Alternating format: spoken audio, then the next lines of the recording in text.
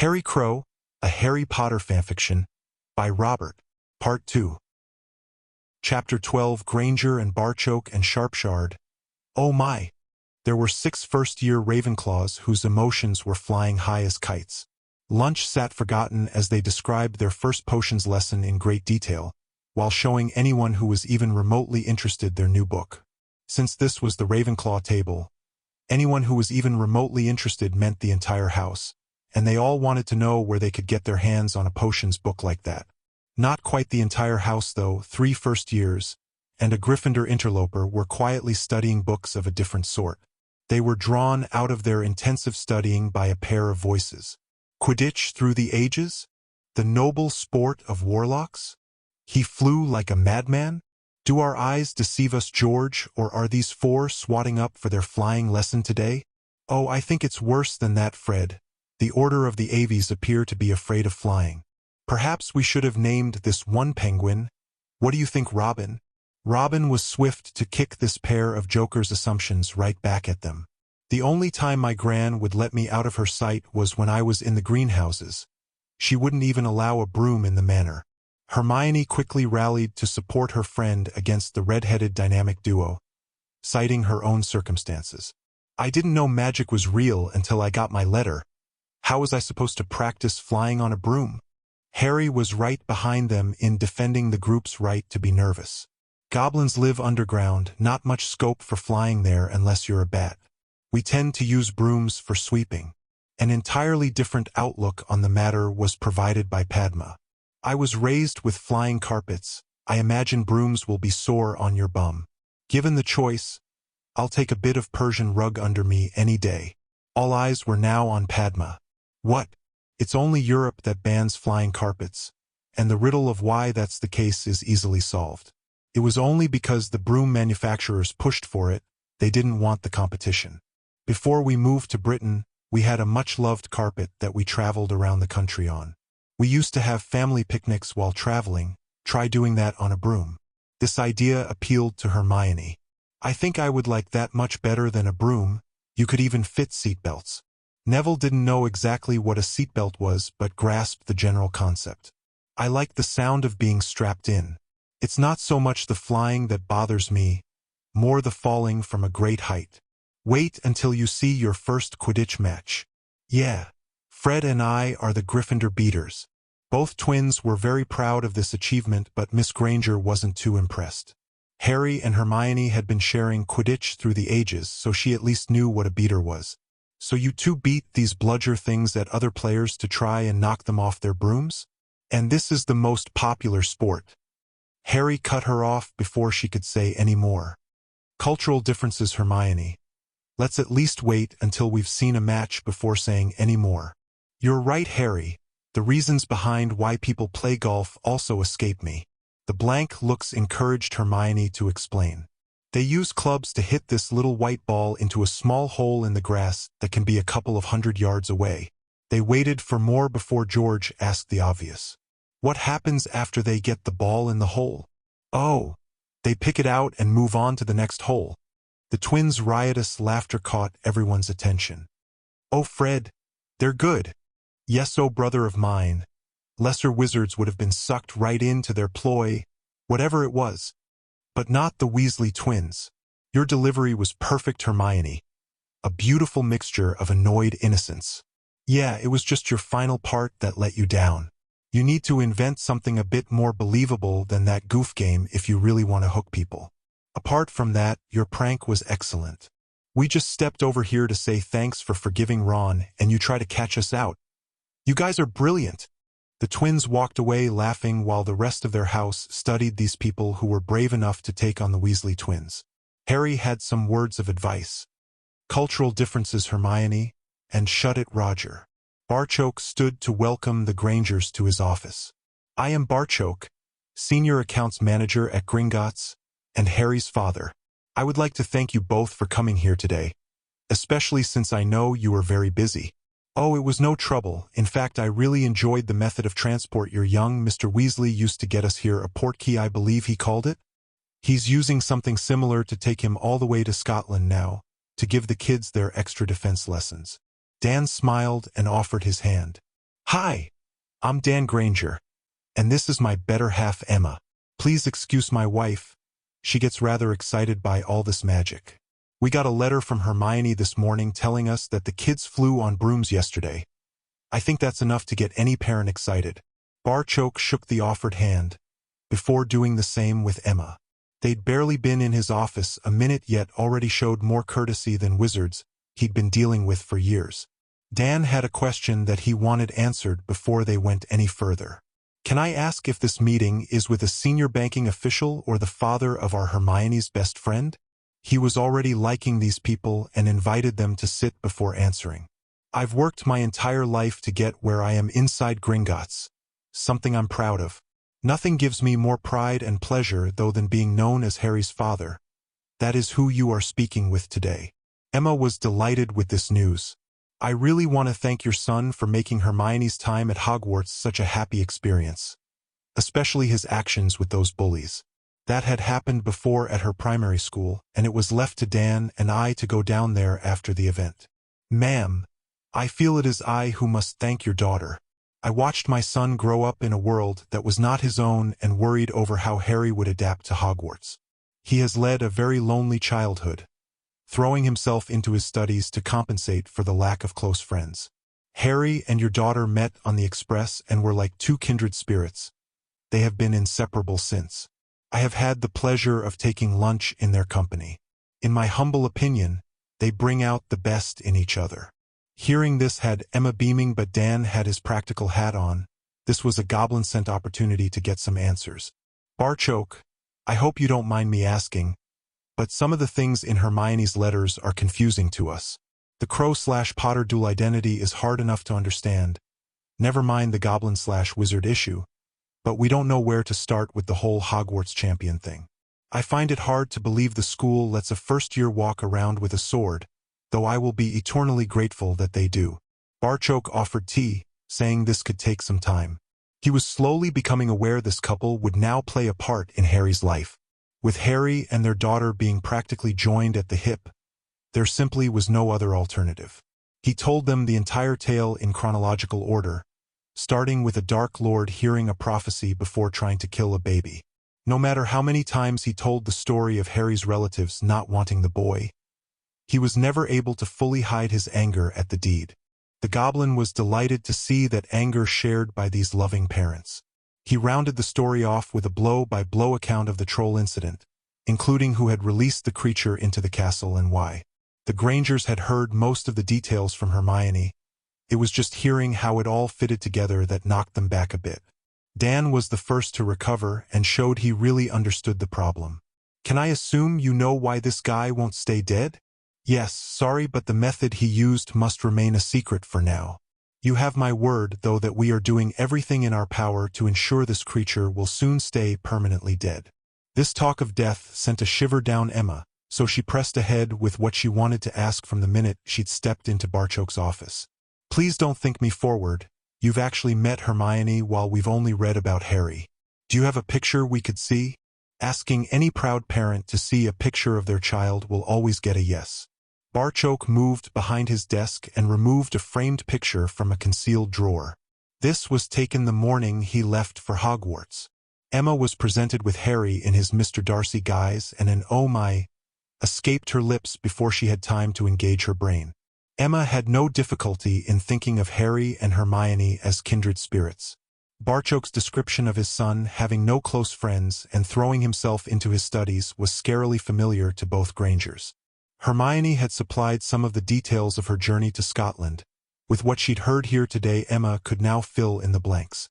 Two lonely children reaching out to each other as they shared a compartment for hours, arriving at Hogwarts as each other's first friend. Hermione had said she didn't know what made her ask Harry if he wanted to share that compartment. One glance at the picture was enough for her mother to know the answer. Her little girl was smitten. She passed the picture over to her husband. Your son is a very handsome young man. I mean wizard o goblin. I'm sorry. Perhaps you can see why this is so confusing for us. Barchoke actually laughed. Ma'am, I was happy with handsome. Hermione mentioned getting out of school for a day to accompany Harry on some family event.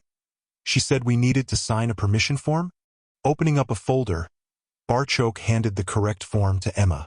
Dan, though, had caught a glimpse of a lot more paperwork with their name on it. "Can I ask what else you have in that folder?" Barchoke handed the entire folder to Dan before beginning to explain exactly why he needed that folder. "My son has many people who seem determined to play a part in his life. Your daughter has already suffered because of this, and I can only sincerely apologize. Can I assume that is why Hermione was given this bracelet she's been raving about? We thought Harry was getting her a kitten for her birthday, not both. I'll be honest with you, Barchoke, while I really like the protection angle, the father in me isn't sure how to handle my 12-year-old daughter receiving jewelry even she classed as ridiculously expensive, especially from a young lad we've never met." The Kneazle kitten was indeed earmarked as Hermione's present, but seeing his best friend attacked affected Harry deeply. He wanted her protected, and knew we possessed the means to do so.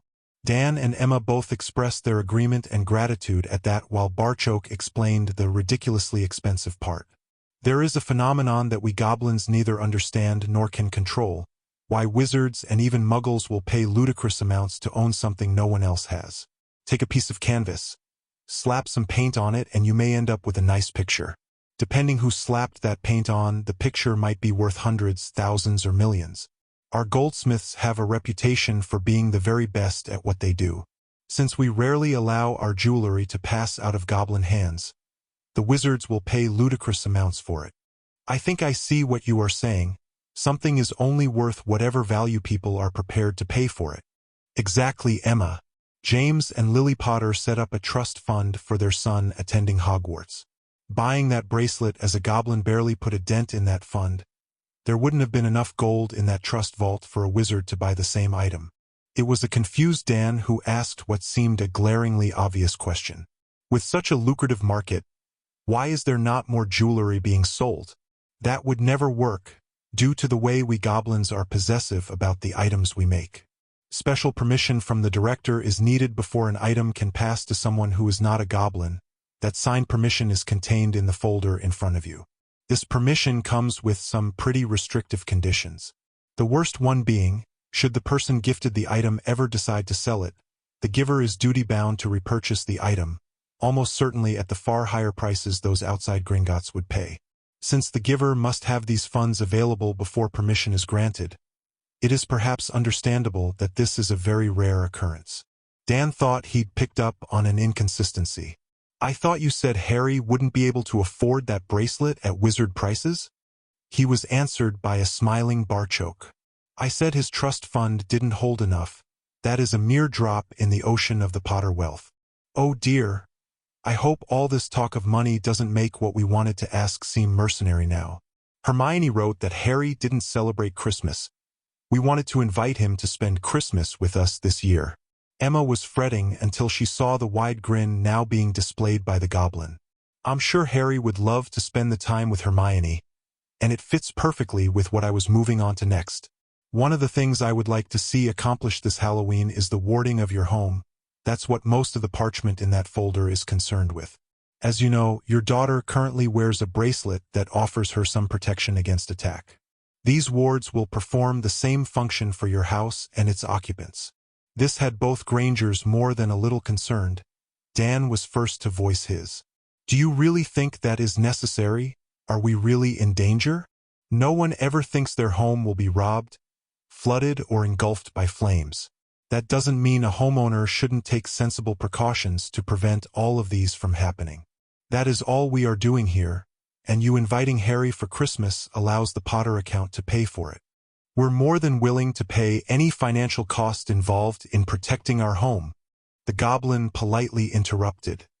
"Sorry, Dan, for you as a non-magical to be able to afford this warding scheme, you would probably need to sell your house. By inviting Harry to stay, we can now ward your home as a goblin dwelling, drastically cutting the cost and circumventing any ministerial interference in the process. James and Lily Potter gave their lives to protect their son. They would gladly spend a bit of gold to ensure his continued safety, and that of his best friend's family." Emma had noticed something and couldn't help but raise the matter. "You seem to switch Harry from goblin to wizard as the situation suits, rather like having dual nationality. My son had mentioned that Hermione was very smart. It's now easy to see where that comes from. We hope Harry can benefit from this dual nationality at least until he turns 17. Then he must choose. The magical community are desperate for Harry to choose them. For the boy who lived to do otherwise would be unthinkable. We intend to exploit this desperation to see some wrongs righted. Barchoke knew he had reached a crossroads. This was where he must decide just how much to tell these people. Desperate people can sometimes do foolish things to get what they want. As they look around for ways to influence my son's decision, sooner or later their gaze will rest upon your daughter. They may have known each other less than a month, but it is already clear to me that Miss Hermione Granger will be part of my son's life for many years to come.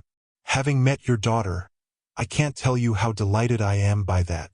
I am assuming you will have gathered somewhat the same information from her letters home. Emma was enthusiastically adding her agreement. We had to read her first letter home several times.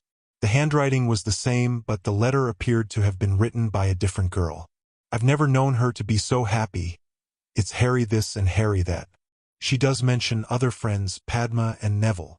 I had the pleasure of lunching with all of them. The four are becoming close friends. The witches at Hogwarts have already recognized how close Harry and Hermione are. Hence the bullying of your daughter. The purebloods are bound to have picked up on this already. This being the reason I want your home protected. The Granger's blank looks led to them learning about blood status from a goblin. So Hermione was attacked because they thought my daughter wasn't good enough for your son? Dan was understandably enraged at that. Barchoke did his best to pacify the father's justifiable ire. Not by either my son or I, of that I can assure you. Hermione is the same blood status as Harry's mother, and those very same purebloods class goblins as beasts. Useful beasts to be sure, but nevertheless still mere creatures. You will find no support for this blood purity nonsense inside Gringotts. I find it a little convenient that none of this was mentioned before we signed Hermione up for Hogwarts. This comment from Dan drew an answering wry smile from Barchoke, though on a goblin it could be mistaken for a grimace. The last person I heard express sentiments like those was Lily Evans, just after she had become engaged to James Potter. I think the phrase being bandied about at the time was that Lily was nothing more than an uppity mudblood trying to better herself. It saddens me to think of how much was sacrificed yet so little actually changed. We intend to use the Ministry's desperation to implement some changes. Another reason I want you and your daughter protected. He tried to pass on the gravity of the situation to the parents. Please don't mention any of this to Hermione in your letters. You will see her and Harry on Halloween where a fuller explanation can be given to both. Harry will shortly begin using the press in an attempt to achieve our aims. Since your daughter never leaves his side, this will probably drag her into the spotlight too.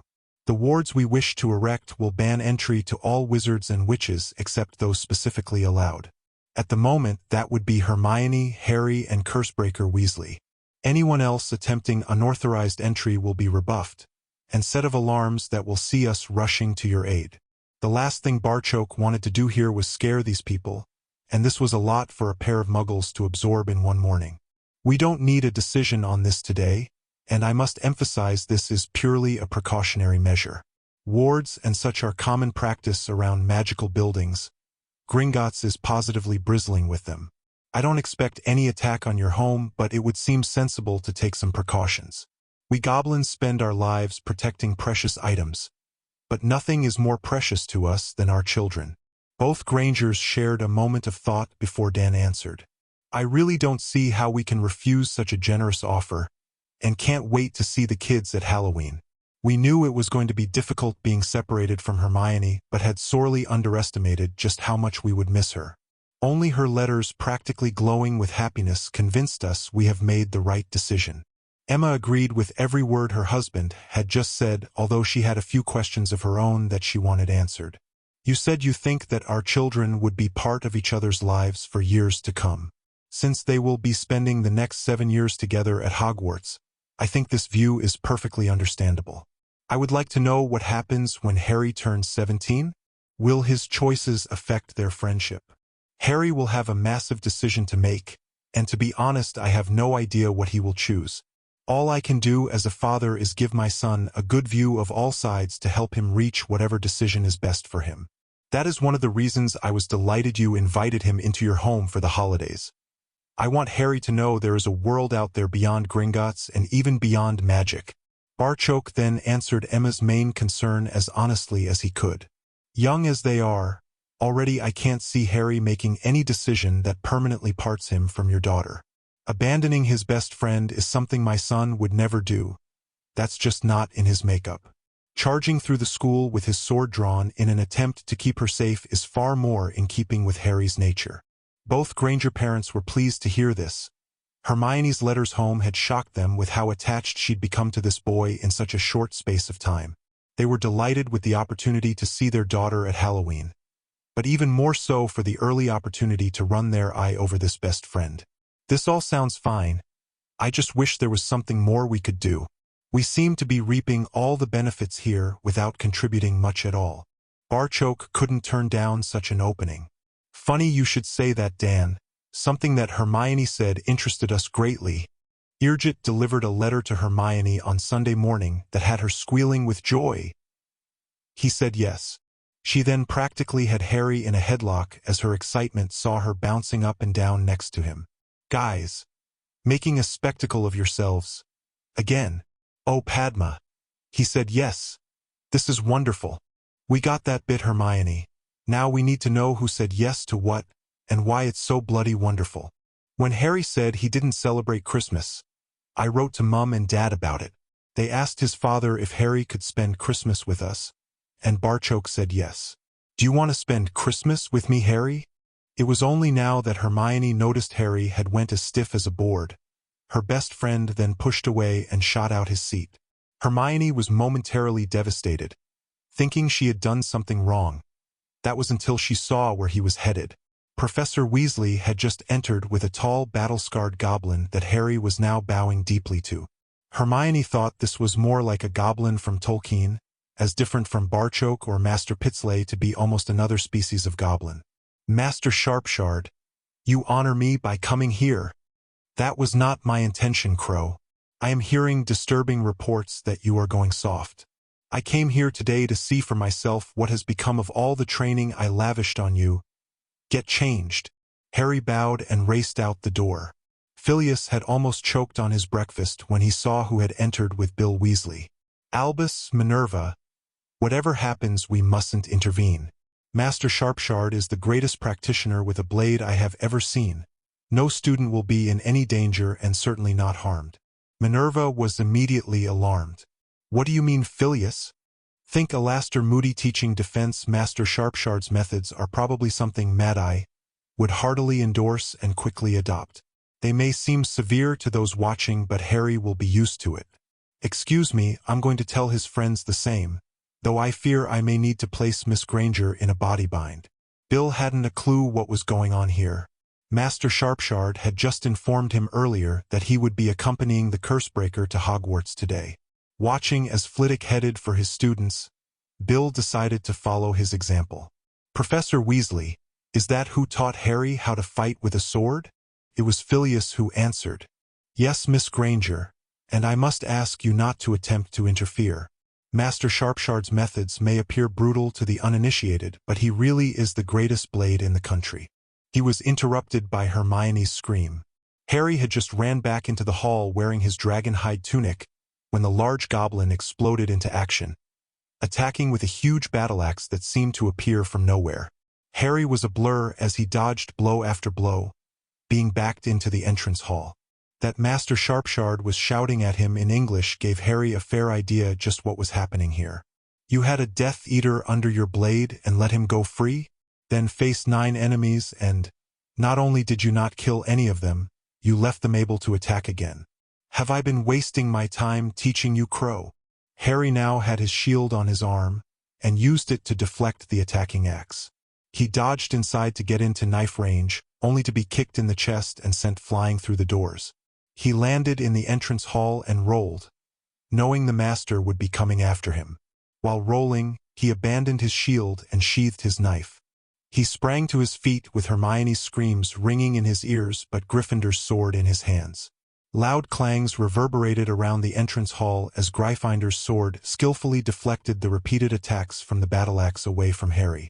Hermione was trembling, screaming and shouting at the same time, and only Professor Weasley holding her arms stopped the young witch foolishly rushing in regardless.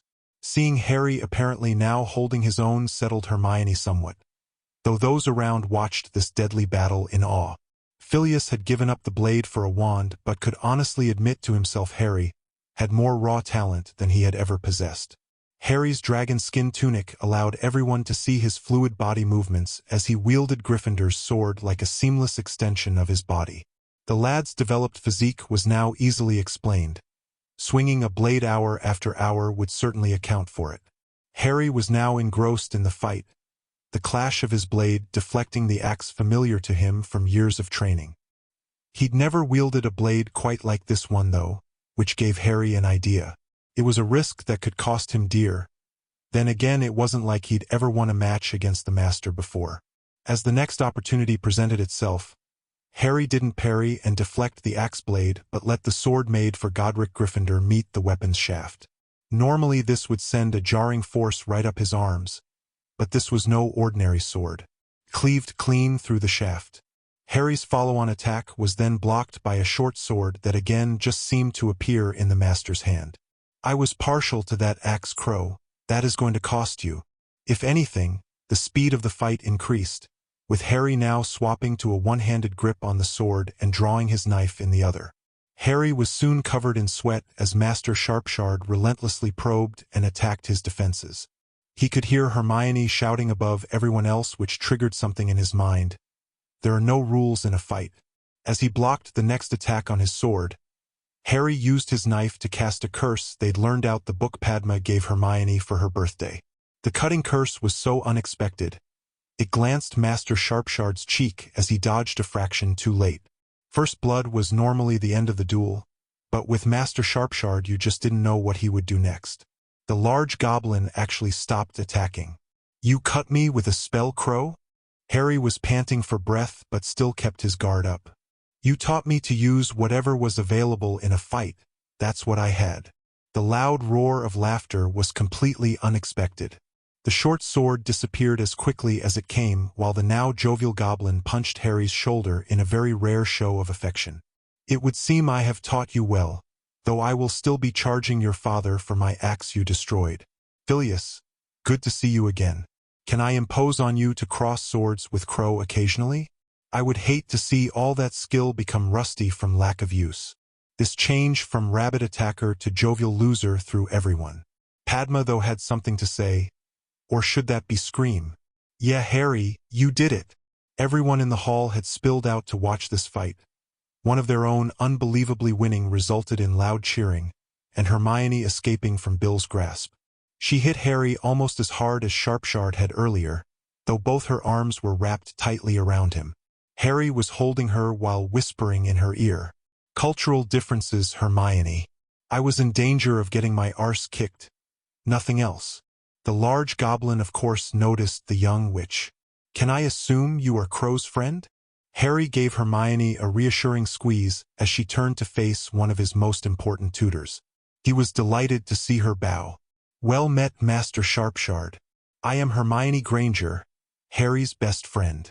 She then held out her hand for the goblin to shake, her bracelet shining on her wrist. The large goblin bowed back before accepting her offered hand. Well met, Miss Granger. His deep laugh once more rolled around the entrance hall. Barchoke told me you were quite the one. Now I've seen it for myself. Moments ago, you were ready to attack me with your bare hands to protect your friend. But now you greet me with honor. Wear that bracelet with pride, Miss Granger. You have the heart of a goblin. Hermione was left wondering about that last comment as the headmaster chose this moment to make his presence known. I really don't appreciate my school being disrupted by these shenanigans. And I don't appreciate my star student being attacked by trolls and pureblood bigots in your school. His father has a standing arrangement that this time is scheduled for extra defense lessons. You just got to witness a variation on that theme. Hogwarts students weren't used to seeing the great Albus Dumbledore spoken to like this. The scary goblin, though, wasn't finished yet. Defense should always be varied. You never know where or when the next attack will come from. Surely this is something you teach your students? Or do you assume this variety will come from the myriad of people you seem to go through teaching the subject? The sarcasm in Sharpshard's last remark really drove a battering ram into what passed for defense tuition in Hogwarts. Then Hermione battered down what was left of the shoddy doors. That's exactly what Professor Weasley has been teaching us in our extra defense lessons, to be alert for the unexpected. Sharpshard's voice boomed around the entrance hall. Good. Then I will leave you in Cursebreaker Weasley's capable hands. Crow, you know the director is going to be insufferable now your fancy blade he had commissioned drew my blood? Until next time, student.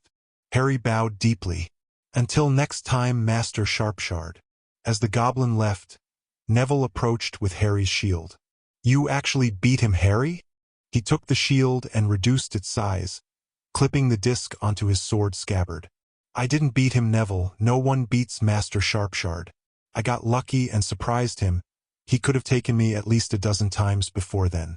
It's called training for a reason. I wouldn't learn anything if he continually beat me in under a minute.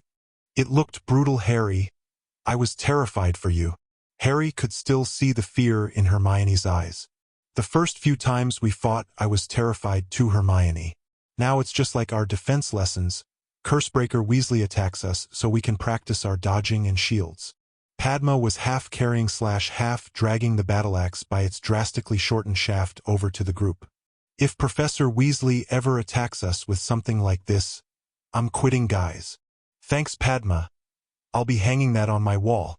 Thanks also for that book you gave Hermione, it was really helpful. Padma was tempted to tease which of the books he was talking about, but Hermione already had a tough morning, and that was her not noticing the number of witches who were eyeing up Harry. That she was still shaking inside just confirmed to Hermione she hadn't fully recovered from the shock of watching Harry fight. She actually thought her best friend was going to be killed this morning. That was obviously some goblin thing, Harry, but I fail to see the point. Harry smiled at his best friend, this time knowing exactly how to cheer her up.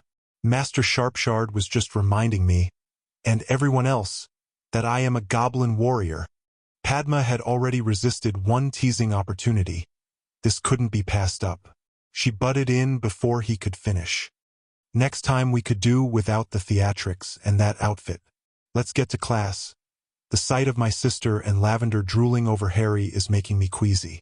Anyone would think they'd never seen a gorgeous guy in a sexy dragon skin tunic before. Harry was blushing while Hermione appeared outraged before Padma began laughing. Oh, you guys are just too easy to tease. Seriously though, some of these witches are beginning to creep me out. If a wizard ever stared at me like that, I'd want Harry and Neville to kick their arse for me. No problem, Padma. Harry wanted to get out of there and offered Hermione his arm. He then proceeded to make up for this morning by saying what he'd originally intended to, before Padma had interrupted. Hermione, I would love to spend Christmas with you. Oh, Harry, it will be wonderful. Padma, Neville, you are both invited as well. Neville was delighted to be included but had family things that needed doing then. He told Hermione that before politely declining. Padma would need to write home before she could answer. She loved her sister dearly, but the thought of 2 weeks listening to her prattle on about boys, fashion, boys and more boys was not appealing. That Harry was going to be one of the boys repeatedly mentioned was a certainty. She knew what the agenda was for most pureblood witches who attended Hogwarts. Meet their future husband, be at least engaged by the time they left school with marriage and their first child born preferably before turning 20. To wait any longer ran the risk of your family arranging a husband for you. Padma thought that agenda was fine, provided you met someone you wanted to spend the rest of your life with. She wanted more from her Hogwarts experience, and spending a holiday in a Muggle house would certainly be an experience. She would need to have a girls' talk with Hermione and explain why all the jealous looks were being focused in her direction. She may be Muggle-born, but Hermione was already in a position most of the pureblood witches would sell their soul for. Having gotten to know Harry, Padma already knew he would be considered a prize for any young witch. Add in all the other stuff and then pile his wealth on top. Well, she didn't think the other witches were going to be discouraged for long. She suspected their methods would be different though, unless they were really stupid. Bill watched his students heading off to class but wanted a quick word with his youngest brother first. "Well, Ronnie, still think he's nothing special?" Ron had his eyes well and truly opened. They had almost popped out watching that fight. The Patil girl could hardly lift that axe. It would have cut him in half if it had connected. That goblin wasn't holding anything back either. That's right, Ronnie, yet he beat the goblin warrior that attacked him. What chance do you think you would have had in a fight like that? Perhaps now you'll stop being such a little prick and leave well enough alone. At that, Percy appeared at his elbow. "I've got this time set aside for Ron to do his homework. I'll take it from here, Bill." The cursebreaker left Percy in charge while he went to deal with his own students. Like everyone else, he'd been impressed with the fight. His brother Charlie had the quickest reflexes of anyone Bill had ever seen, until today. The look of concentration on the lad's face as he fought was also something to behold. Anyone letting Harry close enough to use a blade was going to lose, even Voldemort. Dumbledore was also astonished at Harry's reactions and speed of thought. Likewise, he thought Phileas was strikingly accurate in equating the goblin fencing tutor to his old friend Alastor. Their teaching methods were remarkably similar. Like the rest of Hogwarts, he also didn't miss the going soft reference. After that display, Harry's enemies would not be meeting him head-on for the foreseeable future. Albus expected a few months of quiet now while the plotters evaluated the situation before making their next move. This situation presented Albus with something of a dilemma. He wanted to wrestle control of the boy away from the goblins, but he also knew Voldemort had to be defeated. He needed a way to accomplish his first aim without in any way endangering Harry's chances of successfully completing the second. He was tempted to leave things as they were but knew he couldn't. Master Sharpshard had berated his student for showing a modicum of forgiveness, and there lay Albus' problem. A victorious Harry would have the wizarding community worshipping at his feet and rushing to fulfill his every wish. Without forgiveness in the boy's heart, their society could be changed beyond all recognition. He needed information on exactly what the goblins were up to, and had just watched his unknowing source walk away to teach young Harry and his three friends. William Weasley would need to understand the harm that could be done here, and pressured into recognizing where his loyalties really lay. With a delicate situation like this, it was all about using the right lever, and there was no bigger lever to use against someone than his or her own family. He was sure it wouldn't take long for a conversation with William's mother to gravitate to Molly telling Albus how pleased she was to have her eldest son back home. That would be his opening to express his regret that William refused to cooperate with him, and that how his time working for the goblins had really changed the former Hogwarts head boy. Molly hated the very thought of any of her children changing, especially if that influence of change wasn't exactly human. She would be on her son's case the entire time he was at the Burrow, and Albus would intensify his efforts while William's duties brought him to Hogwarts. This twin attack should soon expose a crack in his armor. That was all Albus needed to exploit the situation. One bit of information would soon lead to another, and then he would have the young man. He would become his spy inside Gringotts, providing information that would help Albus plot the course of magical Britain's future, for the greater good, of course. Lucius was trying to plot his future and having very limited success. He was not looking forward to his master's eventual return. The head of the Malfoy family understood that his usefulness as a Death Eater lay in his fortune and influence. With neither, he would be severely limited in how he could assist his master's plans. Lucius had witnessed firsthand what happened to Death Eaters in that position, and it was anything but pretty. Lucius was contemplating his next move as he sat staring at a little black diary. With the goblins blocking Narcissa from accessing the Lestrange or Black Vaults, this diary was the only card he had left to play. As with any Triumph card, it was all about how and when it was played. His craving for revenge on Crow was tempered by the fact that the Hogwarts champion would be helpless against this. Like a fine wine, Lucius' revenge just got better the longer he left it to age.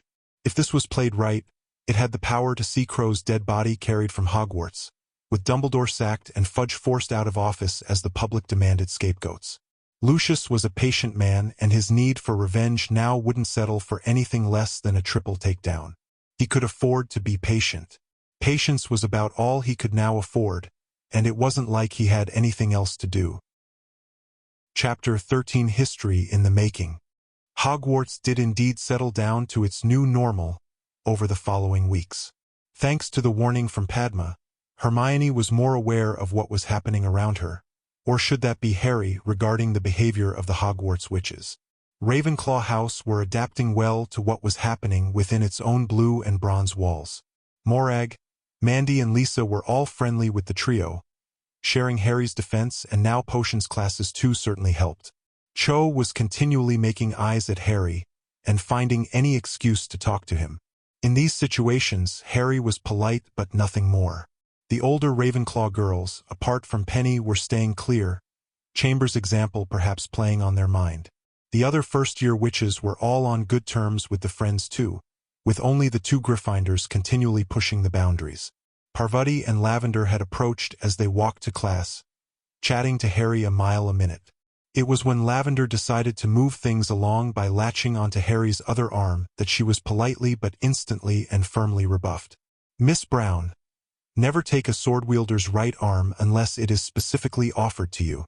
In my culture, this can be considered an attack, as you are hampering my ability to draw my weapon."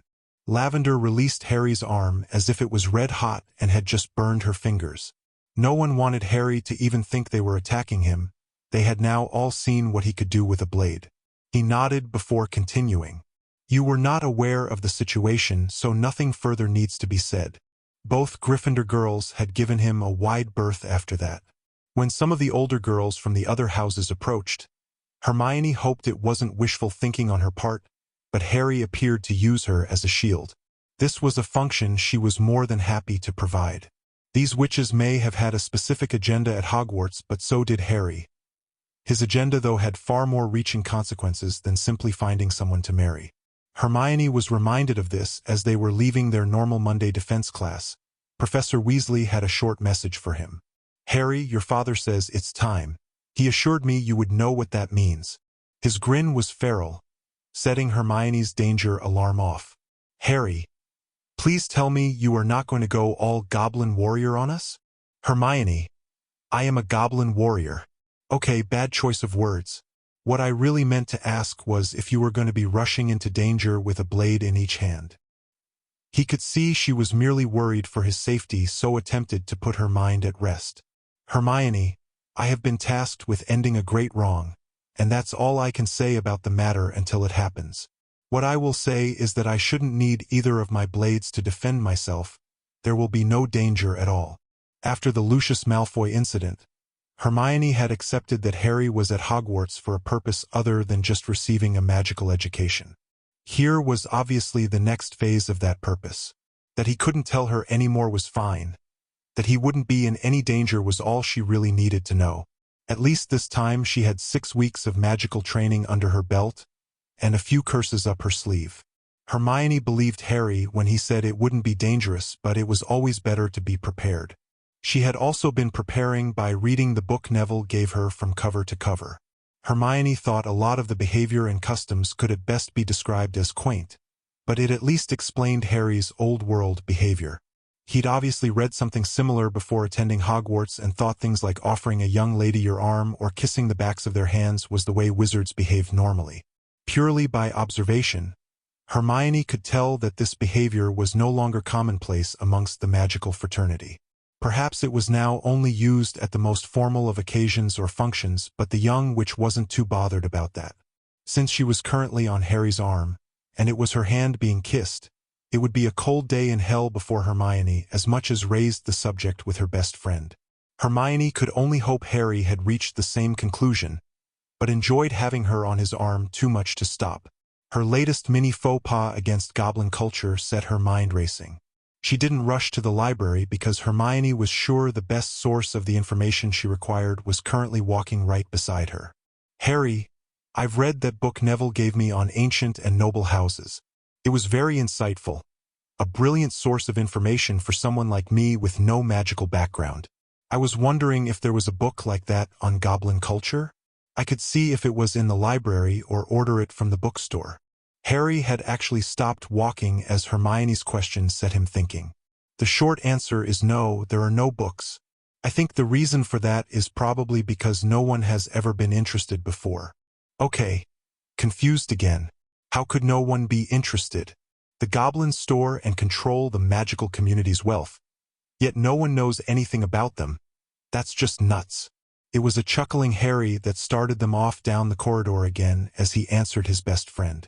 You'll get no objection from me on that. I think the reason there may be no books is that they really need to be written by an outsider observing a culture that's different to their own. Goblins tend not to let strangers get too close. He could see Hermione struggling with that concept, so tried to give her an example. We could ask Padma to tell us about her years in India, and she could talk for hours. That doesn't mean she would mention riding a flying carpet, because to her that would just be normal behavior and not worth talking about. I see what you mean now. You need someone from another culture to observe what is different, and also what is the same. Exactly. Goblins always hold their beheading muggle parties on the last Friday of every month. Who knows when wizards have theirs? Harry Crow, don't you dare. I get more than enough teasing from Padma without you starting too. Why, Miss Granger? Is that any way to talk to your only source on all things goblin? Hermione let out a groan. I was going to say I could check with Master Pitsley, but I can just see you both setting me up for a fall. Just remember, Crow, you're staying with me for the Christmas holidays. I'm your only source for all things muggle, and payback can be a bitch. She tried to be stern but couldn't quite manage it. Both of them ended up laughing as they made their way back to the Ravenclaw common room. In the Gryffindor common room, Neville was trying to prepare for this week's potions lesson. Ron was bored though and kept pestering him to play wizard chess. Go and ask Seamus. I'm busy, Ron. Dean's telling him all about that football game again. Did you know they played it on the ground? 22 players and only one ball, bloody mental if you ask me. Ron, I didn't ask you. I am actually trying to get some work done here. When he took the time to actually look at what Neville was doing, Ron got the distinct impression he was being conned. That's potions. You said this goblin creature never gave out homework. It wasn't a question, more like an accusation. Master Pitsley doesn't have us writing essays. He does expect us to know everything about the potion we will be brewing before we step into his class. Ron still thought this was merely a manufactured excuse to dump him. It's only Monday, you don't have potions until Friday. You'll have forgotten it all by then. No, I won't, because I'll be going over my notes every night until Friday. Bloody hell, I tried to warn you. See what happens when you hang out with Ravenclaws. Us Gryffindors have got to stick together. If sticking together means taking potion lessons from Snape, then you can forget it. Where is your house loyalty? Abandoning your housemates and siding with Ravenclaws, you're a disgrace to Gryffindor Longbottom. Neville was on his feet at that. You're a fine one to call me a disgrace. You fired a curse at a girl. Real brave Gryffindor. Didn't even have the courage to apologize. I bloody did, you were there. Anyone can say the words, Ron. We all knew you didn't mean any of it. Harry just didn't want to get into an argument with you and spoil Hermione's birthday. You call me a disgrace to Gryffindor, yet I'm in a class with 9 Ravenclaws. I'm ahead of 6 and keeping up with another 2. I would say I was doing my house proud. What have you got to show for your time at Hogwarts? Detentions, lost points, a suspension, and now on probation. Way to go, Ronnie boy. Ron's complexion was turning deeper and deeper shades of red, but Neville just faced him down. You've tried to curse 2 of my friends, and actually managed to hit the other one by accident. Draw your wand on me, Ron, and you'll get to see just what your eldest brother teaches us every weekend. Their confrontation had gotten louder and louder, gathering a rather large crowd. 2 of the crowd suddenly had an arm each as Ron's feet left the floor. The twins whisked him away up the stairs. Neville sat back down and continued his work, until Parvati spoke to him. Neville, 6 and 2 only make 8. You said there were 9 Ravenclaws in that class. Ah, but when it comes to potions, Harry is in a class of his own. Even the twins couldn't brew a potion that would be undetectable by Snape. As he worked studiously, Neville was unaware of the changes taking place around him. Most of the house just had their opinion of the shy, quiet boy drastically altered, especially 2 first-year witches who were having no success with their repeated attempts to get near Harry Crow. Neville Longbottom might just turn out to be a rather fine replacement. Bill also had a Weasley harping on at him while he attempted to accomplish a task. He should have known better. A quiet meal at the Burrow was as good a definition of a misnomer that Bill could think of. But he's Albus Dumbledore. Surely there must be some way to bypass those secrecy terms to help? He put down his knife and fork. Bill had had more than enough, both of dinner and his mother's nagging. It was time for a few home truths. Would you be so insistent if it was Lucius Malfoy who wanted information? Don't be ridiculous. He's a Death Eater who used his money to avoid Azkaban. Yet to a goblin both are classed the same. Dumbledore has been barred from Gringotts for a decade. That was over a misunderstanding. Bill finally lost it at his mother. If that's the story he's putting about, then it makes him a liar too. I'll tell you about your great Albus Dumbledore. He left an orphan child on a Muggle doorstep, a child who had been hit with the killing curse by Voldemort. He didn't know if the yelp from his mother was because the dreaded name was spoken aloud, or that it was one of her children saying it. Bill pressed on regardless. That child was sporting a scar on his head. No healer, no treatment, just dumped on a doorstep with a letter attached. Now here is where his stupid scheme started to fall apart. The Muggles didn't want a magical child in their home, so took Harry to Gringotts and deposited the toddler who saved us all there. Molly had tears in her eyes as she shook her head.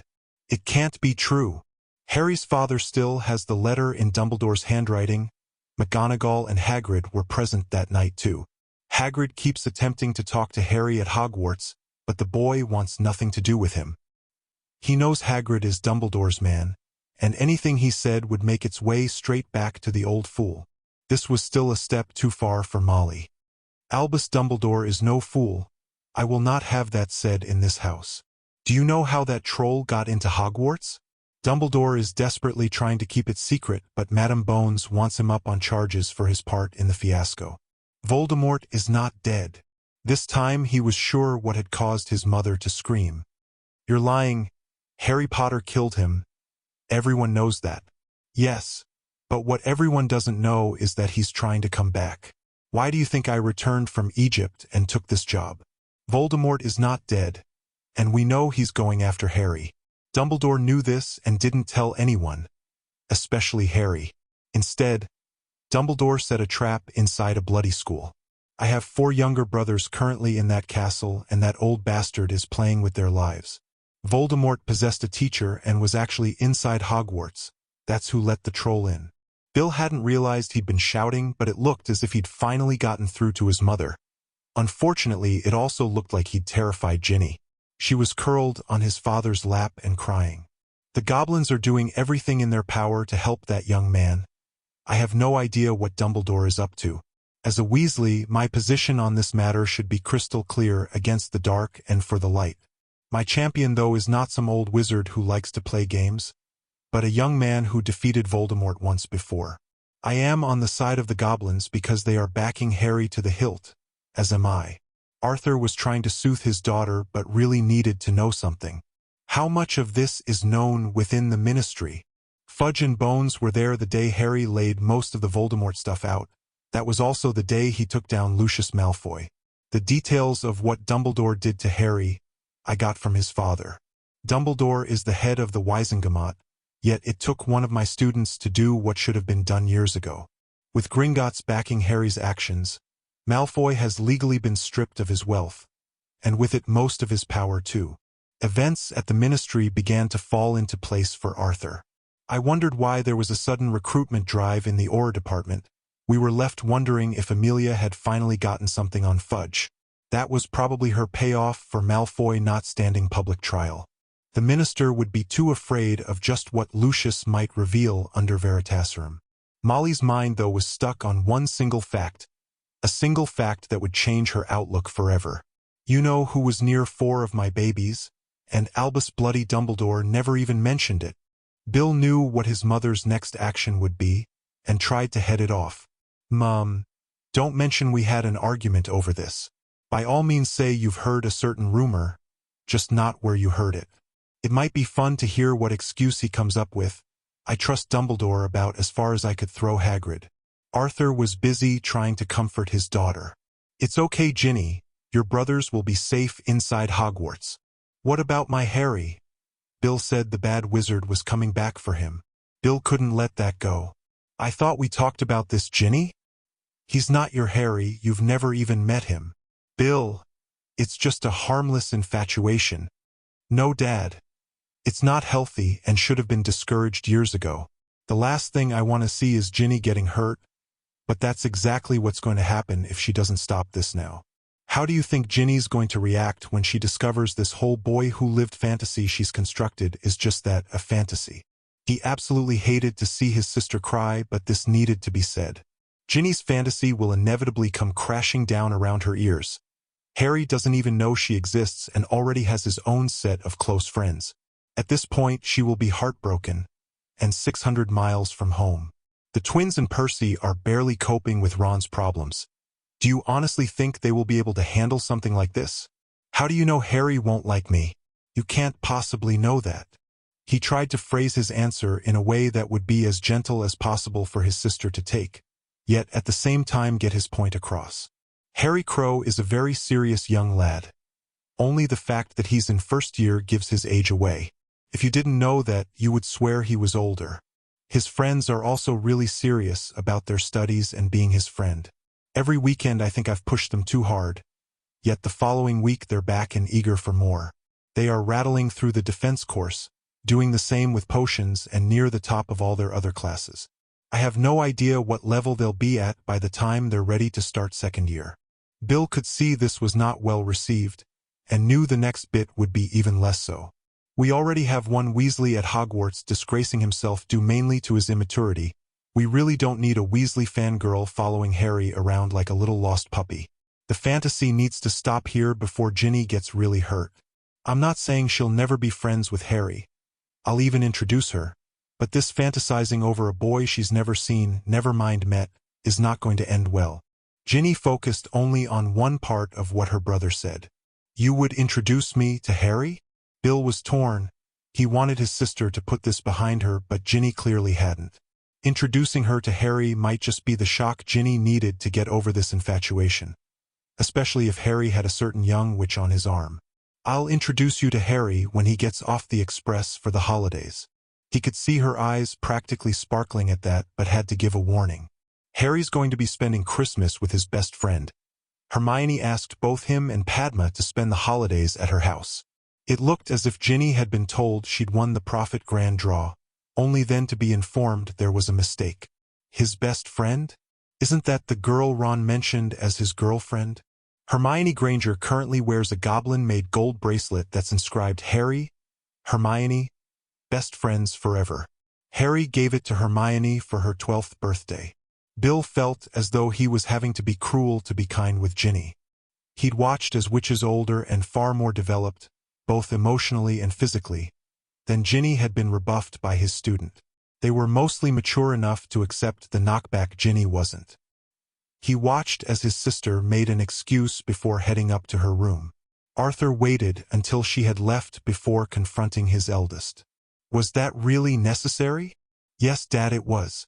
You've been filling Ginny's head with this boy-who-lived nonsense for years. It's only a children's storybook.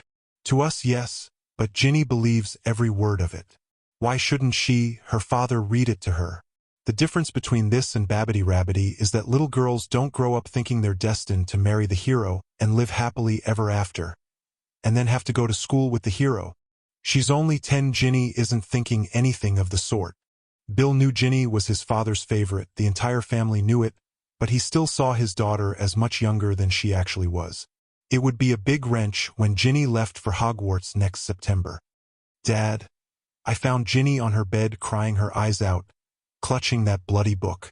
Do you know why? Ron told her Harry already had a girlfriend. It's one thing to daydream on what you would like to happen in life. Ginny is struggling to tell her fantasy from real life. I've been trying to convince her he's nothing like the book, but now she seems ready to fixate on Harry Crow. Maybe seeing him in real life will shock her out of this. If not, we've still got the next 8 months to think of something. Molly was shaking her head. I always thought the twins were our biggest problem. Now I'm not so sure. Ron's in far more serious trouble than they've ever been, and Ginny seems set to bring us a whole new set of problems. Where did we go wrong with those two? Bill had some words of comfort for his parents. Neither Ron nor Ginny are bad kids. Both just need time to grow up. It will be keeping them in Hogwarts while they do their growing that might be the problem. As the first years were leaving Charms class next day, Parvati thought she would make her move before Lavender got in there first. Harry and Hermione were in front, with Neville and her sister just behind them. There wouldn't be a better opportunity. "Why, Mr. Longbottom? I thought you were a gentleman. Your friend there, Mr. Crow, is showing the way, so why don't you have a young lady on your arm?" Neville noticed rather a lot of people were now looking at him. This Neville, though, had good friends who gave him the confidence to do what he needed to. "You are correct. I apologize for my oversight. Miss Patil, would you do me the honor?" Parvati was overjoyed her ploy had worked. That was until she saw Neville offering his arm to her sister. "Why, Mr. Longbottom, I would be delighted."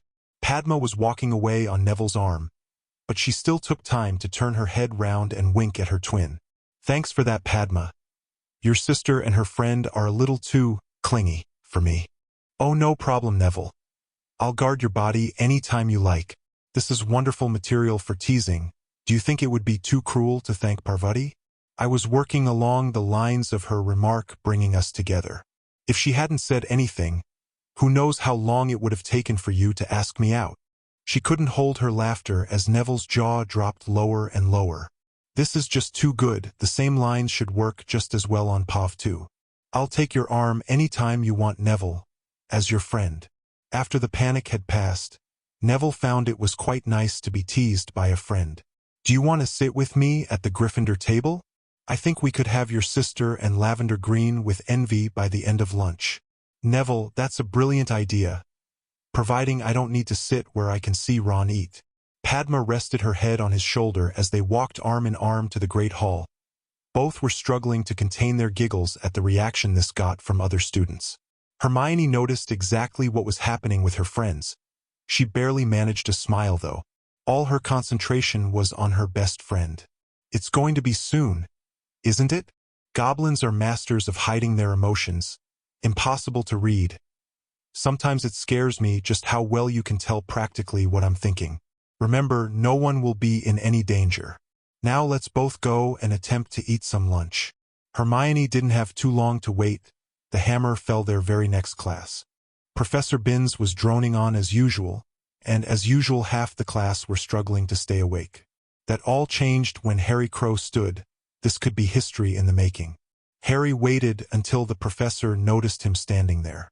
"As Hogwarts champion, I can no longer permit you to continue inflicting this torture and lies onto students. As a goblin, you disgust me almost as much as that butcher you called grandfather. How dare you sully my grandfather's good name? He died a hero, fighting in the Goblin Rebellion of 1612. Bloody Binns and his band of cutthroats were responsible for starting what you refer to as the Goblin Rebellion of 1612.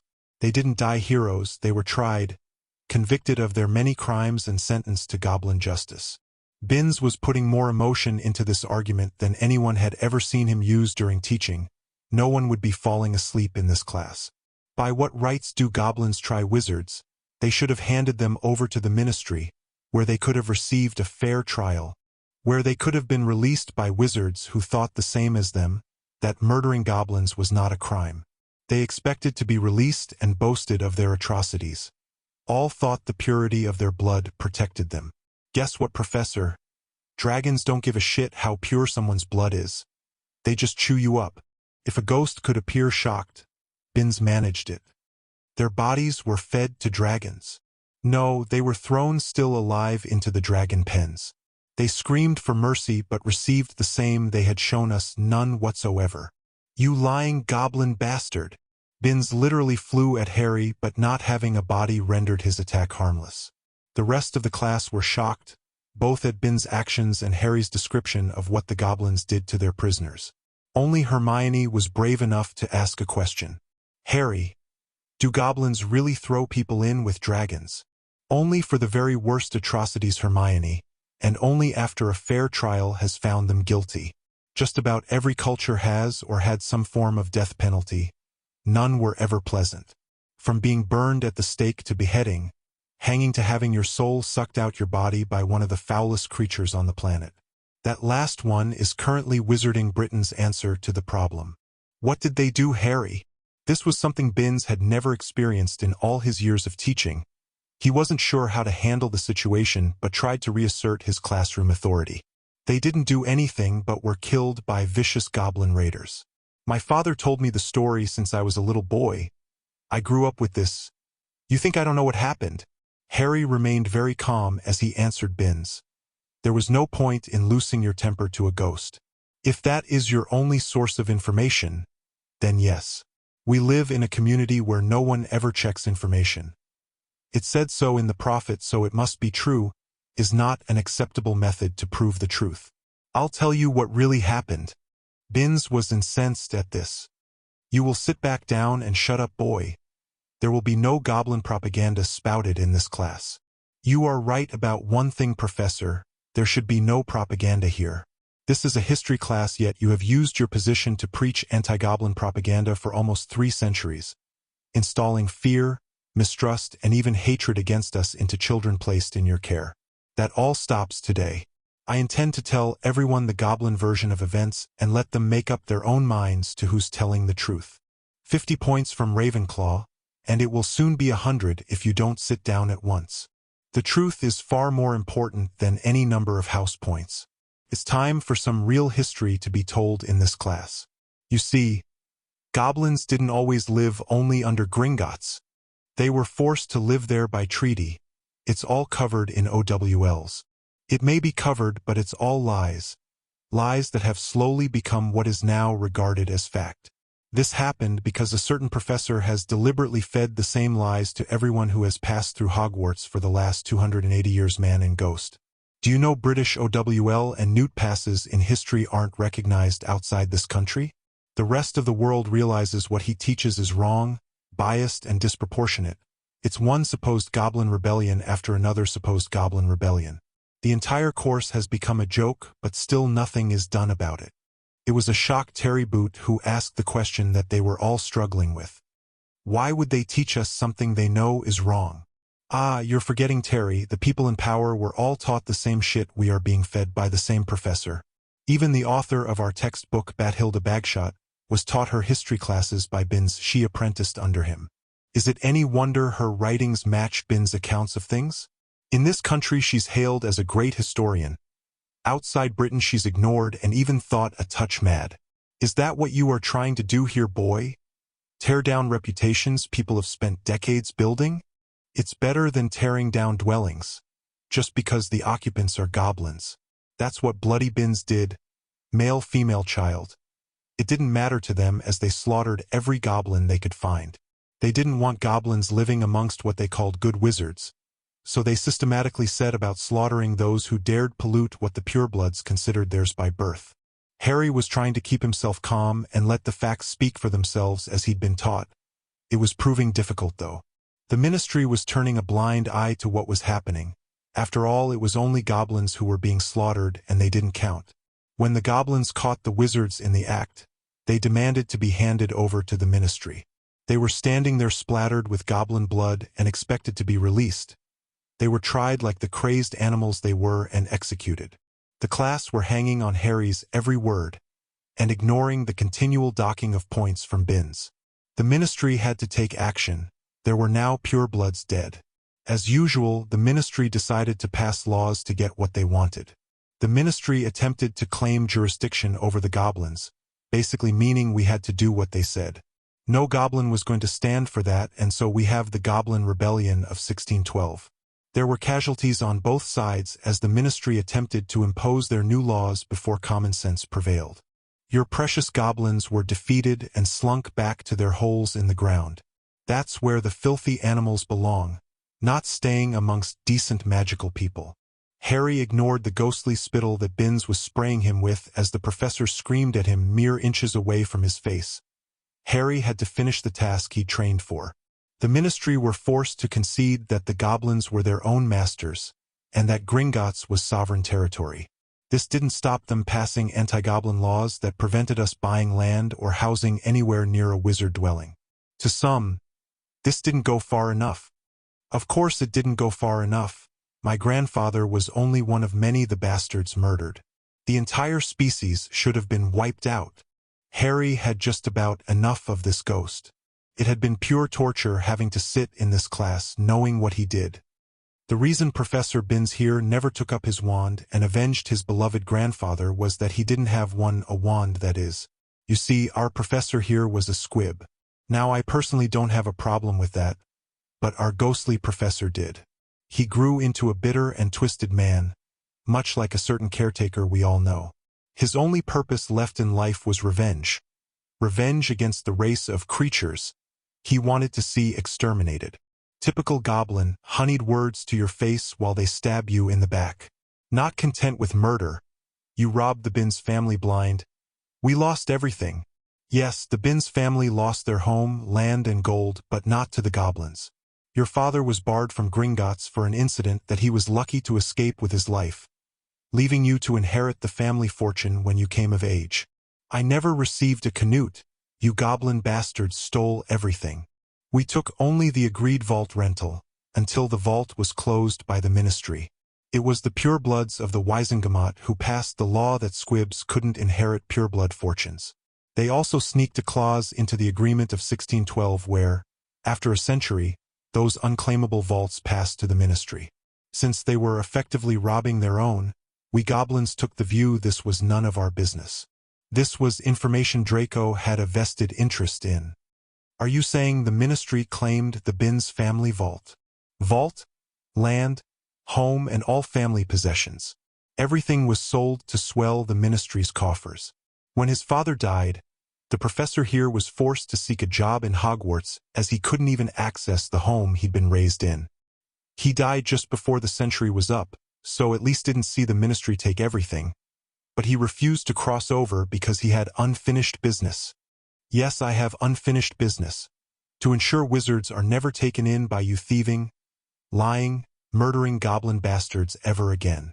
Phileas had been alerted that something was wrong when the Ravenclaw points counter began spiraling downwards. He could only think of one person capable of wiping out the entire total of accumulated points in a single period. The Ravenclaw head of house entered the history classroom and witnessed a ghostly professor screaming in a most unprofessional manner at one of his students. Seeing Harry was unfazed, and in no danger, Phileas decided to just observe for now. Even in death, he wouldn't give up his life's work. Ensuring relationships between goblins and wizards never progressed beyond where they are today, strained at best. By teaching lies to generations of children, wizards and witches are taught that goblins are to be feared and detested, never trusted. I'll bet every witch and wizard in this room, apart from the Muggle-born, have been taught only one thing about us from their parents. Never mess with a goblin. Binns was still shouting, though had given up all pretense of justifying his behavior as anything but revenge. You ruined my life, and I won't rest until I have my vengeance. I'll cross over when every last goblin in the country has been slain. Knowing I played a small part in that will be enough for me. When you cross over is nothing to do with me, I cannot allow you to remain in the castle. The ghostly professor actually laughed at this. What are you going to do, goblin lover? Hold an exorcism. You don't have the power to force me out the castle. I was here long before you were born, and still be here after the Dark Lord kills you. He has also promised to wipe your kind out. That was why I helped him so much when he was a student here. This revelation drew gasps of astonishment from the entire class. That revelation was unexpected, but Harry knew he had been now condemned by his own words.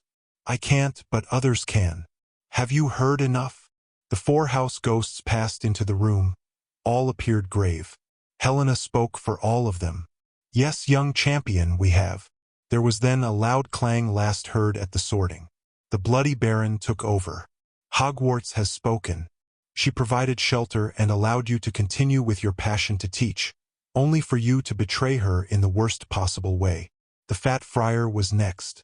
Systematically lying to her children to further your own aims is despicable. You are no longer welcome within these walls. Sir Nicholas then demonstrated the heads were united in this. You can cross over or be banished from the castle. Those are your only choices. The ghostly professor wasn't given any time to make a decision. Hogwarts had already made her mind up. Another loud clang, and it seemed as if invisible hands were dragging a screaming Binns through the castle walls. The headmaster came rushing into the class, having heard Hogwarts speak, and instantly come to the same conclusion as Phileas as to who would most likely be responsible. He burst through the classroom door, just in time to see a Hogwarts professor forcibly ejected from the castle. His gaze also focused on the only student who was standing. "Mr. Crow, I want some answers, and I want them right now." Chapter 14 Henrika Hobson Comes to Hogwarts. "Mr. Crow, I want some answers, and I want them right now." Harry didn't get time to answer the headmaster as, in a manner scarily reminiscent of Professor McGonagall, Ravenclaw's Morag McDougal displayed her fiery Scottish temper for all to see. The angry Ravenclaw jumped in with both feet and asked Dumbledore a couple of questions she thought should be answered first. "Headmaster, as well as being Chief Warlock of Britain, you are also Supreme Mugwump of the ICW. How could you not know the history qualifications at Hogwarts were laughed at in the rest of the world? I think you should tell us why you let this continue." Dumbledore was so shocked that a first year would actually question him. He didn't know what to say.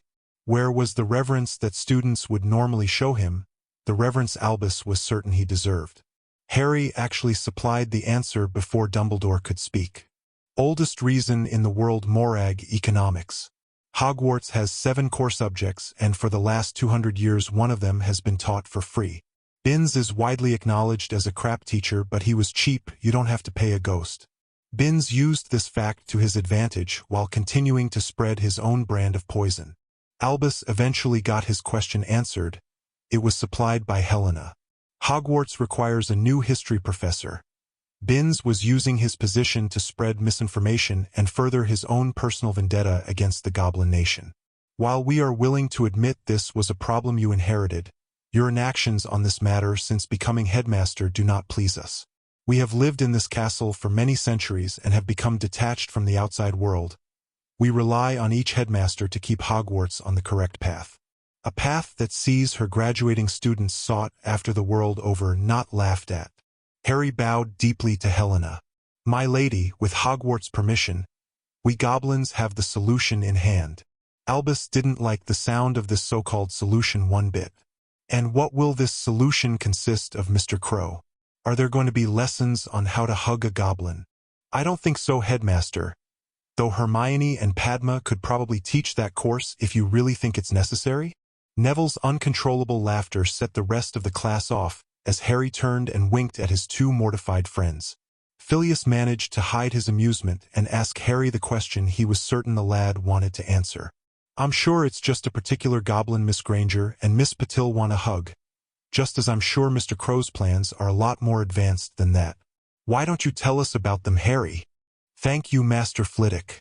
My father didn't want his son leaving Hogwarts with an OWL or newt that wasn't worth the parchment it was written on. As I am fluent in several languages, it would be easy for me to study and sit the accredited French or German history exam. But what about everyone else? That just wasn't good enough, and a solution had to be found." As Harry was spending more time with his housemates, they were getting to know him better. It was this that gave Lisa Turpin the confidence to ask Harry a question. "Is that why you waited until today, Harry? So the problem could be fixed?" "Yes, Lisa. A course that meets the European standard had to be thrashed out. Textbooks sourced and translated into English before a professor could be found to teach the new course. It took a while." Albus was shocked. "And just who will pay for all this, Mr. Crow?" Harry had a knowing smirk on his face. "Headmaster, if there is one thing we goblins understand, it's economics. We are also well aware what would happen if Hogwarts was forced to put its prices up. The professor and all the textbooks will be funded by the newly formed Lily Potter Foundation. Unfortunately, this will only apply to the first 4 years at the moment. This is purely because anyone in their OWL year or over wouldn't have time to learn the new materials. The 4th years are going to have to work their socks off for a shot at the new exam. You will have to provide a teacher for the upper years until the new course rolls out to everyone." This was more than Albus could possibly have hoped for, but he wanted to clarify one thing before graciously accepting. "The course parameters have been set by the European Education Board?" "Yes, sir, they approved everything, otherwise Hogwarts would be no better off, and we goblins would be doing the exact same as Bins. The materials will be in the library for any older students wanting to attempt the new exams, but our education experts felt it might pull their other marks down if they concentrated on a new history course. I shall pass this news and your experts' advice on to the heads of house. I feel they are in the best position to judge their students' capabilities. I will abide by their recommendations. I am delighted we can work together on this matter, Mr. Crow. The entire class watched in disbelief as the headmaster stood there claiming credit for something he had nothing to do with, and didn't know anything about until moments ago. The daughter of Rowena Ravenclaw wasn't for letting Dumbledore get away with that, though. Our champion approached us on this matter and asked for our assistance. We took care of the problem and our champion provided the solution. Your help was neither asked for nor required. Hogwarts accepts her champion's solution, and we will inform the heads of our houses exactly what happened here today. Professor Flitwick saw most of it, and I would value his opinion at this point. Hearing a Hogwarts professor boast he helped the Dark Lord all he could so Voldemort would wipe out the Goblin Nation has left me feeling dirty that I even knew Bins. The loud "what" from Dumbledore rivaled the clang of Hogwarts for sheer number of decibels achieved. We all heard him say it. Albus. His hatred for the Goblin Nation was barely below the surface but surprised even me with its intensity. As to the new history course, I think my opinion matches Mr. Crow's experts. I can think of no more than a handful of older Ravenclaws who could possibly manage that amount of extra work alongside their existing exams, and think the other three houses would struggle to come up with that many between them. I fail to see the point, though, in continuing with a course where the pass isn't worth the parchment it's printed on. I shall be recommending to my Ravenclaws that they drop history and use the time to study for other subjects. It was then they noticed Draco had his hand up. Can I ask a question, sir? Mr. Crow claims to have found us a new professor. Is this Professor Goblin or Wizard? All eyes moved to Harry, who quickly decided to use this opportunity to his advantage. This was something he had been mulling over for a few weeks, and he'd just been handed a golden invitation to say what was on his mind. In all honesty, I don't know, and also don't really care. I just know anyone my father employs will be extremely good at their job, or they won't have that job very long. Isn't that what really matters? Harry knew he would take his own house with him on this one. After their first potions lesson with a goblin tutor, they would be fools to think otherwise, and fools didn't get sorted into Ravenclaw. If you go through life limiting your choices of who you will associate with by little things like blood purity, Hogwarts house, or even what Quidditch team they support, then you have my sympathies.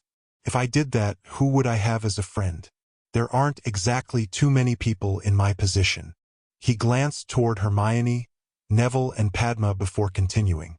Take a look at my three closest friends and I. By any rights our friendship shouldn't work. An ancient British pureblood, an Indian pureblood whose ancestry is probably even older, a girl who didn't know she was a witch until her 11th birthday, and me, a child raised by goblins. We have massive cultural differences between us, differences that raise issues practically every single day. When those issues are raised, we talk about them. Padma said she preferred her flying carpet in India to a broom. I enjoyed my first broom flight, but who wouldn't want a shot on a flying carpet? Some of the stuff Hermione tells us you would swear she was making up, except she promised to show us for real. He glanced over at his friends again to see them smiling at him, so Harry knew he wasn't in trouble. We have differences of opinion, but that's all they are. Friends don't need to be the exact same to get along. Just agree to differ on some things. Why should it matter if our new tutor is a wizard, goblin, or even a centaur? Just as long as they can teach us what we need to know. Albus could see the lad was impressing his peers with this line of reasoning and wanted to put a stop to it at once. He well remembered another young wizard whose personality had the power to charm the birds from the trees. This is all very well, Mr. Crow, but I am down a professor. When will this new history professor be available to start?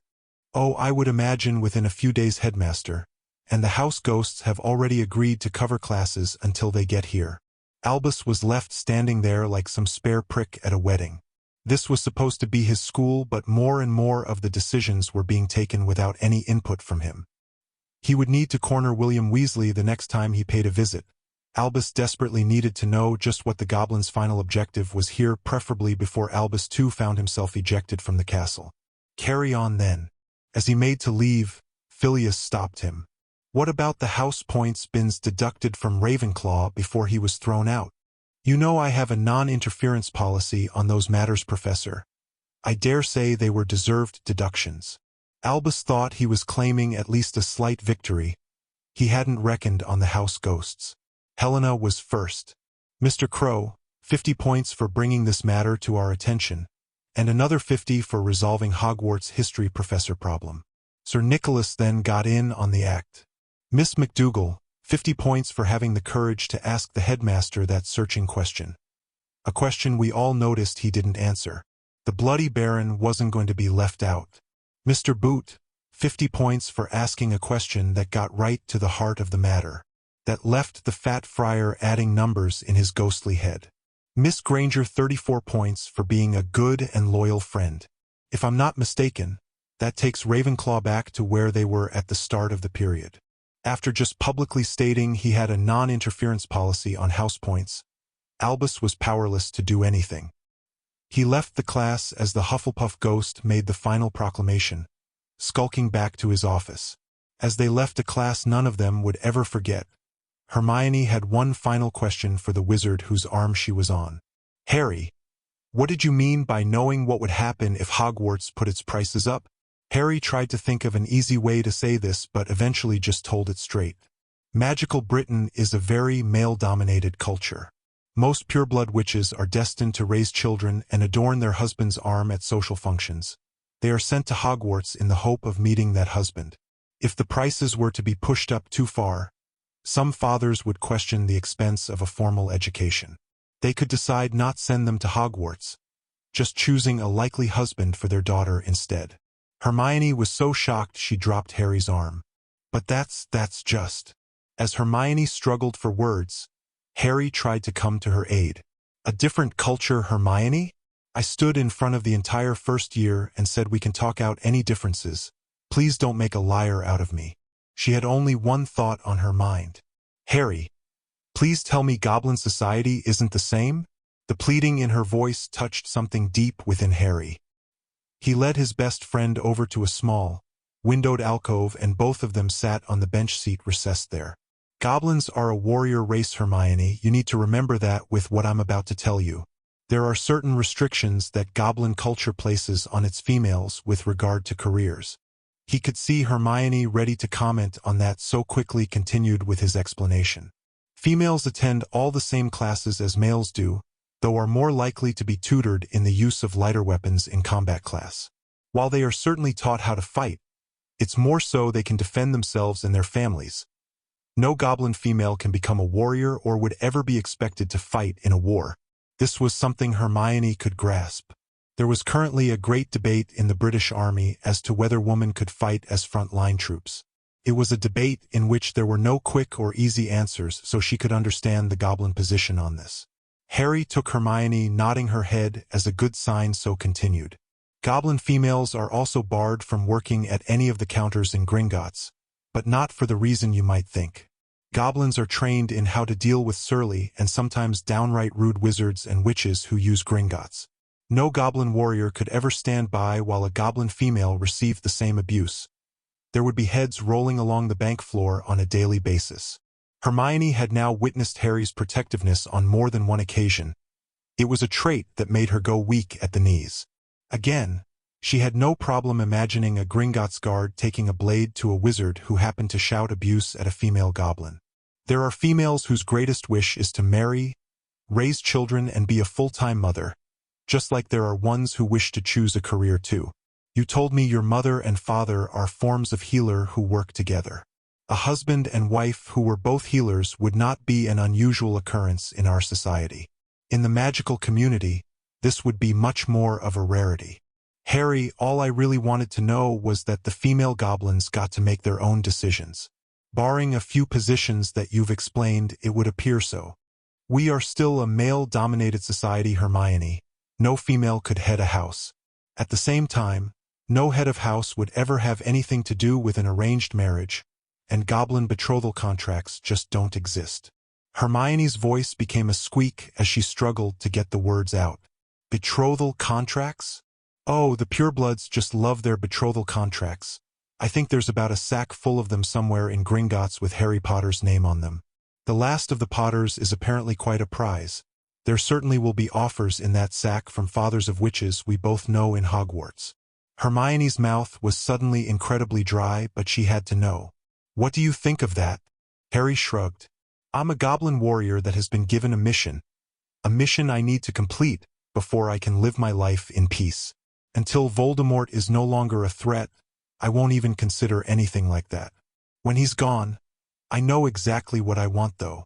Hermione had stopped breathing as she desperately waited for Harry to continue. He appeared to be staring at something that wasn't there while she just wanted him to end this agony. My father told me my dad and mum were, as well as being a powerful and formidable couple, very much in love. That's what I want. He looked to his best friend for her opinion, to see Hermione wearing the biggest smile he'd ever witnessed. Do you think that's silly, Hermione? She slowly and deliberately wrapped her arms around him. Her head was beside his as she whispered in Harry's ear. That's what everyone wants, Harry. But I can't think of anyone who deserves to find it more than you. So, we okay? Of course we are silly cultural differences that we talk through. I would never make a liar out of my best friend. Was getting rid of bins the end of it, Harry? Harry couldn't shake his head because it was currently nestled very comfortably next to Hermione's. He still had to give a negative answer though. Both my father and the director see this as nothing more than a few steps on a long road. She then asked the question that had been eating away at her for a while. Here was Hermione's opening to have it answered. But why you, Harry? Why do you have to be the one risking yourself to do these things? Harry still had her wrapped in his arms. He kept Hermione there as he answered. That's simple, Hermione, because I'm the only one who can. We goblins have been complaining about bins for generations, that we had to make those complaints to the Department for the Regulation and Control of Magical Creatures should tell you how successful we were. The boy who lived was able to see bins driven from the castle in a single afternoon. We may not see goblin/wizard relations where we would want them in our lifetime, but our children and their children should benefit from these changes. Hermione was in Harry's arms, now her favorite place in the entire world. Hearing him say our children just turned her entire insides to mush. She knew he didn't mean it that way, but a girl could dream. A certain girl also needed a long talk with her mother first chance she could get. Harry enjoyed Hermione snuggling into him, so continued talking to prolong this condition. He had no idea his best friend would quite happily stay there for the rest of the day. I can only work on the wizarding attitudes. My father and the director have probably the more difficult task of convincing the rest of our nation better relations with the magical community is something we goblins should want. Of those 7 goblin rebellions Binns had built his history course around, 2 of them were actually started by goblins. What he didn't teach though was that this pair of rebellions were actually put down by the goblin nation, with the guilty being punished. We still have a few goblins who hold on to their hatred every bit as bitterly as Binns, though not after death. They sat quietly, content just to be holding each other for a few minutes. You know Padma is going to tease us mercilessly for this? Her question drew a chuckle from Harry. Don't forget Neville, he's getting just as bad. The 2 of them have Parvati and Lavender almost sick with jealousy by acting like a couple. I wonder if Padma's name is on one of those betrothal contracts? I don't know, but it's something I'll have to deal with when I become head of the Potter family.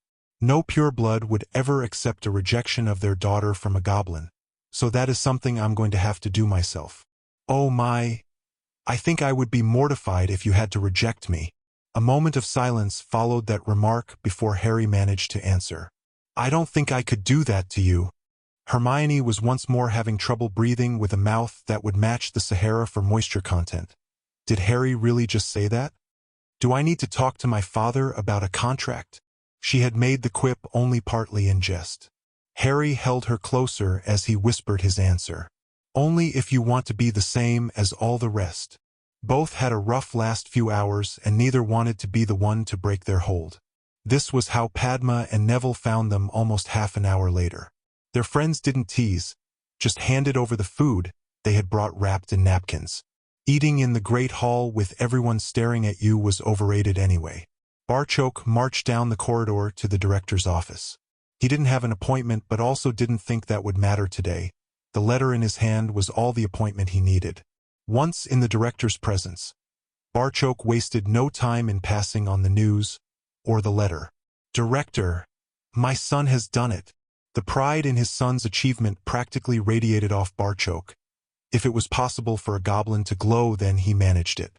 Ragnak read the letter and his delight matched that of Barchok. Bloody Bin's grandson finally ejected from the castle. "This is a great day, my friend." Even at this early hour, Ragnak shouted for Goblin Grog to celebrate this famous victory. When both of them had a tankard, Ragnak offered a toast. "Almost 10 years ago I named your son Old Crow because I found it amusing.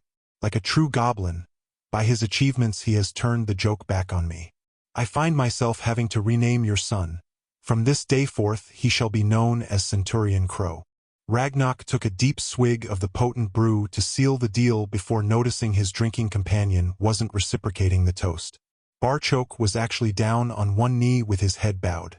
"Director, I beg of you, please don't do this. My son faces enough resentment amongst the nation without adding to his burden. Do you not think the goblin who rid us of Bloody Bin's spawn should be rewarded?" "Yes, Director, but nothing, Barchok. You have raised a fine son, a proud goblin warrior." His tutors and trainers returned glowing reports. "You yourself marched proudly into this room to boast of his achievements. His work inside Hogwarts has been exemplary and raised our profile to heights we never thought possible. I know as a father you want your son to make his own decision, and I promise to honor that, but I for one would be happy if he chose to stay with Gringotts." Barchok was never so glad to have a tankard of grog in his hand, after hearing that he certainly needed it. He couldn't drink it now, though, until the director was finished presenting his argument. "I know your original intention was to have your son taking his place in wizarding society, giving the nation a voice at the very top of their culture. That is still a worthwhile aim. Don't you see, though, your son rejecting that life to live amongst us could have just as profound an effect on our community." The head of the Goblin Nation began listing his reasons for a statement that was every bit as shocking as when Barchok first proposed Harry Potter being raised as one of them. Both goblins in the room were also aware that one of them had very nearly lost his head that day. "He has already killed with his blade in combat and righted a historic wrong. He could be every bit as great a hero to our nation as the boy who lived is to the wizards. Master Sharpshard thinks that when your son masters his magic, no goblin will be able to stand against him in combat. That in itself is an achievement which deserves to be rewarded. Now will you stand and toast your son's success with me? We have a ceremony to arrange. Let's invite his young friend along and nail our intentions to the wall for all to see." Barchok knew one tankard wasn't going to be enough. He would need to write to Harry, though, before he drank any more. "Director, you do me and my family great honor. Awarding my son this rank and inviting his friend to the ceremony will certainly start the cart rolling. Here's to smooth track and a safe arrival at the destination we both want." The shocked goblin then drank deeply of the now much-needed brew. Irjit delivered her letter to Harry before popping onto the table beside Hermione. The witch had moonlight in her lap, and the wise bird knew this would mean more scraps. She wasn't disappointed as the first piece of bacon came her way. The young Kneazle wasn't in the slightest bit jealous, appearing to know there was plenty available for both familiars. A snowy white owl and a jet-black cat. They couldn't be more different yet get along fine together. "Do you think we can add their example to us for Harry?" Harry hadn't heard a word, his entire attention riveted to the parchment in his hands. He'd now read the relevant section 3 times, and it still didn't make sense. "What the? Harry? Is everything all right? I honestly don't know." "How can you not know? I mean, I need a few minutes to figure this out. This is life-changing, Hermione, and not something you expect with your breakfast on a Thursday morning." Nothing in Hogwarts could be kept secret, and Harry's voice had been loud enough to attract attention. Soon the entire hall knew Harry had received disturbing news from home. Dumbledore sensed an opening, so headed over to the Ravenclaw table. If the boy was upset, he might let something slip. The head of Harry's house followed on right behind the headmaster, though. Albus started with an obvious question to get the boy talking. "Any news of when the new history professor will be arriving at Hogwarts, Mr. Crow?" "Tomorrow, and actually it's Centurion Crow. Phileas immediately had his right hand in a clenched fist and placed on his chest above his heart. He then bowed his head to complete the salute. "Well met, Centurion Crow, and may I be the first to congratulate you." With Professor Flitwick congratulating Harry, Hermione's worry meter slipped down about 4 notches. She was now more confused than concerned. "Centurion, like in the Roman army? Do you now have 100 goblins under you?" Harry was still struggling to come to terms with this news, so it was left to their head of house to explain. A centurion is a warrior who, by his actions, has done the goblin nation a great service. He doesn't have warriors under his command as such, though a warrior would obey if a centurion gave a direct order. The nearest thing I can think of to compare it with would be an Order of Merlin, or something like a knighthood in the Muggle world. I think Harry will be the youngest ever recipient of this great honor. Have they arranged the date of the ceremony yet? My father says it's all in hand. Master Flitwick, can you spare the time to have a meeting before classes start? Hermione should be included too, since she's going to be receiving an invitation from the director to attend the ceremony. Flitwick's what? Rivaled that of the headmasters in their history class for sheer volume of noise. The difference this time was that the entire hall heard and fell silent. Irgit shot into the air and circled above while Hermione comforted Moonlight. Both familiars had reacted badly to the loud shout. So, me attending this ceremony is not what normally happens? I should be getting used to it by now, hanging around with Harry. Phileas was delighted to see how well the girl was taking this. He needed to let her know just how momentous this was, though. "Miss Granger, I think you will be the first witch or wizard ever to attend one of these ceremonies. I myself have never seen one." Albus was quick to react. He really didn't need more positive attention for the goblins.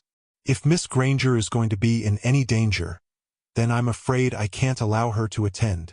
Dumbledore may have been quick, but Harry was lightning. He was on his feet and facing down the headmaster. "Since Hermione has already been attacked twice in your school, I hardly think we need to take safety advice from Albus Dumbledore. When her parents sign the permission form, you have no further say in the matter, headmaster. This does not concern you." Albus knew he had made a terrible mistake. He was currently standing toe-to-toe with the first year, but unbelievably was in deep trouble. While still quick, he was a wizard with well over a century of years under his belt. Young Harry, on the other hand, had speed to burn with reflexes to match, and Albus had foolishly placed himself in easy range of that deadly knife.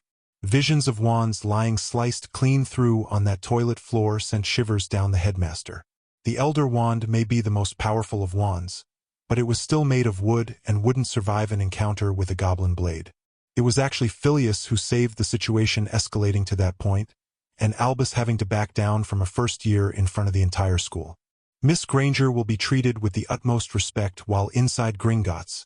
To do otherwise would see the offender pay a very high price. She will be attending as the guest of the director. To even insult her reflects badly on Ragnarok.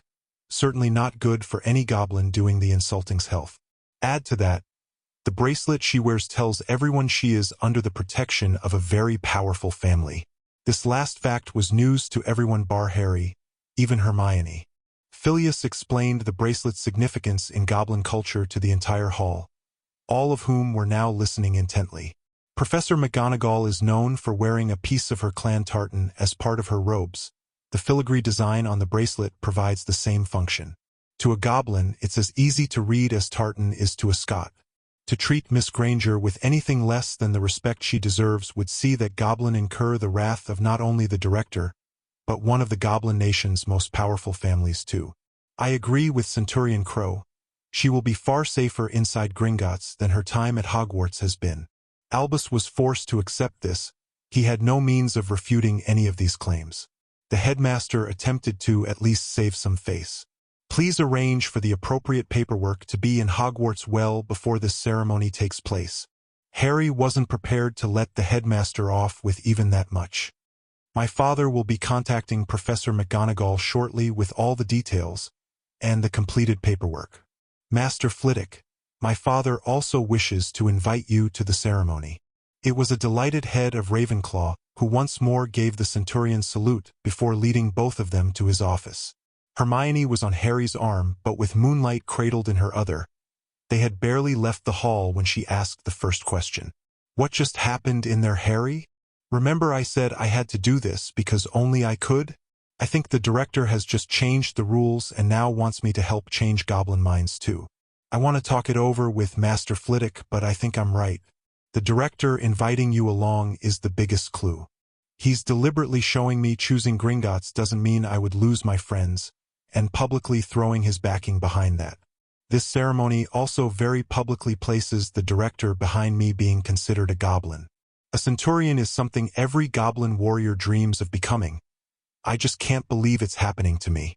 Hermione wasn't too troubled by this news. I've already told you, Harry, if you leave then I'm coming too. I haven't seen anything since our first night in Hogwarts that would make me want to change my mind.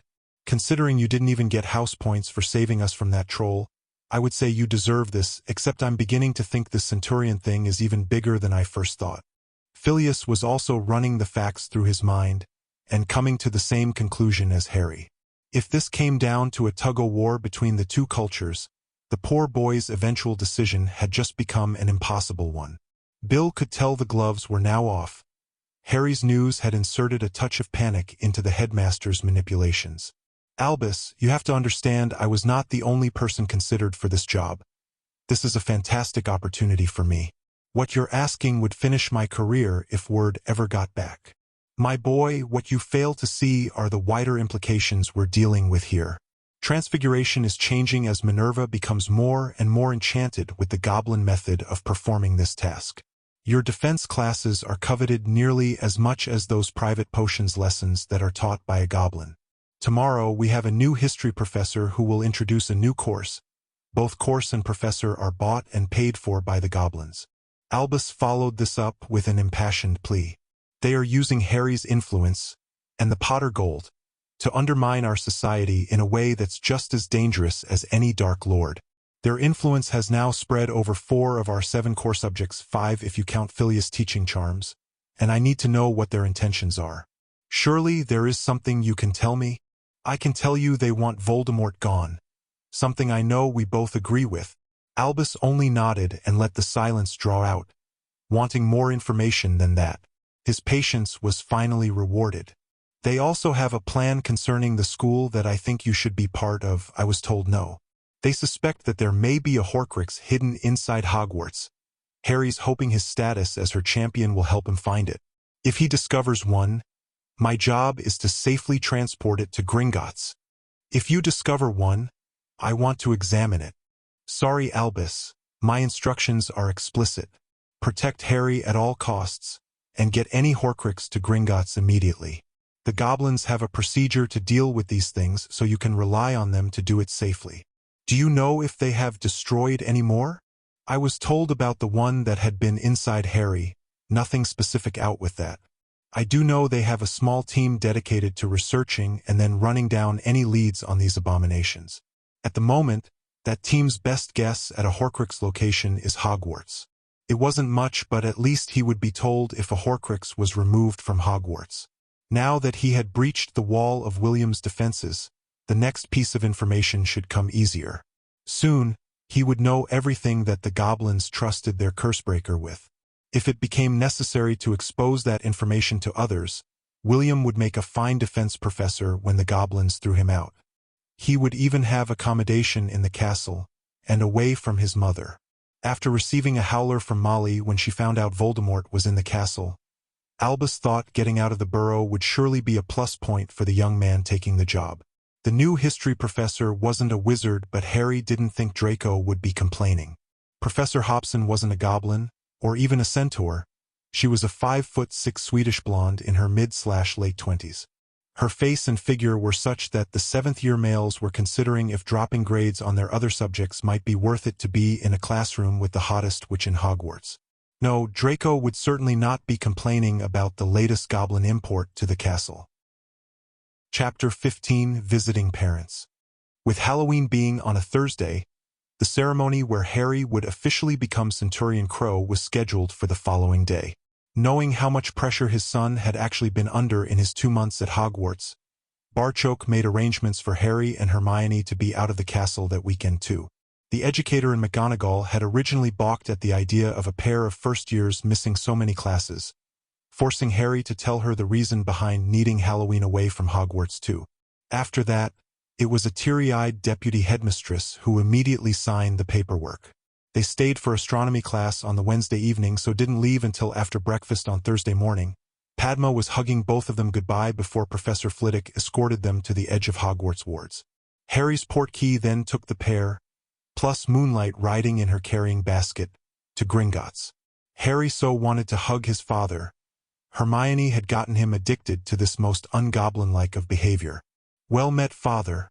I'm delighted to see you again." "Well met, my son, and of course you too, Miss Granger. It does these old eyes good to see you both looking so well." "Oh, sir. I think I'm more excited over this than Harry is. It's really great to see you again too." The sincerity in her words shone through and had the goblin smiling with delight. It was time to get down to business, though. "We have quite a lot to accomplish today, so I need to get started by letting you know our itinerary. First, we all have an appointment with the tailors for something appropriate to wear tomorrow. Then our trip to Godric's Hollow, followed by a journey to Crawley." Hermione's excitement was reaching hyperventilating proportions. "We're going to see my mum and dad?"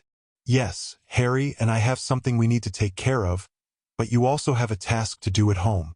Hermione had developed and refined her method of dealing with what she called the goblin need-to-know principle. They never told you anything if they could help it.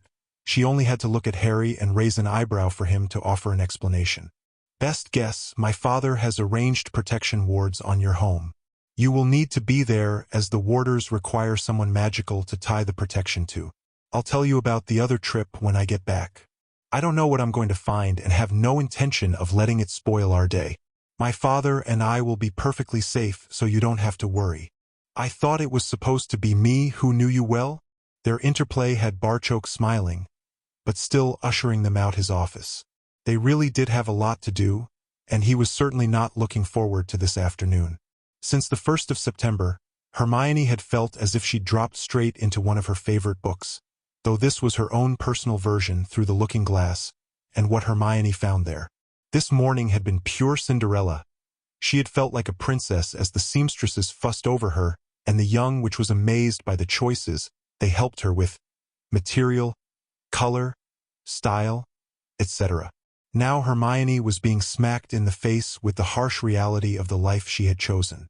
Standing there as Harry introduced her to his parents at their graveside was in one way uplifting and yet utterly heartbreaking at the same time. Both his parents had been only 21 when they were murdered, and Hermione didn't know what to make of the inscription on their headstone. "The last enemy that shall be destroyed is death." She stood there trying to be a good friend while Harry talked of meeting her on the Express and all their adventures to date. He was always modest when describing his actions in these events, and when saying the Goblin Nation was honoring him by awarding the rank of Centurion. He told his mum about their classes, while saying to his father he'd enjoyed his first flight on a broom but had yet to see a Quidditch match. Hermione's heart was breaking for her best friend.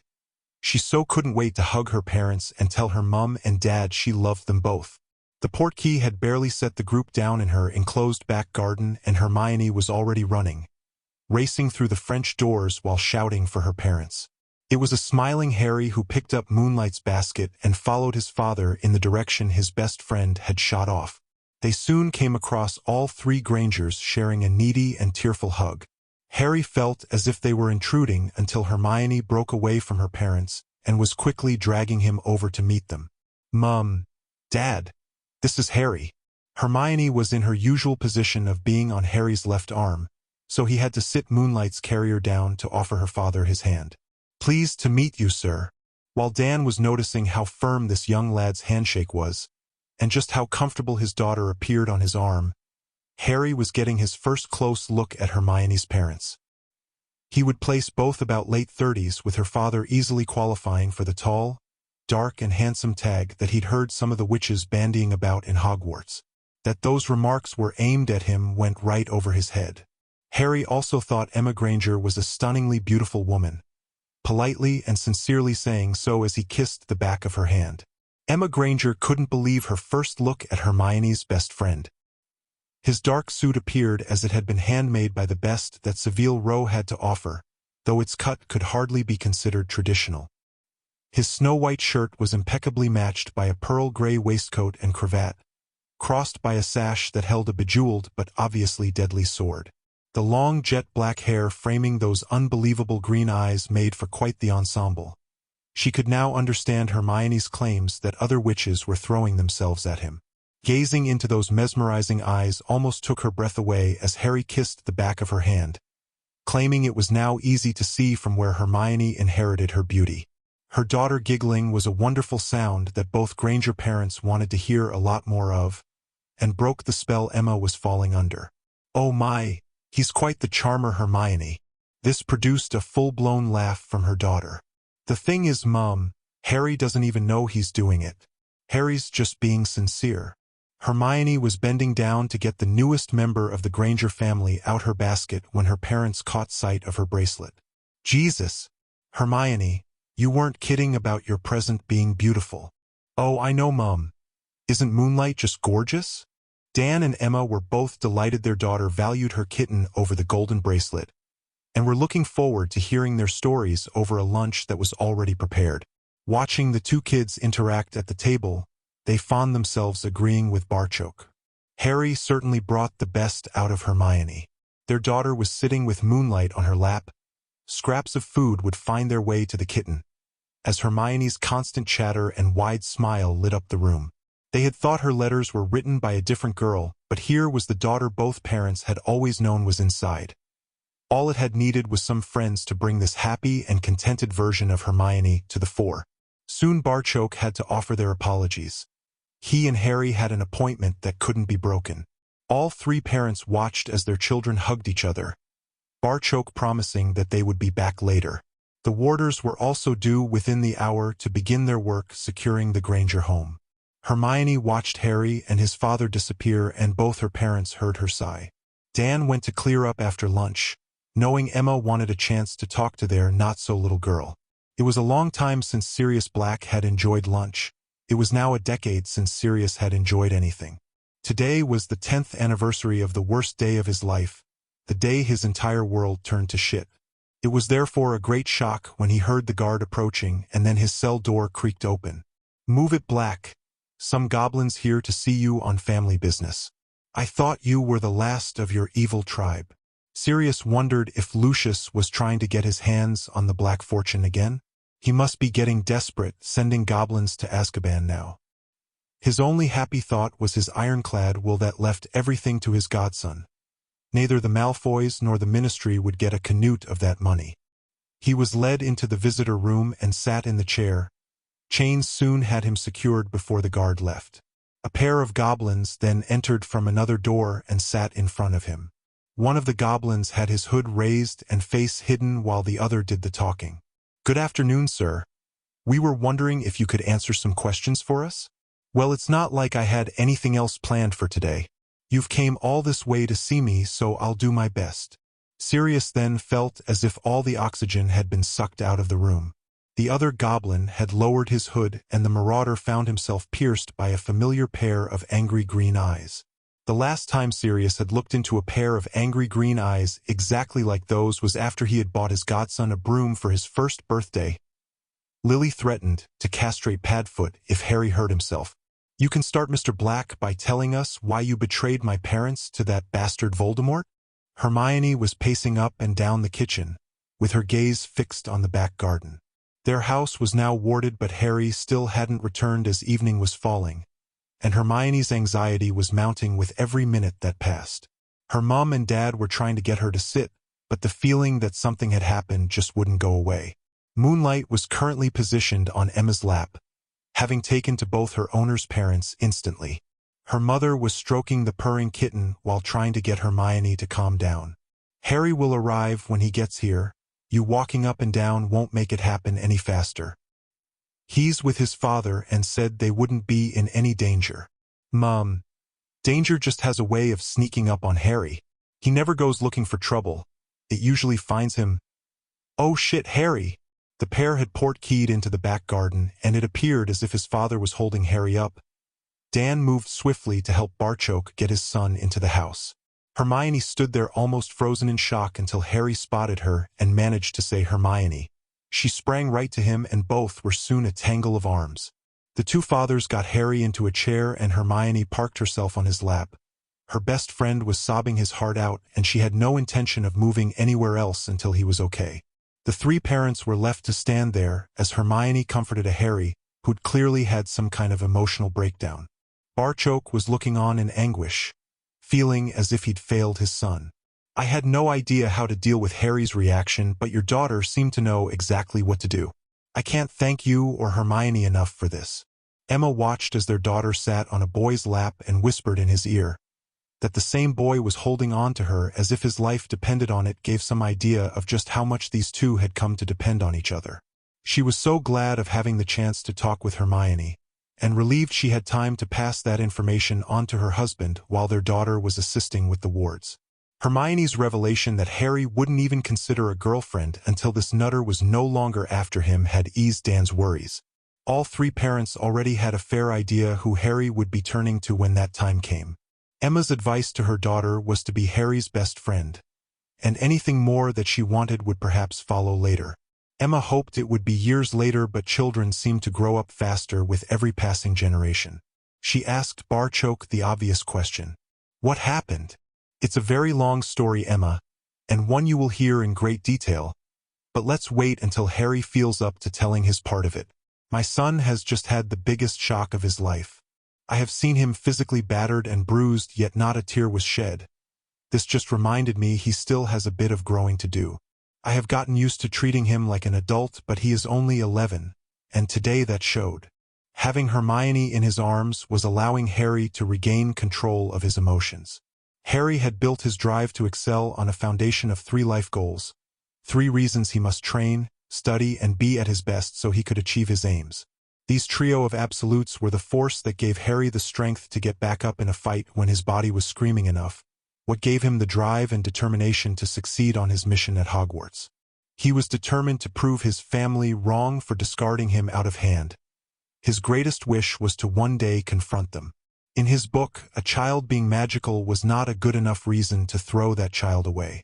His father was a different species and, in his own way, loved him very much. Goblins worshipped their children and Harry had been raised as a goblin, so his abandonment at his relatives' hands was a scar that went really deep. Secondly, he needed to see Voldemort gone forever. Even without the prophecy, this would have been one of his main goals.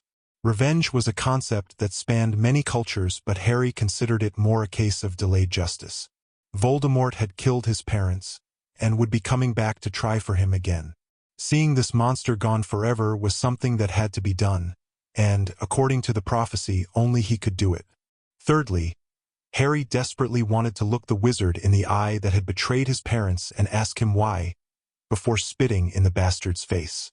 Today he thought he would accomplish one of those aims, only to discover it was the wrong man held in Azkaban. This had badly shaken those painstakingly constructed foundations, and Harry didn't know how to deal with the situation he now found himself in. When Harry began to speak, it was to Hermione he addressed himself. The 3 parents just sat and listened, almost forgotten about by their children. Hermione, I have hated someone for as long as I can remember. I took delight and comfort from the fact he was locked away in the toughest prison on the planet. No punishment was too harsh for this person, no suffering too great. Today, my father and I went to Azkaban to confront this criminal. Hermione's gasp of shock saw Harry falter for a moment. It also allowed Barchoke to quietly explain to her parents just what Azkaban was. Hermione, now holding Harry even tighter at the mention of that foul place, gave him the strength to continue. I found an innocent man, Hermione. I found family I didn't know I had. I found a godfather who even after 10 years in Azkaban still loves me. How could I be so wrong? What else in my life am I totally wrong about? I don't know what to do next, Hermione. His best friend instinctively understood what the problem was here. Harry's very beliefs had just taken a massive hit. There was also the fact that another person said they loved him, apparently not something goblins were noted for saying to each other. Hermione had come to understand Harry very well, and thought she knew what to say to help her best friend. Love him back, Harry. That's all you can do. If he really loves you, then that's all he would want. Let the adults work on how to get him out of there. You can't do any more at the moment. Harry was crying again, but this time it seemed different. Gone were the distraught, heart-wrenching sobs. This was more like a welcome release.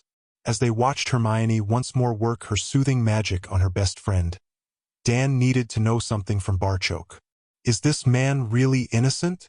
We have searched for years, attempting to unearth information on Sirius Black, the man who betrayed Harry's parents. That we couldn't find any surprised us. The Ministry aren't usually that efficient at keeping secrets, and left us with no option but to approach the source. Sirius claims that he never had a trial or was even questioned, answers our lack of records problem. With his permission, we were able to access the Black Vaults. Harry is indeed his godson, and sole heir to the Black title and fortune. Emma couldn't get her head around this development. How could an innocent man end up in prison, without even a trial? Powerful figures wanted him there, Emma. That was all it took. The man was in tears, claiming he had let down his godson. He was at Harry's parents' home that night after the attack, and wanted to take baby Harry with him. Dumbledore already had plans in place and Sirius was denied his legal right. Instead, he went after the real betrayer but was caught before he could kill the traitor. Sirius was again denied his legal rights. He awoke in Azkaban and has been there for the last 10 years. Harry then tried to comfort Sirius by giving him a quick overview of his own life, before becoming distraught with himself that we hadn't taken any action earlier. Oh, Harry, you had to stay hidden. I completely understand and agree with that. I see a wonderful young man before me, and that makes me feel better than I have in many years. Your father has done a fantastic job raising you. Sirius, I'm now head of the Potter family. I can use that to get you out. Sirius saw the Potter ring appear on his godson's finger. Not without ending the escrow agreement that keeps you protected. I don't want that. How did you slip that one past the Ministry anyway? We placed the documents in a bundle of goblin complaints against the Ministry and filed them with the Department for the Regulation and Control of Magical Creatures. We have a signed receipt, and the 90 days the Ministry, or anyone else, had to object has now passed. That is so sneaky. I love it. Please listen to me. You couldn't have registered those papers before your 11th birthday, so the 90 days must have just passed this week. You couldn't have come here any quicker even if you wanted to. Harry started sobbing then, knowing what he had come here to do. Confront his parents' betrayer and spit in Sirius Black's face. Listen to me, Harry. Knowing you are safe and well will allow me to survive in here. Yes, I want out, but not at any cost to the only person in the world who means anything to me. They heard the guard returning and Harry flew to hug his chained godfather. His father was left to pull his son's hood up and stop Harry attacking the guard as the idiot berated and manhandled Sirius out the room. Oh, presento. Dan had a query. Are you saying all Harry had to do was pull his hood up and he could waltz right through a maximum security prison? I was clearly a goblin and chatting with my companion in our own language. I told you, to them goblins are only a small step up from moonlight there. Yes, there was certainly a chance we may have been discovered. That's why we couldn't make the trip any sooner. Until Harry went to Hogwarts, no one but Dumbledore knew where he was. I got Harry back to Gringotts. We were already sure Sirius was telling the truth, but confirmation saw me having to bring Harry here in that state. Emma was focusing on another issue. You said Harry was now head of the Potter family? Does that mean he's made his decision? What I want for my son is that he, and he alone, has the power to make that decision. This was crucial in that our greatest fear was the Ministry or Dumbledore would find, or even invent, some legal loophole to tear Harry away from me. The escrow agreement means he's considered property until he reaches the age of 17, or the head of the Potter family decrees otherwise. Since that is now Harry, he has the power to end it at any point he so chooses. At the moment, though, this would have the effect of throwing him to the wolves. He has trained hard and studied even harder for what he knew was awaiting him at Hogwarts. Harry has neither the knowledge nor experience to handle being an adult wizard. He needs time to grow, physically and emotionally, before that decision really becomes a viable one. So this was more about stopping anyone else forcing that decision on him? Exactly, Emma. We want to keep this information secret for as long as possible.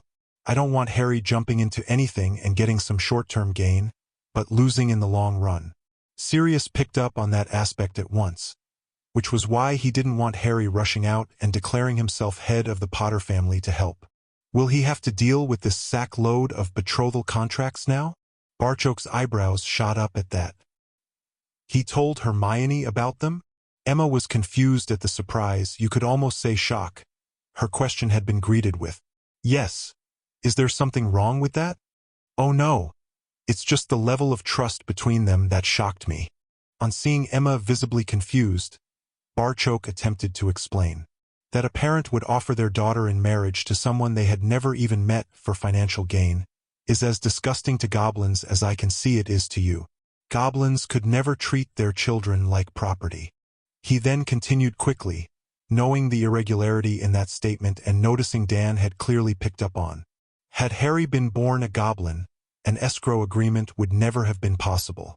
I only suggested it to protect Harry from an orphanage.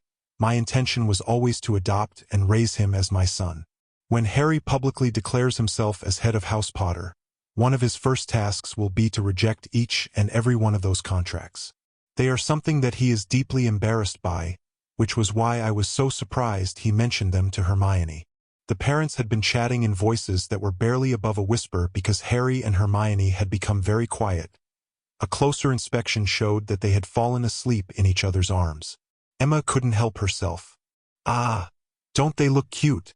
This led to her husband shaking his head but making an offer to Barchoke anyway. "I really don't want to disturb them, and Harry is welcome to stay here tonight. You could pick them both up in the morning.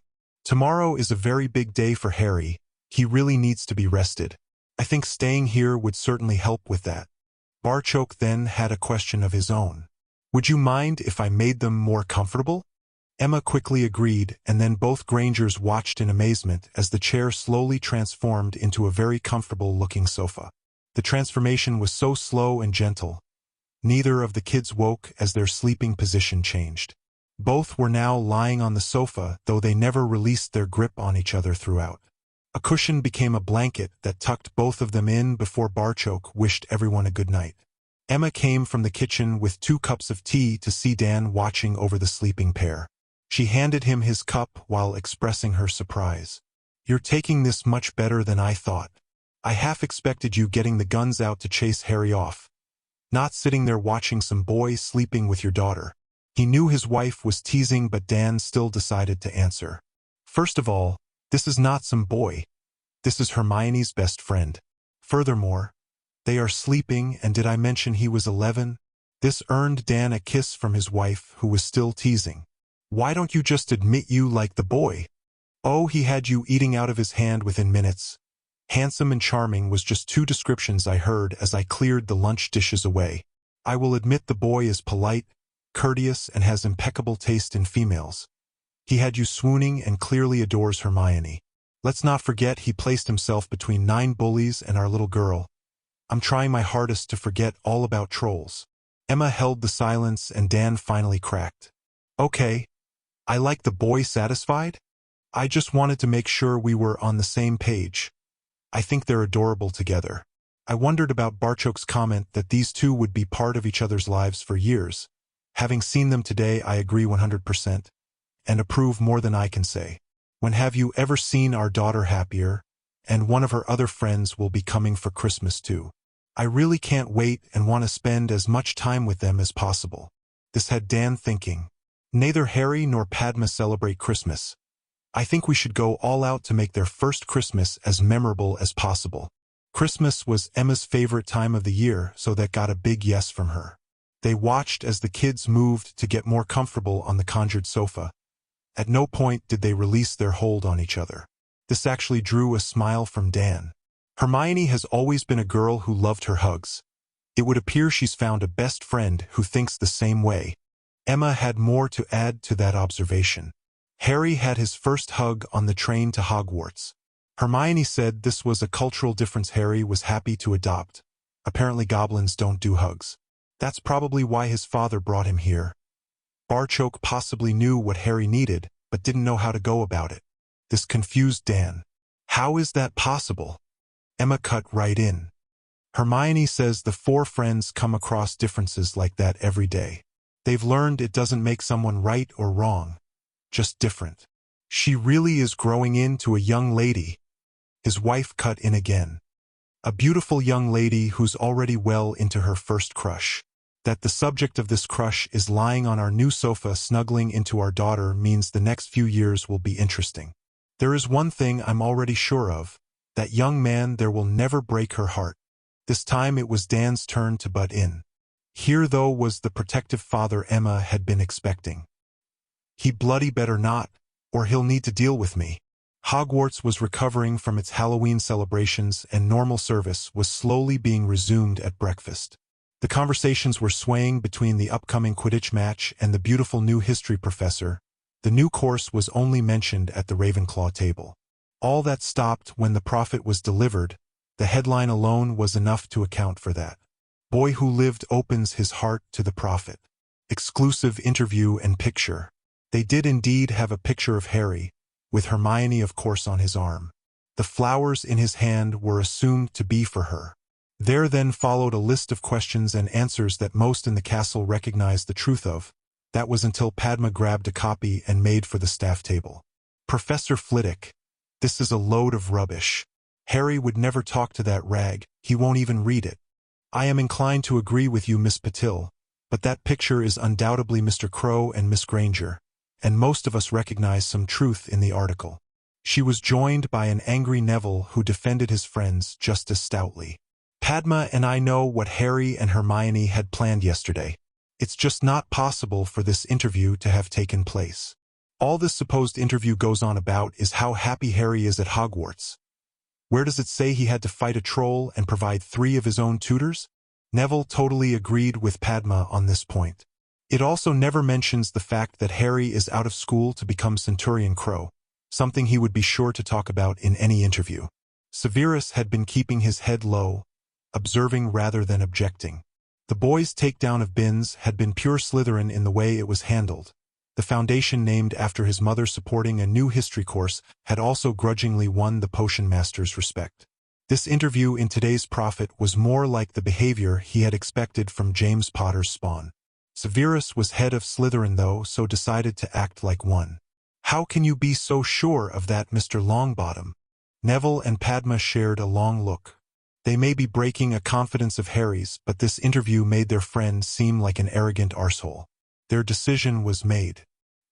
His father was taking him to visit his mum and dad's grave. This is something they do regularly, and Harry spends his time telling his parents what's been happening with him since his last visit. He invited Hermione along, and those flowers will be laid on his mum and dad's graves. This is something Harry would never allow the prophet anywhere near. I don't know how they got this information and picture, but I'm certain Harry knew nothing about it. Professor McGonagall then stood and confirmed what her young lion had just said. I was aware of where Mr. Crow and Miss Granger were yesterday, and totally agree with Mr. Longbottom. Harry's father would never allow the prophet anywhere near his son, and especially not with yesterday being the anniversary of his parents' murder. Knowing that family as I do, I expect their retaliation to be swift and brutal. I would hate to be the one who leaked Mr. Crow's whereabouts to the press. Padma didn't see McGonagall's gaze settle on Dumbledore. She was too busy staring at the newspaper in her hands. I think it's time this newspaper was treated as the rubbish it is. She began to physically rip the prophet to shreds. Severus got in before anyone else could. Miss Patil, I will not sit here and watch you throw rubbish all over the floor. 1 point from Ravenclaw. The head of Slytherin then banished his own copy before returning to eat his breakfast. Severus Snape had made his decision. Harry Crow was the son of the best friend he ever or would ever have. That the boy's father was James Potter could be conveniently ignored. Phileas thought he was going to have to argue with Severus again. His 1-point deduction and then banishing his own copy of this rubbish saw the diminutive charms master smile. He banished the copy of the prophet that was sitting in front of him. Noticing staff along the table were following suit. Albus watched while copies of today's prophet began disappearing from all 4 house tables as students took the view that the story was wrong, or at least not an interview freely given. He had hoped that this would alienate the boy amongst his peers, but the actions of his friends put paid to that. Thankfully, the rest of Wizarding Britain would eat it up and believe every word of it. Albus was forced to respond to the quite blatant attempt to have Harry choose a goblin way of life that just couldn't be allowed to happen. Dan was first down in the morning and couldn't find either Hermione or Harry. He had raced upstairs and just woken Emma when both of them heard the front door open.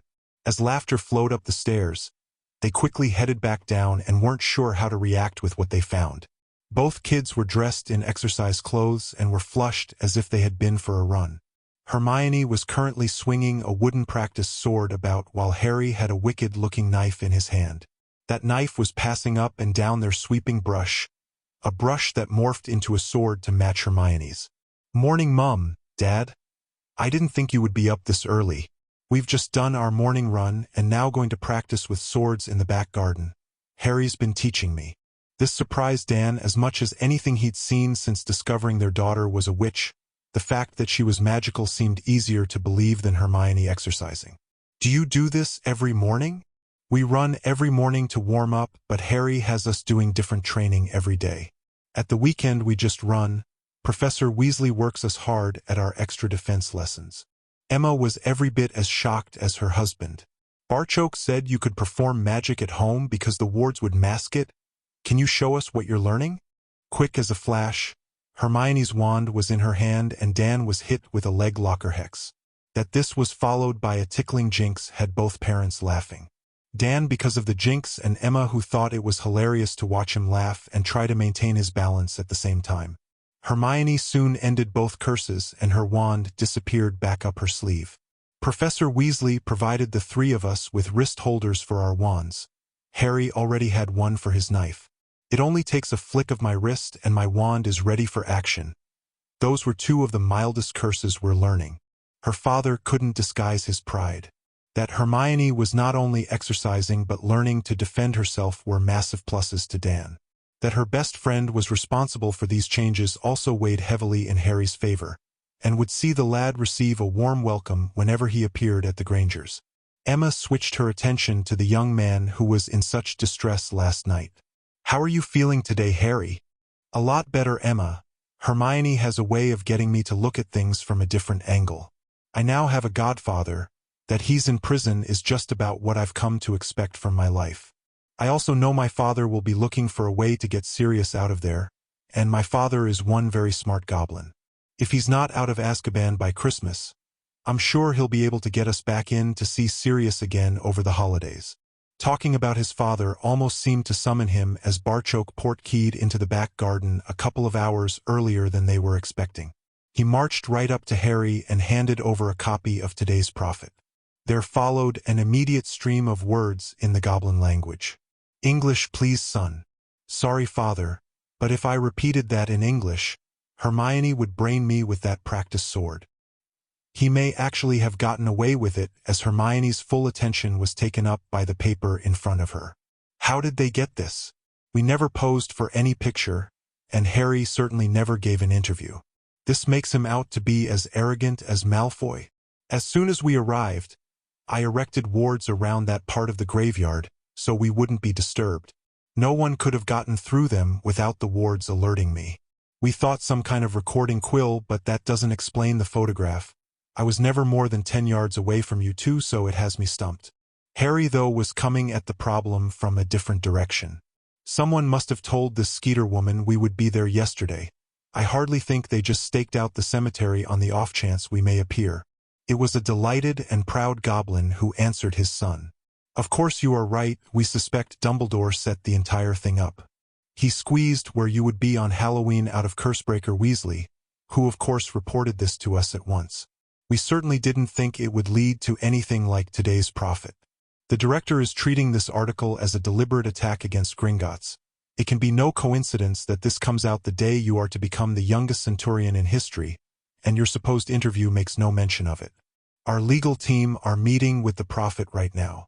Dan was extremely unhappy at seeing his daughter plastered all over the front page of what was effectively a national newspaper. "What are you hoping to achieve? They will print a full retraction and reveal how they got this information. That sounded fine in principle, but newspapers were very reluctant to call themselves liars, and even more so to reveal sources. Do you think they will? Barchok answered with a question of his own. What would happen if your bank suddenly decided they wouldn't support your business and wanted all the money back they had lent you? Add to that, you wouldn't be able to use the bank to pay your staff salaries or pay for supplies to keep your business running. Oh, and you can't take your account to another bank since there isn't one. There really was only one answer Dan could give. We would be ruined, but why would you do that? The director looks on this as a political attack on Gringotts, a deliberate attempt to discredit one of our subjects. Centurion Crow here extolling the virtues of Hogwarts, and the wizarding world in general, will do massive damage to Harry's standing in our nation. This whole thing has Dumbledore's stamp all over it. Our reaction must be swift and severe. Emma was stunned at how much power the goblins actually wielded in the magical world. Why don't wizards have their own bank? No offense intended, Barchok, but how can it make sense to have all their eggs in the one basket, or all their gold in your bank? You are right, Emma, but pureblood wizards are inherently lazy. For generations, a flick or swish from their wand has gotten them whatever they wanted. They always take the easy option. Even their favorite sport is played sitting on a broom, hardly physically taxing. Harry and Hermione exercise every day, but both their pureblood friends think they are crazy for doing so, because that's the way they have been raised to think. While Gringotts certainly employs a few witches and wizards, they never get to work on the financial side of the bank. Why should we train people who could one day replace us? This left the mother shaking her head. Hermione told us there were cultural differences between all four friends, but it takes some getting used to. Do you really think this newspaper will print an apology and the truth? Hermione had something to add to that conversation. Well, if there's going to be another picture, I want to be in it. I look like some Gormless village idiot in this one. Harry, though, is very handsome. Hermione did indeed have a different way of looking at things, and it generated a smile amongst those gathered there that morning.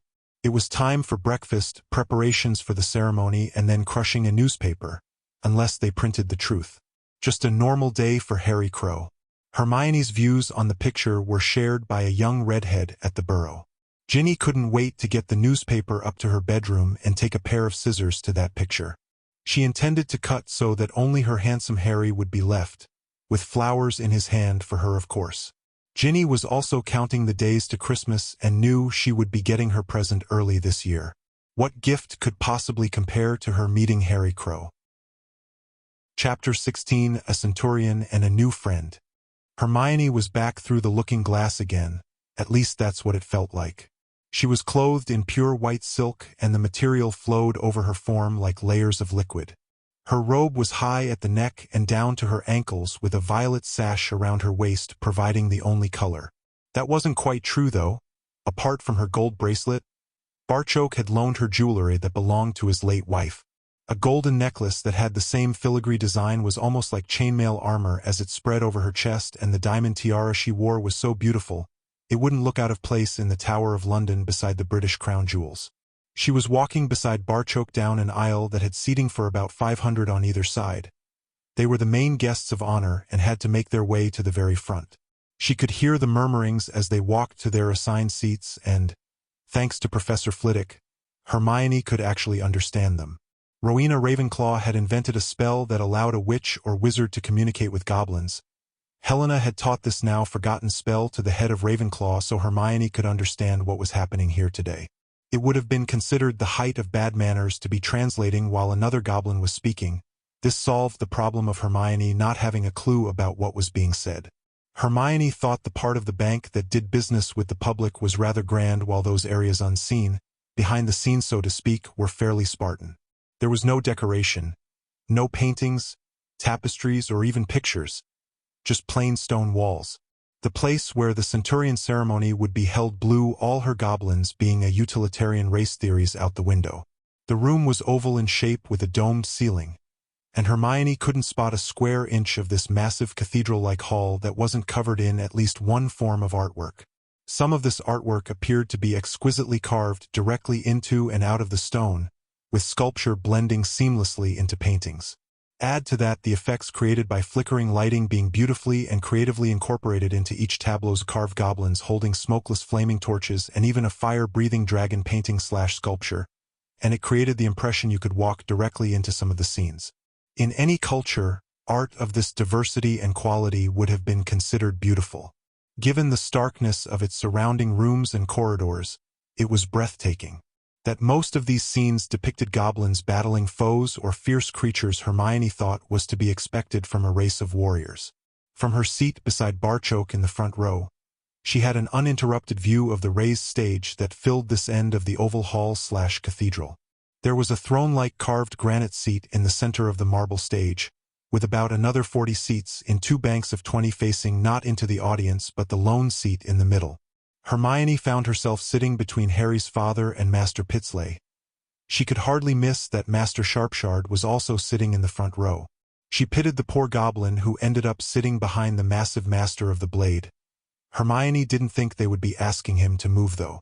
The sound of drumming reverberated through the now packed hall/cathedral, and that was the signal for everyone to stand. The drumming was caused by goblin warriors banging their swords and axes off their shields, and was in time to them marching down the aisle. They came to a halt as the lead goblins reached the front before performing a complex marching maneuver. This saw the warriors leaned either side of the aisle, but now with each line facing the other. The drumming stopped as, with a loud cheer, all the warriors raised their weapons in salute. An imposing goblin that Hermione took to be Director Ragnarok walked down the center of this salute.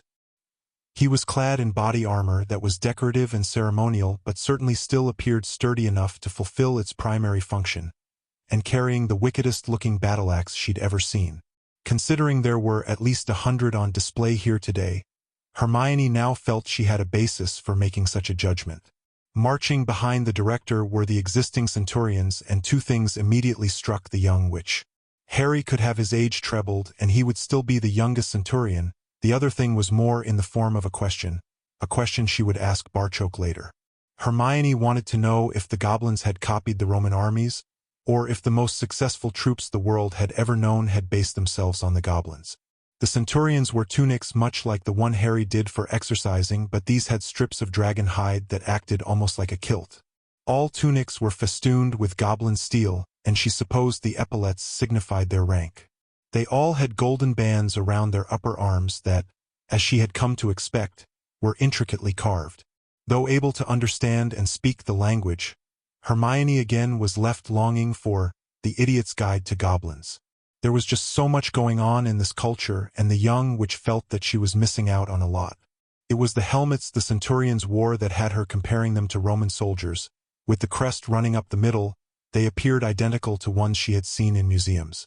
That their tunics were an array of colors led Hermione to believe that this was based purely on the species of dragon they chose to make the tunic from. As Ragnarok stepped onto the stage and sat in the center seat, the other centurions filled the chairs either side of the director.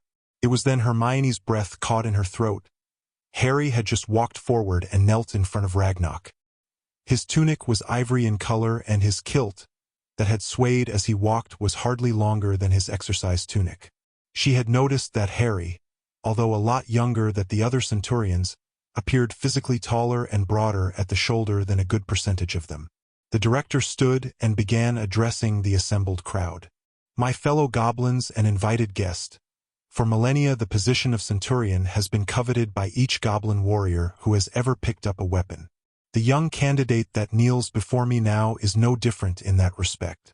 He may not have been born a goblin but has certainly been raised as one, embracing our beliefs and values to become a warrior of some renown. He attends Hogwarts but not as a wizard. Crow here is the first goblin warrior ever to attend that ancient seat of learning. There he still receives tutoring from some of our most illustrious masters, and extols the virtues of goblin learning to his classmates. Some of those classmates have actually joined Crow in these lessons, forsaking the offered wizard classes in the process. Hermione was really glad of the translation charm now, otherwise she would have no idea what Ragnarok was saying. She thought the goblin leader was laying it on a bit thick, but wondered how much of that was influenced by today's issue of the Prophet. Ragnarok was certainly giving Harry the big build-up. Our young warrior had hardly set foot in the castle before accomplishing the first of his achievements. The lost goblin-forged blade of Godric Gryffindor is back in our hands. It sits proudly on Crow's hip as the castle herself acknowledged a goblin warrior as her champion. This was no honorary position, though. That sword he proudly wears has already tasted blood. The security of Hogwarts was breached, and a mountain troll was running rampage through the castle. It had 3 young witches and a female healer trapped in their infirmary. Ragnarok was an experienced orator and paused here to let the tension build. He also directed his gaze to Hermione. The young witch who is our guest of honor here today is only able to attend because Crow saved all of their lives. He cut that troll down to size before jumping onto its back and administering the killing blow, almost decapitating the beast in the process. This resulted in loud cheering, with all the warriors banging their weapons off their shields in appreciation of their brother warrior's victory. Hermione was blushing profusely at being singled out for attention. She couldn't imagine how Harry felt. He was still kneeling in front of Ragnarok with his head bowed, but Hermione didn't need to see his face to know it would be red from embarrassment. Harry was such a modest person that this must be torture for him. Unfortunately, the director wasn't quite finished heaping on the praise. If those achievements weren't enough to earn this young warrior the rank of centurion, his next deed certainly merited the award. Every warrior is taught that a sharp mind is their greatest weapon, and Crow's is every bit as sharp as that fabled blade he carries.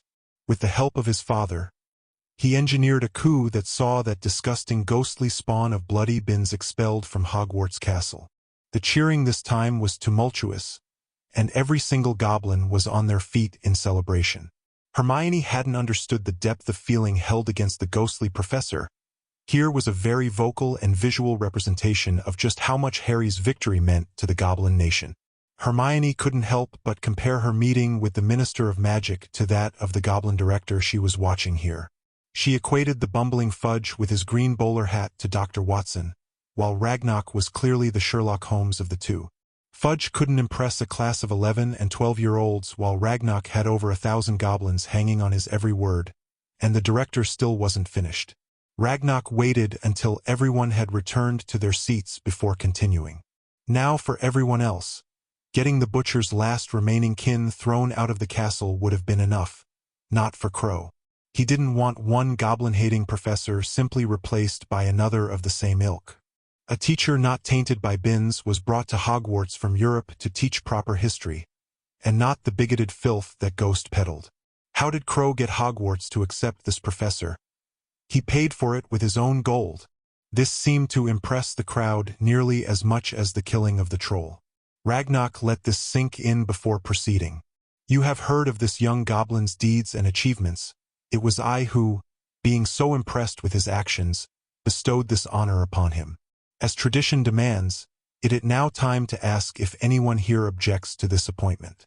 As I missed the fight where Crow drew first blood against Master Sharpshard, I'm rather hoping someone will come forward. There were sharp intakes of breath as that news permeated the hall. Anyone thinking Harry unworthy of this honor were now going to keep those thoughts to themselves. There were a few members of Barchok's family waiting on him passing away in the hope they would inherit. His adopted son becoming the youngest ever centurion killed that notion stone dead. A centurion as a son would satisfy goblin law, and that son would stand to inherit everything.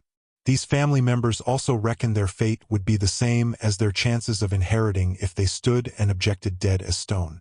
Objections were settled by a duel, and anyone who could draw first blood against the greatest blade in the nation was not someone you wanted to challenge. Ragnarok had known about the hyenas circling around Barchok's wealth, but, like the cowards they were, these hyenas would never attempt a frontal attack on a stronger opponent. Crow's award was unopposed. Arise, warrior. Do you accept this position our nation bestows upon you? Harry stood, performed the centurion's salute before answering the question loud enough for everyone to hear. Yes, Director, I do. Hermione had been warned about the blood involved in the next part of the ceremony. She rose with everyone else and tried to stand tall and proud. Watching as Harry held his hand out and that deadly battle-axe of the director's sliced his hand open was very difficult. Harry didn't flinch as his palm was cut deeply. He clenched his hand into a fist as he made his way to his chosen tableaus. The scene displayed bloody Binns and his band of wizards being captured and held at swords' points by goblin warriors. But it was the murdered victims depicted there that Harry focused on.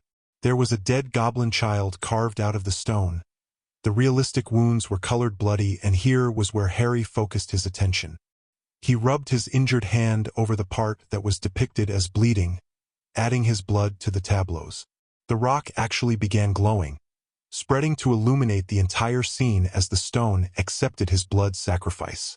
This was also the signal for the loudest cheer of the day. Harry marched back to the director, who held out his hand. Harry placed his there, and the cut was already healed. The centurion has offered his blood to the nation, and the nation clearly accepted. Step forward, those chosen. Barchoke, Master Pitsley, and Master Sharpshard stepped forward as 3 caskets were carried in and placed on the stage. Master Pitsley opened the first casket and removed the 2 gold armlets that it contained. He handed them both to Ragnarok. The symbol of our wealth and status is contained in these bands of power.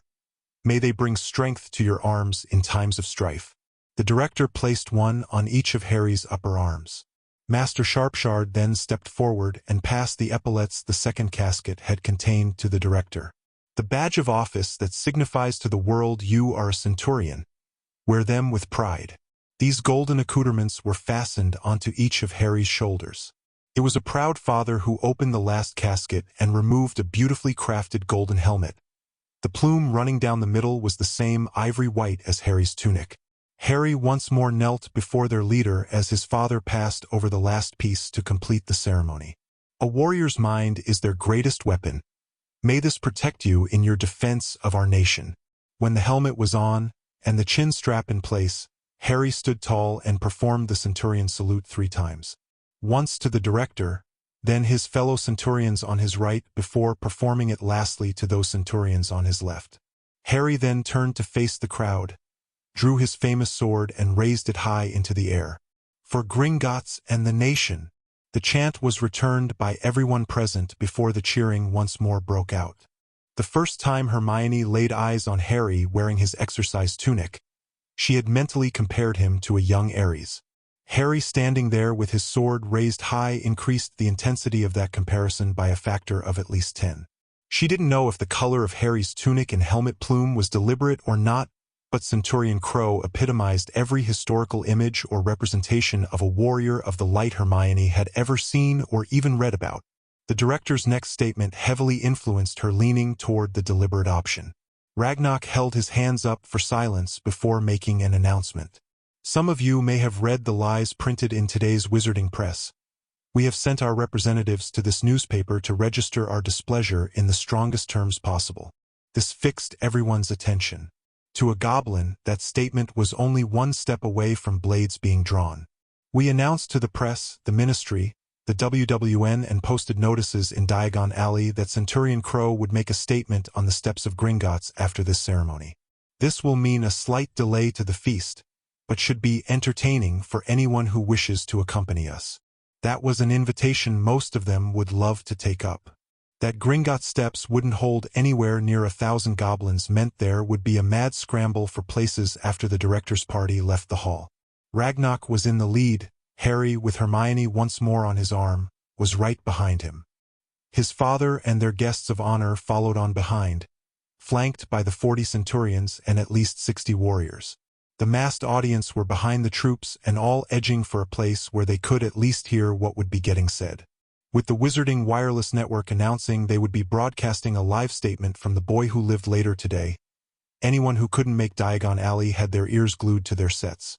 In a castle in Scotland, an old wizard with a long white beard sucked on his lemon drop but found little solace from his favorite tart sweet. Harry's words broadcast live to the nation could do untold damage, and would be hard to refute. He had immediately contacted Cornelius to see if this could be stopped, even although he knew it was virtually impossible. The minister had quickly pointed out what Albus already knew. Gringotts was sovereign soil to the goblins. Ministerial interference could start a war.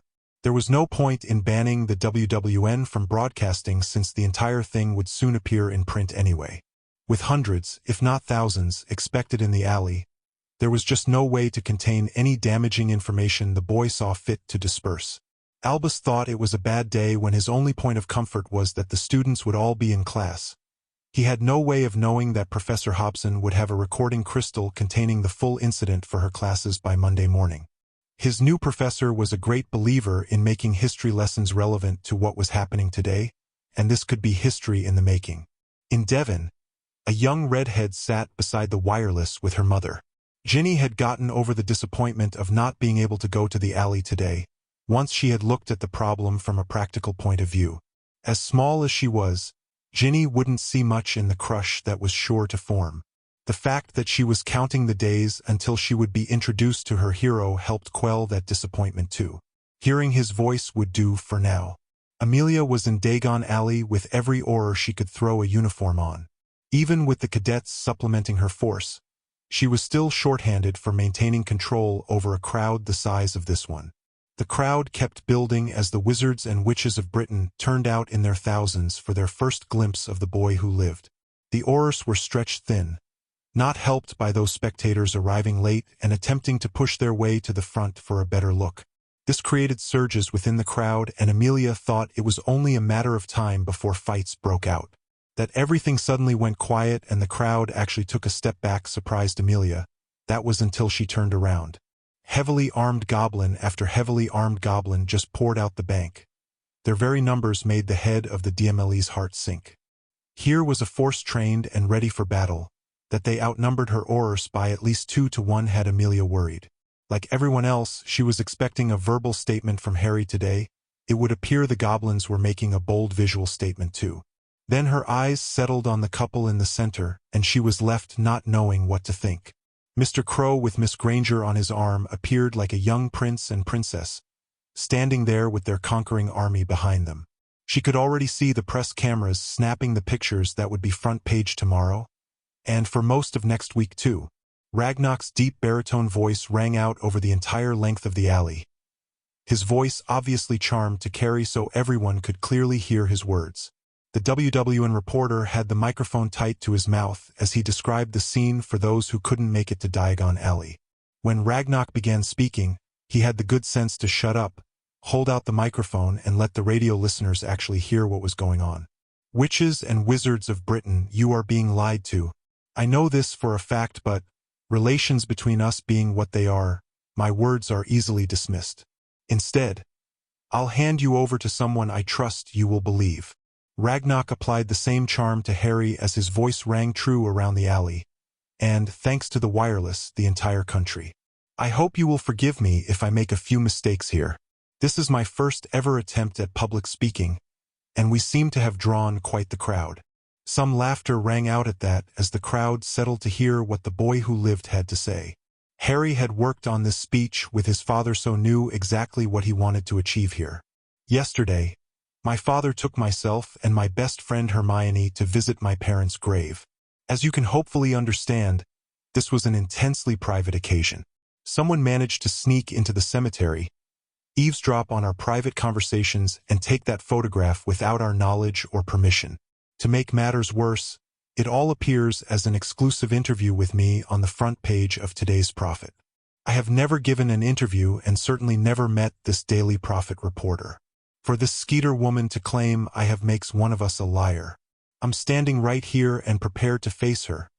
Publicly calling a goblin's honesty into question is a very serious issue. In the silence that followed that remark, Amelia took it upon herself to officially ask a question. Mr. Crow, are you willing to make a complaint to the ministry? This was unexpected, but again Harry let his training take over. Well met, Madam Bones, and it's Centurion Crow now. We've just come from the ceremony where this great honor was bestowed upon me. All goblin complaints to the ministry have to be routed through the Department for the Regulation and Control of Magical Creatures. I am unaware if they have staffing issues, but it's been years since we got a positive result from them. I would rather stand here as a goblin and call her a liar to her face, an action I am prepared to defend with my blade if necessary. My father had that area warded, yet she still managed to sneak through and spy on us. I would have, though that would have been worrying to the ministry too, unless she is on the ministry payroll. Amelia attempted to quash that notion at once. To my knowledge she is not, And it does concern me she was able to get so close to you. I also notice she is conspicuous by her absence today. Rita Skeeter is not one to miss such things. If she has the ability to spy on us in a graveyard, my guess is she would be here and using that same technique to remain hidden today. This time, though, all these good people have heard every word I've said, including that Skeeter is a liar. To me, that she does not stand and refute those claims confirms her guilt. Miss Granger, can you corroborate Centurion Crow's claims? She looked toward the director, who cast the same spell on Hermione before she answered. Yes, Madam Bones. As you can tell from the picture printed today, I was at Harry's side the entire time. Neither of us spoke to anyone other than our parents. We are also concerned with who passed on the information that we would be at that cemetery yesterday. That information was known to very few. I can also confirm Harry is Centurion Crow. The charm Professor Flitwick cast now came into play as Hermione turned and bowed to Director Ragnarok. When she spoke, it was in the director's own language. I would sincerely like to thank Director Ragnarok for inviting me here today. It was very moving to watch my best friend receive such a great honor. I felt honored myself just by being there. This had an effect on all present, not least the goblin leader. He had gambled somewhat in awarding Crow Centurion status, and even more so by inviting his young friend to the ceremony. Ragnarok thought that gamble had backfired after reading today's prophet, a piece of astute manipulation by Dumbledore. The only response the nation could give such an attack was to come out fighting, so that's why they were all standing here on the steps of Gringotts. He'd heard from Barchoke and their tutors that these two complemented each other. Ragnarok had just witnessed this for himself. Crow stood there a proud centurion for everyone to see, and the witch on his arm had just done more to instigate better relations between wizards and goblins than had been achieved in decades. Her display of respect and use of their language couldn't fail but have an effect on the hundreds of goblins currently watching and listening. Ragnarok paid her the deserved compliment of returning her bow before addressing everyone once more in English. For those of you who don't speak our language, Miss Granger was just thanking me for inviting her to the ceremony where her best friend became a centurion. I would like to say she bestowed our nation great honor in attending, and by her words here today. I would also like to say she will be an honored friend of our nation anytime she chooses to visit Gringotts. A quick glance at Harry was all that was needed to know this was something special. She bowed respectfully to the director once more, knowing it would be explained later. The director returned his attention back to the gathered crowd of witches and wizards. As you have now heard, the supposed exclusive interview in the Prophet is nothing but fabrication and lies. We have asked the newspaper to print a retraction. They naturally asked us for proof.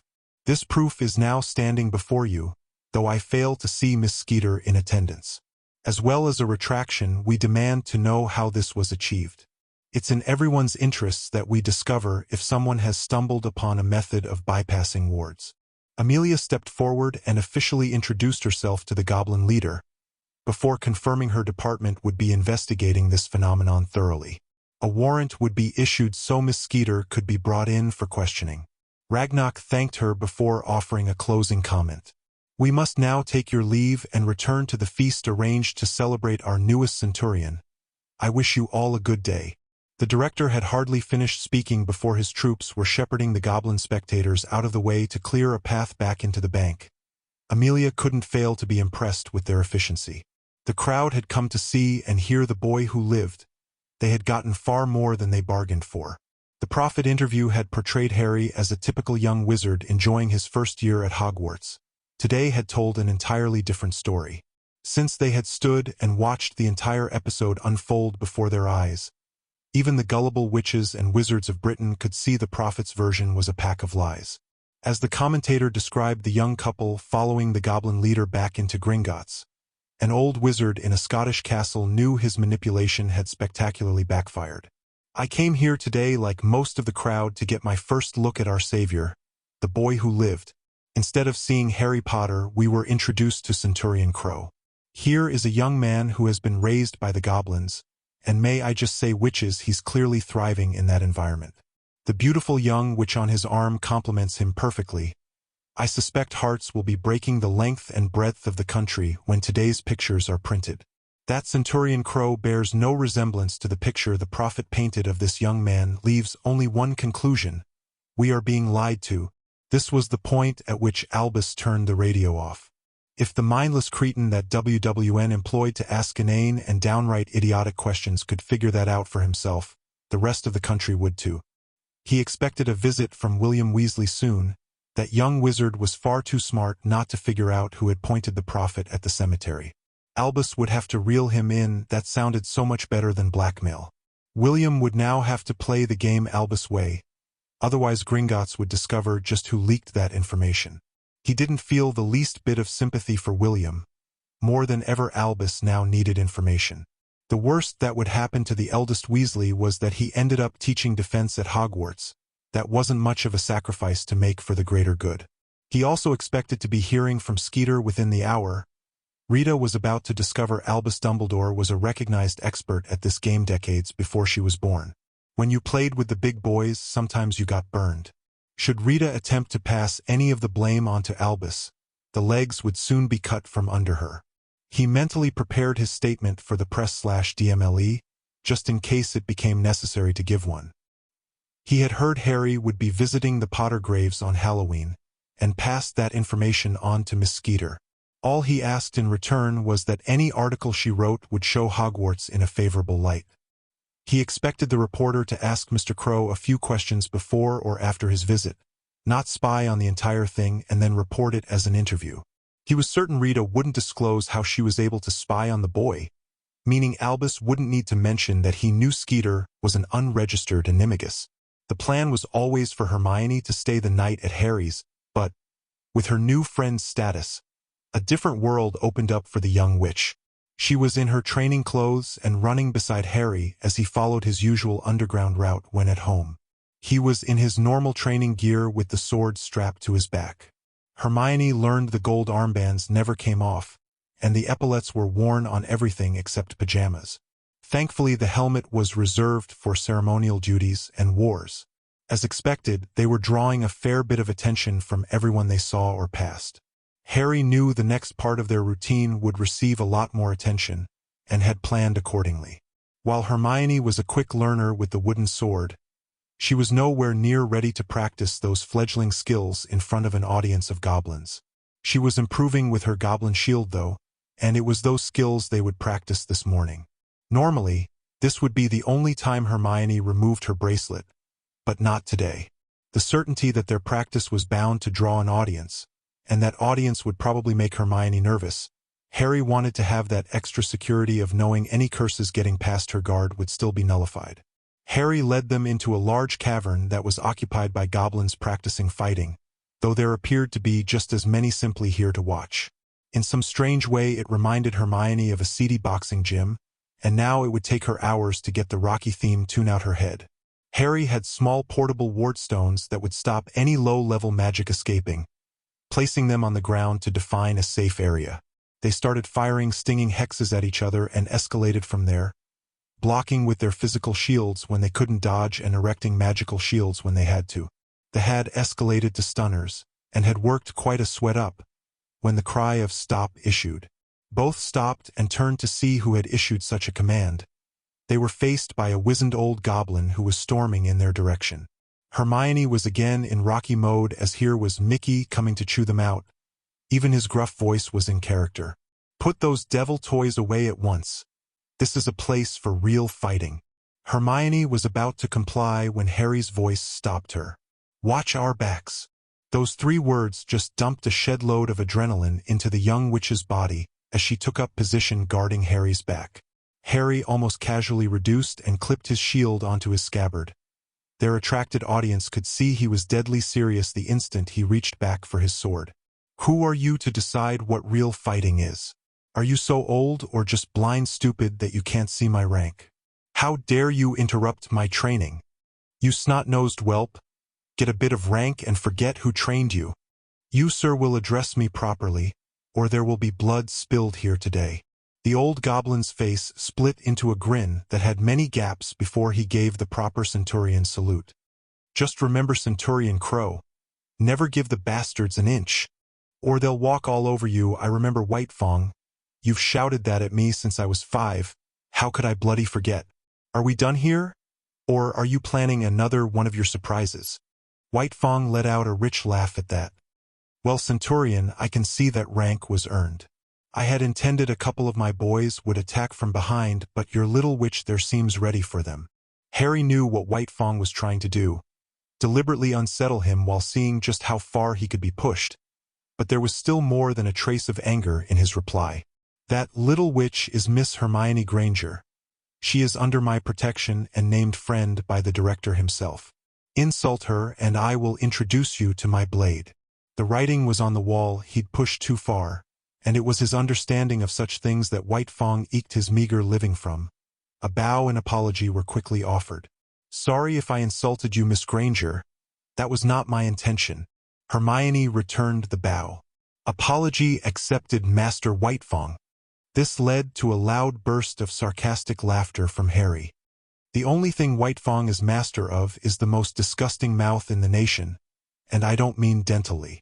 None of the small crowd knew what Harry meant by his last remark, but it made Hermione smile, and reduced her apprehension. If Harry was cracking jokes, the situation was well in hand. Since White Fang has disrupted our exercise session, I suggest we head home for breakfast. My father has taken the morning off to spend some time with us before we visit your parents later. They picked up the ward stones and Harry had a few words with goblins he obviously knew. Hermione also noticed White Fang watching everything closely. As they left, Harry began supplying the answers he knew his best friend was dying to ask.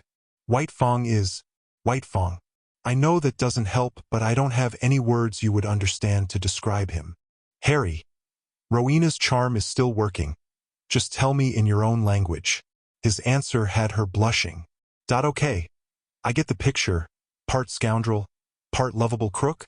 How do you know him, and what does your father think of this? When I was a good bit younger, I used to get my arse kicked a lot.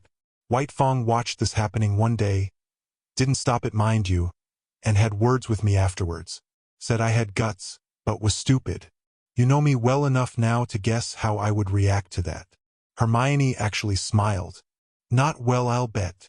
Well, White Fang said I needed to learn to fight, not just stand up and get knocked back down again. He took me to the training place we were today, and gradually taught me every dirty way to fight there is. This confused Hermione. Then why were you so hostile to him if he helped you? Oh, he certainly helped me a great deal, but it's complicated.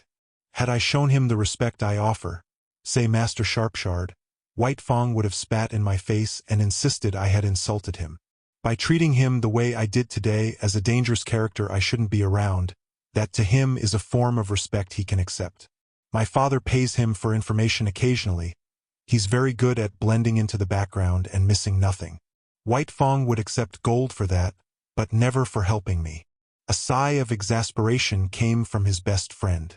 Every time I think I'm beginning to understand goblins, something else comes along and changes it. Harry just laughed. We're a very simple race, Hermione. Let's run back and you can have some more of that ale you like so much. I must admit, I really miss it when we're at Hogwarts. Pumpkin juice is far too sweet for me, and the wizard's attempts to copy our ale butterbeer, I think it's called, is supposed to be disgusting. At the feast I noticed everyone was drinking ale, that or wine.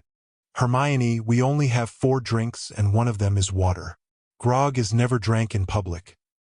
It knocks you on your back after only a couple of tankards. This was hard for Hermione to believe. Her mother drank more types of coffee than that. This prompted another question. Surely there must be more than 4 drinks. Don't you have any hot beverages? Sure we do. Hot water, hot ale, and hot wine. Master Sharpshard is the only person I know who can drink hot grog, a good indication of how toxic that brew is when heated. I told you, Hermione, simple. Hermione was shaking her head. Simple, right? This was going to take her years to figure out. That thought brought a smile to her face as she ran beside Harry, heading for his home. Padma found her twin waiting on her as she left Ravenclaw Tower. They hugged in greeting before Parvati told her why she was there. I said to Neville I would walk you to breakfast this morning. We never get to spend as much time together as we used to. I don't think I like being in separate houses, and we won't even be together over the holidays. Unlike her sister, Padma was enjoying being in a different house from Parvati. They really were two very different witches, with her more gregarious twin attracting all the attention while quiet little Padma faded into the background. Padma didn't resent her twin for this. You might as well blame the rain for being wet. It was just who Parvati was. It was only now, though, being in a different house and having her own group of friends, that Padma felt she could let out the witch that, until recently, only she knew was in there. Pav, you seemed happy with Gryffindor. You and Lavender had a fight? What? No. It's just that I thought it was going to be so different. I mean, look what we have to put up with. Ron Weasley, please. Seamus and Dean aren't much better. Neither are the second years. One decent wizard and my twin sister has to snaffle him. Neville and I are good friends, Pav, but I'm not expecting a marriage proposal soon. We hope to see him during the holidays, but he won't be staying at Hermione's. No, you'll just have to make do spending the holiday with Harry. I still can't believe you marched down to the front of the Great Hall yesterday. That boy is a bad influence on you. Padma had trouble believing it herself, but she thought Harry and Hermione were great influences on her. Without their friendship, she would never have had the confidence to stand up for them yesterday. Have breakfast with me this morning? I do miss spending time with you, Pav. We can still be together more than we have been lately. Parvati quickly agreed, before coming to the main reason for wanting to speak with her twin. I heard Hermione mention shopping, presents and parties. Can you swing an invite for me too? Padma was well aware Parvati would drive both her friends nuts with her constant chattering, so tried to nip this idea in the bud. Did you also hear her mention running every morning? Lots of studying and living without magic for 2 weeks? Running and no magic? How are you supposed to live without magic? I have no idea, Pav, but that's the whole point. I want to learn new things, and living with muggles for 2 weeks will certainly do that. Suddenly the idea wasn't so appealing to Parvati. When Padma said she would try and include her when they met up with Neville, she was delighted. Both sisters entered the Great Hall and sat at the Ravenclaw table, being quickly joined by Neville. Padma was sitting between her sister and friend and thought the morning was just about perfect, until the prophet was delivered and it got so much better. Chapter 17. Bill believed. The headline of Saturday's Daily Prophet screamed the newspaper's intent right from the front page. It was time to grovel. It also helped that they could blame everything on a convenient scapegoat. Penitent prophet. Centurion Crow crowned. The imposing figure in our picture, wearing the golden helmet and carrying the sword of Godric Gryffindor, is Centurion Crow. That this is also the boy who lived immediately indicates there was an error made with the story concerning him previously printed in this newspaper. The beautiful young witch on his arm, though, is once again Miss Hermione Granger. They're all similarities with yesterday's issue of this newspaper, and both Centurion Crow and Miss Granger vehemently denied having met Miss Skeeter, far less participated in an exclusive interview before posing for a picture. It now appears as if Miss Skeeter has spied on the young couple as they visited the Potter graves on Halloween, the 10th anniversary of James and Lily Potter's murder. The Daily Prophet was in no way complicit with this reporter's actions and doesn't want to comment further at the moment, as Miss Skeeter is currently at the center of an investigation initiated by the Department of Magical Law Enforcement. This newspaper will, of course, comply fully with that investigation. Dan Granger let out a low whistle as he read over the front-page article from the newspaper Barchoke had just handed him. His wife was reading it over his shoulder and had her own comment to make. Was that whistle in appreciation of the apology or the picture?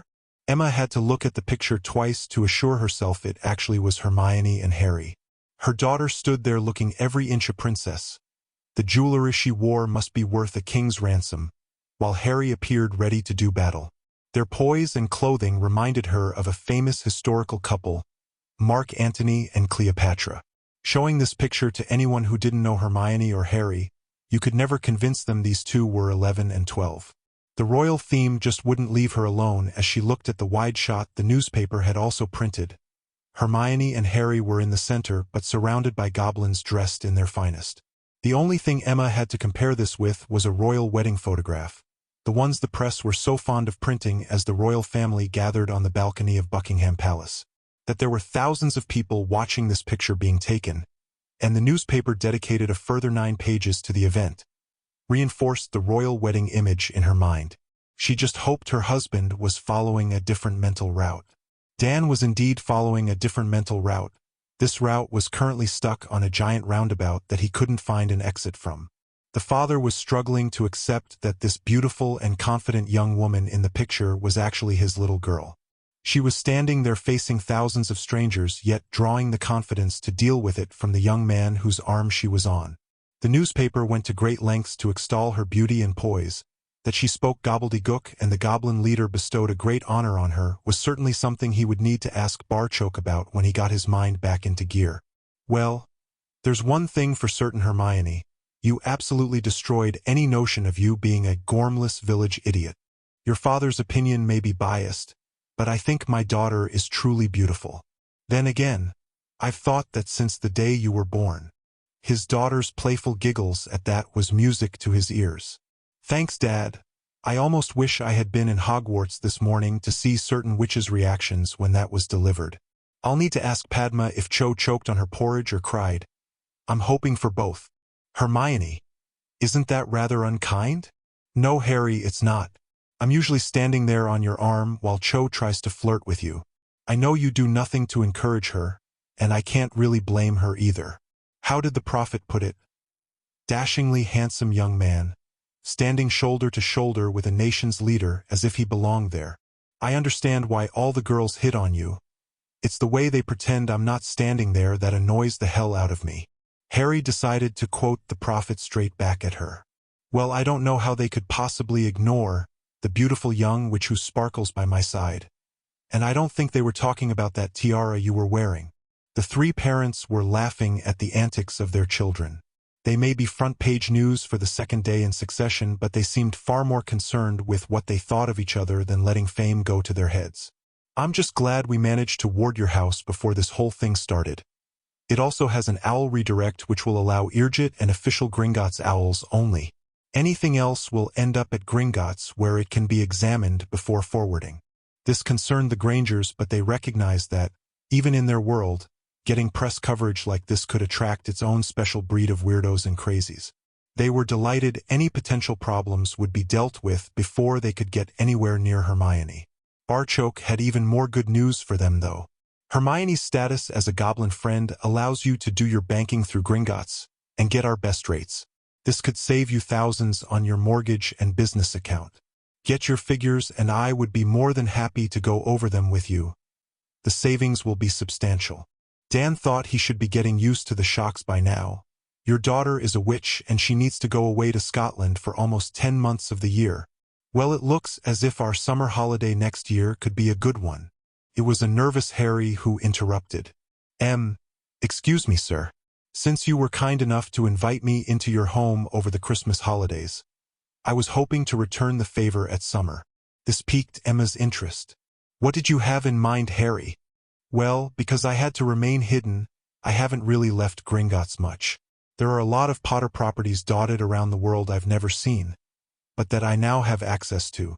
I was hoping you would be my guests as we explored some of them. They really do span the globe from the south of France to the Seychelles and on to the South Pacific. Dan was struggling to believe the wealth of this young lad, and yet how level-headed he appeared. That sounds unbelievable, actually. Wouldn't we spend most of the holiday in airports, though? This drew a puzzled look from Harry. I don't think so, Dan. Since I don't know what an airport is. He looked to Hermione for help. Airports are where you go to board planes that fly you to your destination. Can I assume we would be traveling using port keys? A nod from her best friend saw Hermione offering an explanation to her parents, only for her mother to excitedly jump right in. Oh, that young Weasley chap used one of them to take us to London in seconds. Are you saying that these can be used to travel the world? Barchoke thought Emma's excitement at such a simple thing was a delight to watch. A port key will take you from one Potter property directly to the next one. Both Granger parents were overwhelmed at this. No waiting in airports for delayed flights. No being bored out your head by sitting for hours on a plane. No arriving to find your luggage is in Timbuktu. No tedious transfers to and from the airports. We're in. This was greeted by an eardrum-bursting squeal of delight before Hermione actually jumped on Harry, wrapping her arms and legs around him and almost having both of them over. "I get to spend Christmas and summer with you. Oh, Harry, that's wonderful." Dan was watching his little girl wrap herself around a boy, and his only reaction was to laugh. How could he possibly get upset when Hermione was so happy? It was left to Barchoke to discuss practicalities. "I'll organize a folder of those properties that you can all look through when Harry stays here at the holidays. I plan on taking some time away myself over summer, so we could either organize it to be together or split it and give these two a longer holiday." This drew another squeal from Hermione as a delighted Harry twirled her around the room. All three parents were smiling at the antics of their two very happy children. It was also nice to see them acting their age for once. Just a couple of kids very excited about spending their Christmas and summer holidays together. "I think those two like the idea of a longer holiday, but I also think we should build a bit of overlap in there too, where we can all be together." Barchoke was quite overwhelmed at Emma's suggestion. That these people would actually arrange their schedule purely to spend time with a goblin wasn't just unbelievable, it was historically unprecedented. "I think I would like that very much. We may even have some company. If we can get Sirius Black out of Azkaban, I can't think of anyone who would be in more need of a holiday. It would also give Harry a chance to get to know his godfather." This was something Dan was very interested in. The thought of an innocent man rotting in prison appalled him. "What do you think the chances are of getting him out?" To be honest, two very powerful men colluded to put Sirius in there. That these two are still as powerful is going to make this a very difficult task. At the moment, it's beyond us. That these two did this one unlawful deal would suggest there may be other skeletons in their cupboards. If we can discredit them, people would be more inclined to believe claims Sirius is in fact innocent. This wasn't nearly quick enough for Emma. Surely the mere fact the man never had a trial should see the entire case reopened? A goblin explaining to a pair of muggles how the magical world worked didn't even qualify for a raised eyebrow amongst this group now. Azkaban is an exceedingly dangerous place. Deaths amongst inmates is not uncommon. I fear that is the fate Sirius might face if we were to go public with this. Dumbledore may preach forgiveness, but only when it suits his aims. Barty Crouch is the ultimate hardliner. The man sentenced his only son to life in Azkaban, and his life is exactly what it cost the young wizard named after his father. Dan looked over to the two children, still in each other's arms and chatting excitedly about their future plans. "We have to thank you for your honesty, Barchoke, almost as much as the lengths you have undertaken to protect our daughter. The more I hear of this world, the more I worry about the decision we made to let Hermione join it. Then I look over there and see what I always wanted, my daughter happy." "No thanks are needed, Dan. I am also looking over there at my son being very happy. I will take every measure I can to ensure their safety. Gringotts now have an employee we can trust inside Hogwarts 24 hours a day, 7 days a week. Master Pitsley and Cursebreaker Weasley also make frequent visits to the castle. I'm sure we can trust their head of house and believe McGonagall is also on our side. Apart from getting Dumbledore thrown out on his ear, I don't think we can make that situation much safer." Both Grangers were keen to know if that was a possibility. Barchoke did his best to explain the situation. Dumbledore, for all his faults, is a very powerful and clever wizard. He's become so used to everyone around him doing exactly what he wants, we kind of caught him on the hop a bit. I'm willing to bet he instigated that entire incident with Skeeter, just as I'm willing to bet he'll have covered his tracks. Some of his earlier moves were stupid, born out of overconfidence. He won't make the same mistake again. I just don't understand how one person could end up holding so much power. I think it comes down to laziness again, Emma. They've gotten so used to asking someone else what to do. We are reaching the stage where senior ministerial officials can barely think for themselves. Dumbledore has been repeatedly offered the job as Minister of Magic, but continually turns it down. The minister can be held accountable when things go wrong. Those manipulating the minister will escape any unpleasantness like that, and usually have a hand in choosing the sacked minister's replacement. There is no shortage of people every bit as stupid and just as easily manipulated as Fudge, all willing to do anything to take his place as Minister of Magic. It's a rotten and corrupt system, but those pulling the strings certainly don't want changes being made. I want some changes made. This makes us look like incompetent arseholes.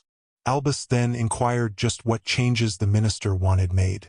The lad kills a troll, saves 3 students and the Hogwarts healer, yet doesn't even earn a house point? The goblins give him a golden helmet for chasing a ghost out the bloody castle. The boy who lived, standing on the steps of Gringotts and talking about how honored he is to receive an award from the goblins, has seen the ministry inundated with owls. They all want to know why the person who rid us of Voldemort hasn't received as much as a ministerial thank you. He's the Hogwarts champion for Merlin's sake, yet neither the school or ministry receive one positive mention in 10 pages of the prophet dedicated to the boy. This state of affairs can't be allowed to continue. Albus had allowed Cornelius to get it all off his chest as the minister ranted and raved in the headmaster's office. He actually agreed with most of it. I am at a loss to see how we can turn this around. If Hogwarts or the ministry start showering the boy with trinkets and awards, it's going to stand out for exactly what it is, us attempting to curry favor with Harry. He will see right through that and may even refuse to accept. Imagine how embarrassing that would be. The goblins have won this battle hands down. I think we have to just acknowledge that and continue the fight from another angle. You really can't be serious. Won't officially acknowledging this make the situation worse for us? I think you have to add your congratulations to Centurion Crow. It might not be a bad idea to let slip the ministry we're considering something similar, but don't want to be seen to be competing for the boy's affections, so have put it off to a later date. I shall approach Minerva about the possibility of a special award to the school for his actions that day, presented at the leaving feast before Christmas. She has a better understanding of Crow and can determine whether the lad will accept before we let any announcements slip to the press. Cornelius was beginning to understand the angle this crafty old wizard was suggesting.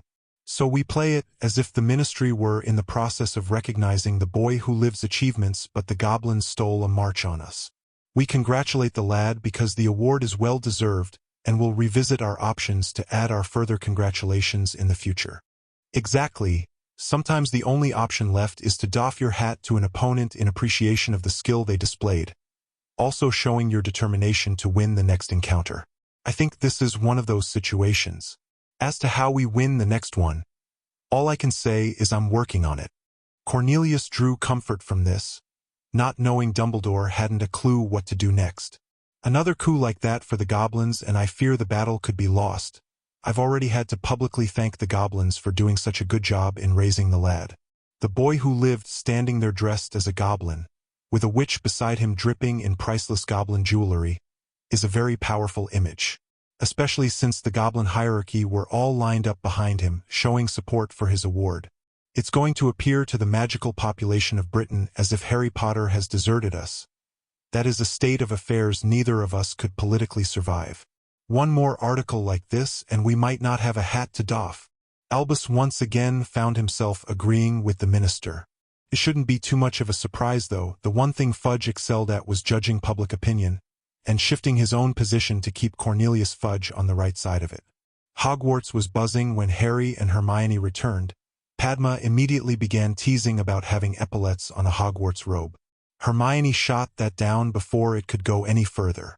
Well, I think they are handsome, and a lot more practical than some badge saying prefect or Quidditch captain. Logic like that ended the teasing, though Padma just switched to what else they were up to in their time out of Hogwarts. It was almost a relief when they all needed to head to herbology. By lunchtime, it was as if they had never been away. Bill watched his students leave the classroom, and couldn't fail to notice Dumbledore waiting to enter. He had no intention of listening to the old wizard today. The supposed interview with Harry printed in the Prophet had sent chills up his spine. Had he not reported to Barchoke that Dumbledore managed to get that information out of him, Bill would currently be unemployed, homeless, and a promising career destroyed. He wouldn't have to fake anger in this confrontation. Albus entered and shut the door, only to be met with hostility. I'll save you the trouble of spouting whatever words you had prepared. I have nothing whatsoever to say to you and refuse to play these games anymore. Games? You think this is a game? Bill didn't back down an inch. I know it's not a game. These are real people's lives that are being affected here. To you, though, we're all just pieces in a game where you have elected yourself the main player. All this greater good pish and sacrifices have to be made shit. You can go and drown in your own stinking manipulations, Headmaster. I have no intention of making any sacrifices for the greater good of Albus Bloody Dumbledore. Bill was pushing past the headmaster when Albus grabbed his arm. This has nothing to do with what I want. I'm trying to save our world from changes that would destroy it. The Cursebreaker jerked his arm out of the headmaster's grip. Before I took this assignment, I spent my days working in tombs of people who couldn't adapt to change. They were the gods of their day, with the power of life and death over millions. Now all that is left are some piles of stone, impressive piles of stone to be sure, but their way of life is gone forever. Dumbledore seized on this analogy. If we allow things to continue, Hogwarts could be nothing more than rubble in a few generations. Our way of life is under attack from all sides. It's now more important than ever that we all stick together. My problem with that statement is we're all supposed to stick together and do whatever Albus Dumbledore wants. What gives the headmaster of a school the right to determine the direction our way of life has to proceed? I have no intention of blindly following someone whose motives are at best questionable, and whose actions are borderline criminal. This was not going the way Albus had planned. If he thought about it, very little had gone to plan recently. So you would rather align yourself with the goblins than your fellow wizards? I'm aligning myself with Harry. That just happens to be the side the Goblin Nation are supporting too. I would rather put my trust in that young man than be a mindless follower of the self-proclaimed leader of the light. Bill had his hand on the door before Albus dropped any and all pretense. You claim to support Harry, yet were involved in a major breach of security against the lad's safety. I wonder what your goblin masters would make of that information, should it find its way to them. It was you who passed the information on to Skeeter? Dumbledore thought he had his man now. Ah, but I wouldn't have been able to, if you hadn't told me about the proposed visit beforehand. I truly am sorry to do this, William, but you leave me no choice. I desperately need information. If you won't cooperate, then perhaps your replacement will be a bit more accommodating. Bill's eyes were boring into the old wizard. It was a confident Dumbledore who was standing in front of him. The Cursebreaker could see that Albus thought he was in a win-win position. Time to end his delusions. It was also time to admit to himself he was shite at this spy crap. There was just too much of the Weasley temper in him to be able to play nice with people like Dumbledore. You're a learned wizard, headmaster, so I will leave you with a simple puzzle. Rearrange these words into a well-known phrase. Off. F. With that, Bill left the classroom, slamming the door behind him, leaving behind a surprised and confused Dumbledore. Harry was sitting at dinner talking with his friends, attempting to explain some of the muggle things he'd seen at the Grangers to Padma and Neville while Hermione smilingly looked on. It was such a pleasant scene, Bill was loath to interrupt. A few whispers in Harry's ear drew a nod of understanding, and his friends could see playful Harry slip away, being replaced by the persona that was Centurion Crow.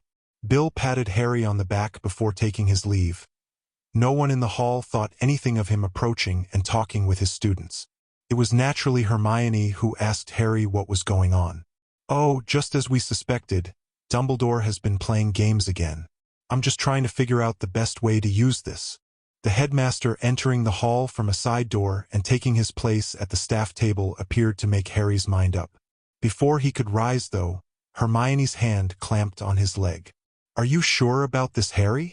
He smiled at her. No, but I shouldn't be in any danger. I'm far better confronting him in the hall, with McGonagall and Master Flitwick here. Couldn't we send for Master Sharpshard too? He lifted her hand off his leg and kissed her knuckles. Hermione Granger, you're actually developing a goblin sense of humor. Harry stood and strode to the front of the hall. He attracted attention most of his time in Hogwarts, but almost every pair of eyes must have been watching him by the time he reached the staff table. Harry didn't bother with any preliminaries. Dumbledore, you told that Skeeter reporter I would visit my parents' graves on Halloween. The silence that followed those words drew out until Snape actually broke it. Mr. Crow, that is a pretty serious allegation to make. Do you have any proof? It's Centurion Crow, sir, and yes I do. Cursebreaker Weasley let slip to the headmaster where I would be going, and then this despicable old bastard just tried to blackmail my tutor into passing over more information.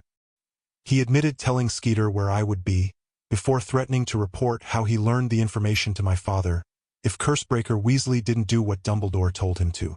Minerva practically had steam coming out her ears at that revelation. Do you know what Mr. Weasley's answer was? Yes, Professor. I believe he told the headmaster to fuck off. This drew some laughter, and had a pair of red-headed twins up on the Gryffindor table doing a jig of delight. Harry wasn't finished yet, though. For 10 years I was safe within Gringotts walls. I haven't been here 10 weeks yet, but it has been one attack after another.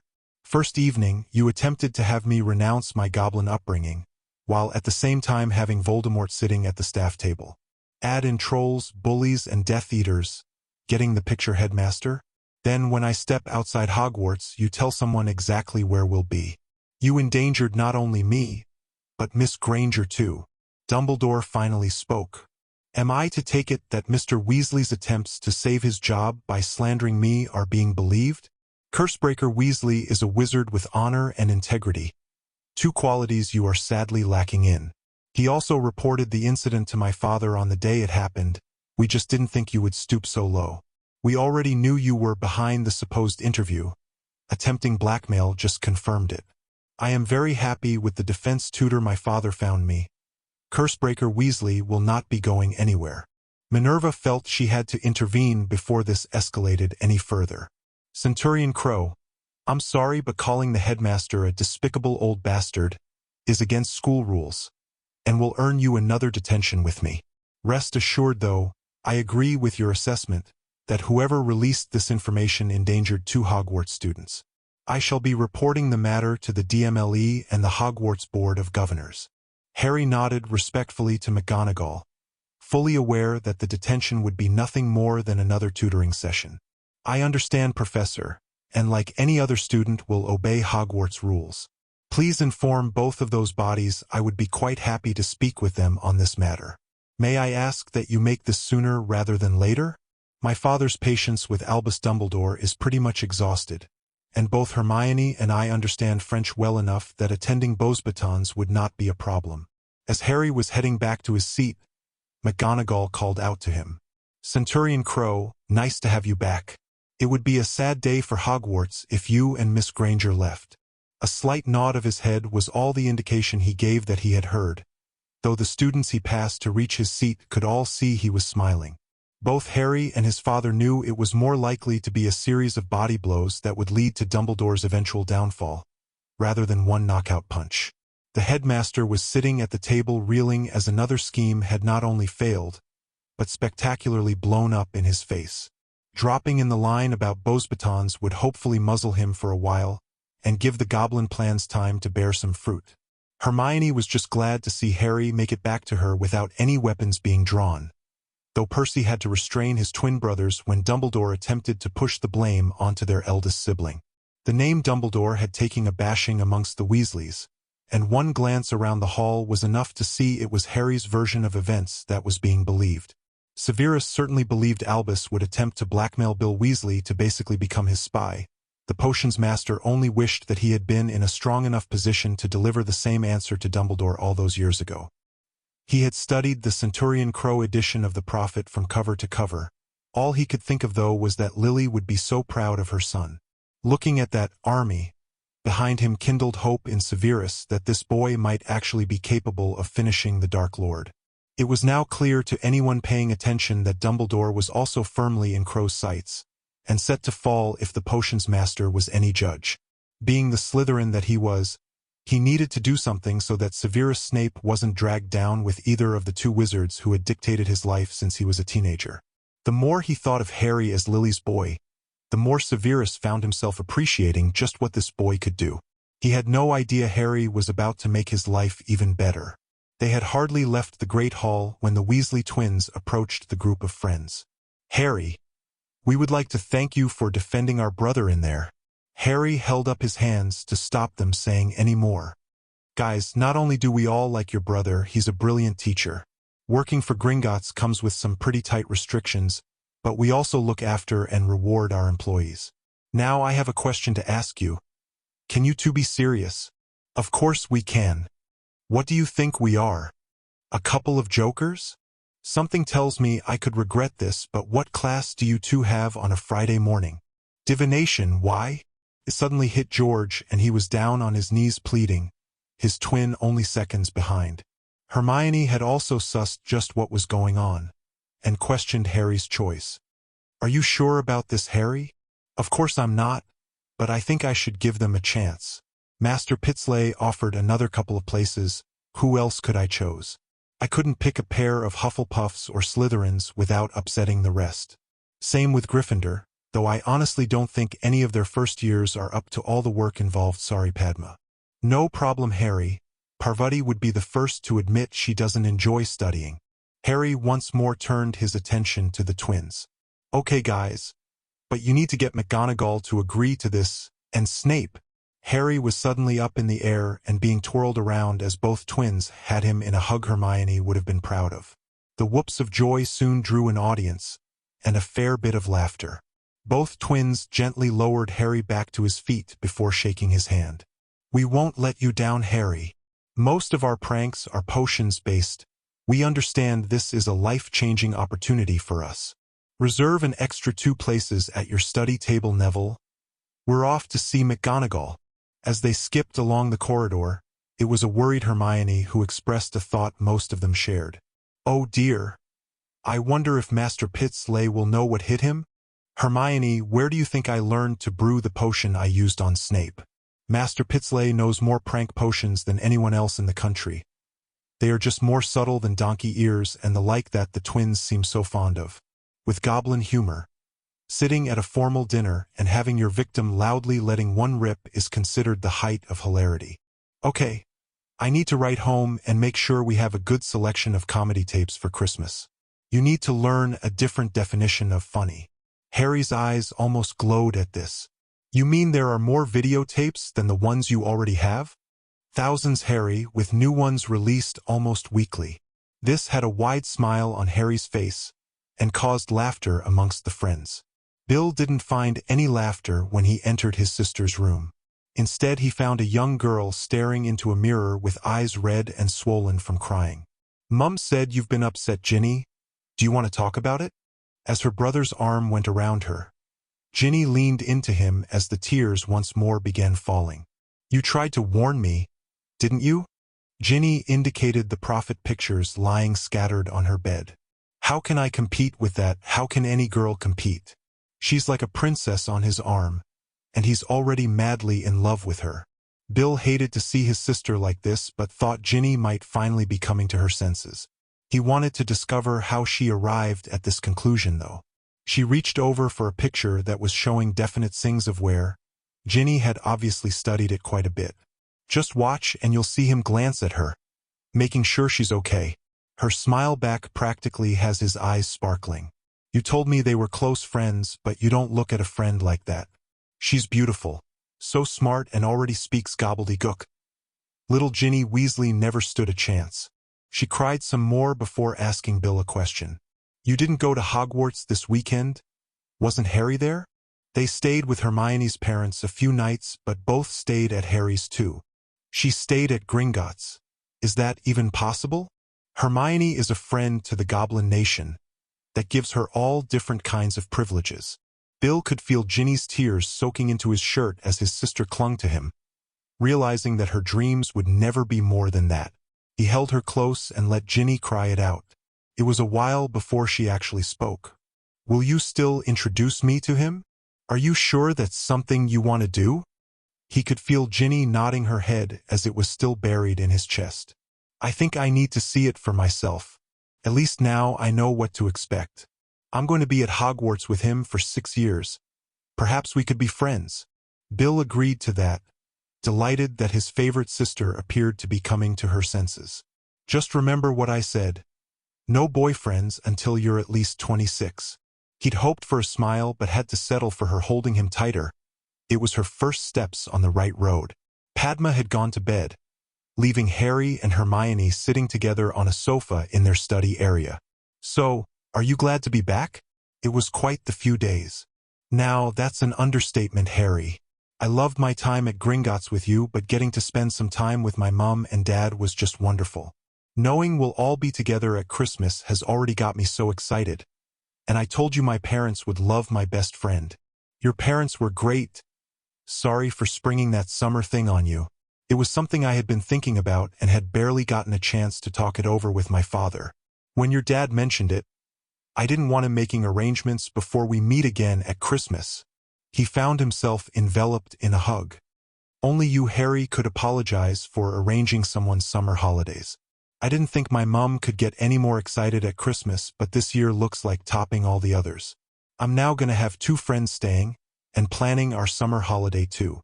Hermione kissed him on the cheek. Thanks, Harry, for everything. I'll see you in the morning for our run. Hermione headed up to her room, leaving a grinning Harry behind. Chapter 18 Hidden Things. It was a red-faced Harry and Hermione who were sitting in their history class. Professor Hobson had a goblin memory displayer and a crystal that contained the memory of Centurion Crow speaking from the steps of Gringotts.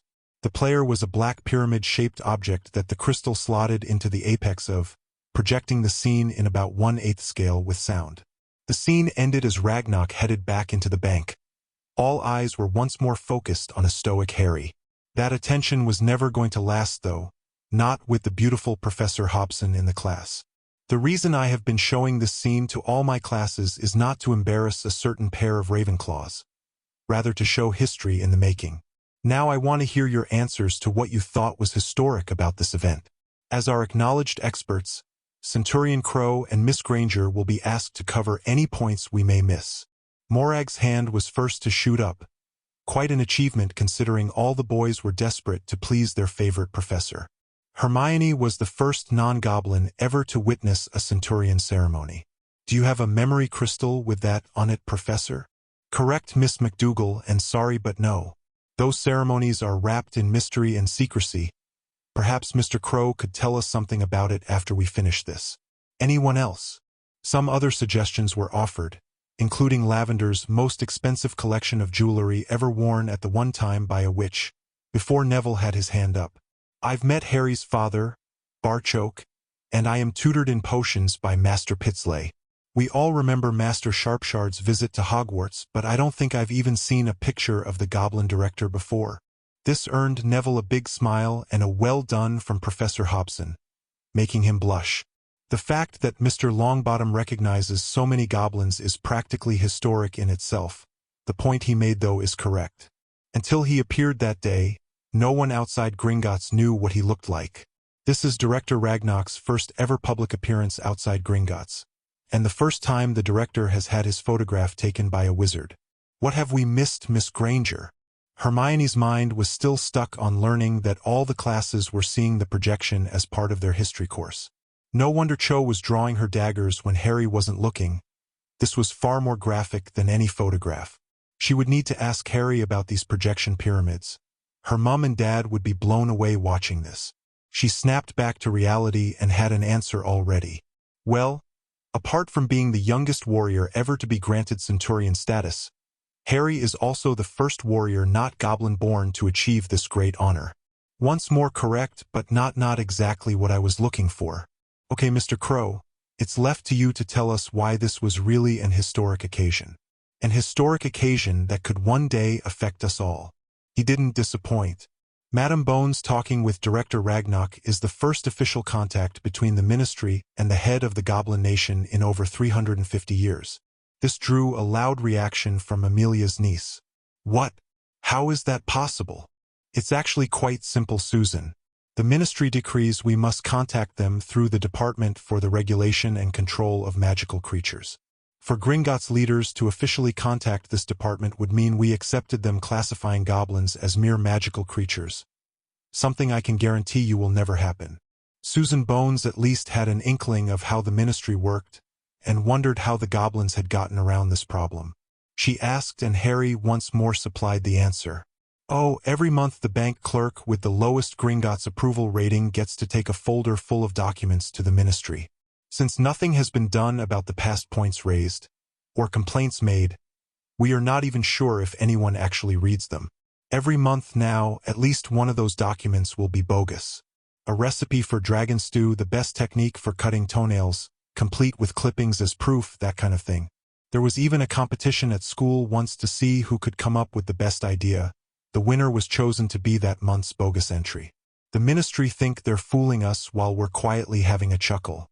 Goblin sense of humor, which is almost impossible for any non-goblins to see the funny side of. Harry looked in the direction of his friends. Believe me, I have tried. I think modesty is also preventing Centurion Crow from elaborating on a point we touched on. The entire goblin leadership was standing publicly and squarely behind his appointment to this post. The message this very public display sends out is that the goblins support a child born to a witch and wizard being appointed to one of the highest posts in their nation. That boys and girls is history right there. In a very public way, the goblins are showing that they see no difference between us. It is only our attitudes that define differences. Draco was desperate for this professor to notice him, so just had to state what he thought was obvious. Professor Hobson, Centurion Crow is different. He is clearly not a goblin. Okay, Mr. Malfoy, let me ask you this. I'll even open the question up to the entire class. Do you think the Goblin Nation would award a Dementor Centurion status?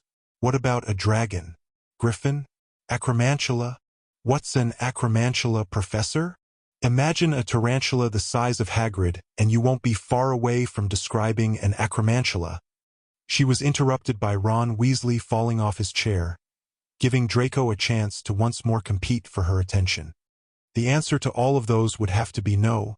It still doesn't tell us why Centurion Crow is different. All those things I mentioned come under the Department for the Regulation and Control of Magical Creatures portfolio, as do the goblins.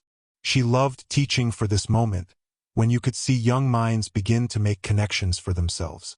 Now, if we can see what's wrong with that, why can't the ministry? The answer is simple. They don't want to. The British Ministry of Magic is one of the few magical governments in the world where sentient magical beings are still treated like mere beasts. She let this sink into the young minds before continuing. My job here is not to cram a bunch of names and dates into your heads. More to get you realizing that history is all around us every day. A very wise muggle actually produced a quote that has kind of become my mantra. Those who cannot learn from history are doomed to repeat it. We are still going to focus on specific historical events, but dig deeper into each in an attempt to discover what was really going on. Only when you understand that, can you hope to avoid making the same mistakes. The young Swedish professor could see that made sense to her students. She hoped the next bit did too. I think one of the main reasons the history syllabus at Hogwarts was allowed to deteriorate to the sorry state it was in is that the ruling governments of the day didn't want their actions studied too closely. Every history course I've ever seen includes some relatively modern events in it. The professor paused, wondering just how far she could take this with first years. She decided this was something they really needed to know. Over a decade ago, magical Britain reached a condition that was a mere step away from civil war. The general belief is that this was fought by purebloods wishing to take what they considered their rightful places and rule the country utter rubbish. The Death Eaters were a bunch of terrorists attempting to overthrow a country's legal government, with the rest of the magical world monitoring the situation closely in case they had to intervene. Don't get me wrong, the other governments weren't about to rush to Britain's aid. Rather end the problem here before it could spread to their countries. The young professor was used to her classes hanging on her every word. She wondered though who would ask the first question about the next revelation. Propaganda played a large part in the Dark Lord's strategy. Personally, I think he copied a lot of the German ideas from the Second World War. Replace Aryan with the word pureblood, and most of the ideas are the same. Hermione's hand was up in a flash, getting a grin from her teacher. Professor, my friends are purebloods. And a goblin. The point is, none of them know anything about Hitler or his plans for a master race. How could this Dark Lord know about it? 10 points to Ravenclaw for getting right to the heart of the matter, Miss Granger. The answer, though, is surprisingly simple. The Dark Lord is not a pureblood. This caused uproar in the class until the professor held her hand up for silence. When I tell you something, I don't want you to instantly believe me. I want you to do research and actually try to prove me wrong. What you need for that, though, are facts, not hearsay. She pointed her wand at the board, and the name Tom Marvolo Riddle wrote itself. The letters then shuffled to reveal, "I am Lord Voldemort." The Dark Lord was nothing of the sort. Being clever with anagrams does not bestow a lordship on you.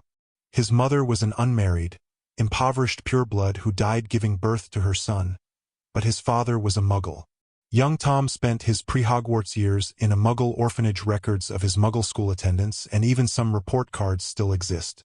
You can check the Hogwarts roll and see he was a Slytherin head boy too. Neville's jaw matched those of the majority of his classmates, in that it was practically hitting the floor. That was before he turned and spotted Harry sitting there unconcerned. "You knew. It's vital that you know your enemy, Neville." Professor Hobson had a lot more revelations for this class. Now, having established his true identity, it's important to discover the real aims Tom had. Quite simply, this self-styled lord wanted to rule the world, and would go to any lengths to realize his ambition. Seeing where all the wealth and political power was held, he aligned himself with the purebloods. Not all bought into his claims though, but Tom had an answer for that too. He coined the term blood traitor, classing any pureblood who opposed him as such. Again, this drew gasps from her students. Things like this just weren't talked about in mixed company. Traitor is a very emotive word. Even in Muggle Britain, the act of treason could still see you hanged. The Treason Act hasn't been used for over 50 years, but it's still part of their laws. Some of the most eminent magical members of this country were labeled blood traitors, simply because they opposed this maniac. This gave families they had been close to for generations the perfect excuse to stand back and do nothing, while their fellow purebloods were almost wiped out. Families like Bones, Longbottom, Potter, Abbott, and many more all lost people to this maniac and his followers. There were some moist eyes now as this was history that struck close to home, but Professor Hobson wasn't finished yet. "Miss Granger, sorry to keep picking on you, but I need someone with a pre-Hogwarts Muggle education like Tom's to answer this. Can you think of any Muggles who would dress in costumes with masks to victimize a specific group of people?" The image popped into Hermione's head instantly. The Ku Klux Klan. They promoted white supremacy.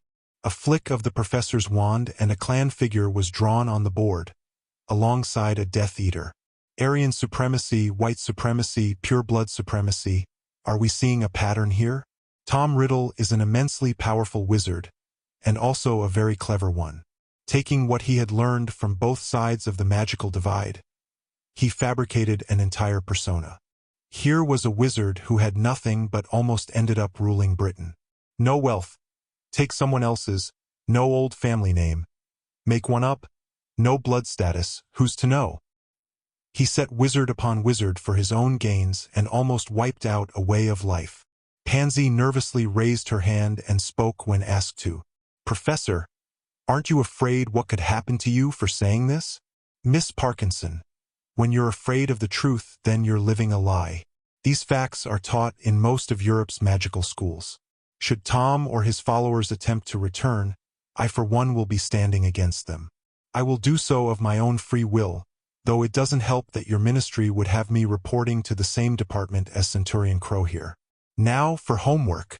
She stopped because a hand had shot into the air. "Yes, Miss Brown." "Professor, you said when we were finished we could ask Harry about the Centurion ceremony. Are we finished?" Henrika Hobson had thought the material she was covering today might have been a bit advanced for these students. She was very pleased to see she had reached most of them, though Miss Brown's attention was clearly focused elsewhere. The young professor glanced toward Harry. "Centurion, I am not asking you to reveal any secrets, but could you tell us anything, even about the position of Centurion? This is merely a request. Please don't feel you have to." "Professor, I would hate to trivialize one of the most important history lessons we've ever had. It's quite all right, Centurion. I think the class would appreciate ending the lesson with some lighter material." Harry glanced around the classroom, seeing some tearful and frightened faces. The professor invited him to the front of the class and he went. The position of Centurion is an ancient one. They existed long before the Roman armies used the term for a squad commander. It's not really a fair comparison since I don't have a squad of warriors. Professor Flitwick mentioned Order of Merlin and Muggle knighthoods, neither of which is really close. The medieval knights of old are probably the nearest things I can think of to compare a centurion with. We live our lives by a strict code of honor, and our blades are always ready to defend the nation. Tracy wanted to confirm what she was hearing. Are we talking about Knights of the Round Table here, Harry, King Arthur, that kind of knight? Well, Merlin was a friend of the Goblin Nation, as is Hermione, so I don't think that should be too surprising. This had his best friend blushing as all eyes were now on her. In magical Britain, any comparison to Merlin was a great honor. Lavender, though, had another question. Do you wear a suit of armor too? I carry my armor with me at all times. Goblin armor is different from the suits you'll see dotted around the castle. Harry suddenly realized everyone would now want to see it. He shook his head before making his way back to his desk and kicking off his shoes. When the robe came off and landed on the desk, Professor Hobson interrupted. Centurion, just what are you doing? I assumed the class would want to see my armor. I like these shoes and this shirt. I destroyed a few before getting the hang of this. My practice tunic is dragon hide and can cope with the transfiguration. As he unbuttoned his shirt, the witches were now ogling Harry's exposed torso, but not for long. His armbands suddenly started to expand. A metallic lattice began to spread over Harry's body like a second skin. In a matter of seconds, golden chainmail armor covered every square inch of his body, with only his face still exposed. A Hogwarts uniform wasn't designed to let armor grow under it. Shirts tend to rip unless loosened, and shoes burst at the seams. Terry was looking at Harry in awe. Can you still fight in that? It looks dead heavy and cumbersome. He glanced toward Hermione. Should we give them a demonstration? I've never fought in a skirt before. You might have to one day. An enemy won't allow you time to change clothes. Henrika established control of the situation immediately, wanting to know exactly what was being proposed before it went any further. Just what are you suggesting, Centurion? Sorry, Professor. I should have asked your permission first. I'm teaching Hermione how to use a sword. I was suggesting a quick practice to show how my armor performs as I fight, with wooden practice swords, of course.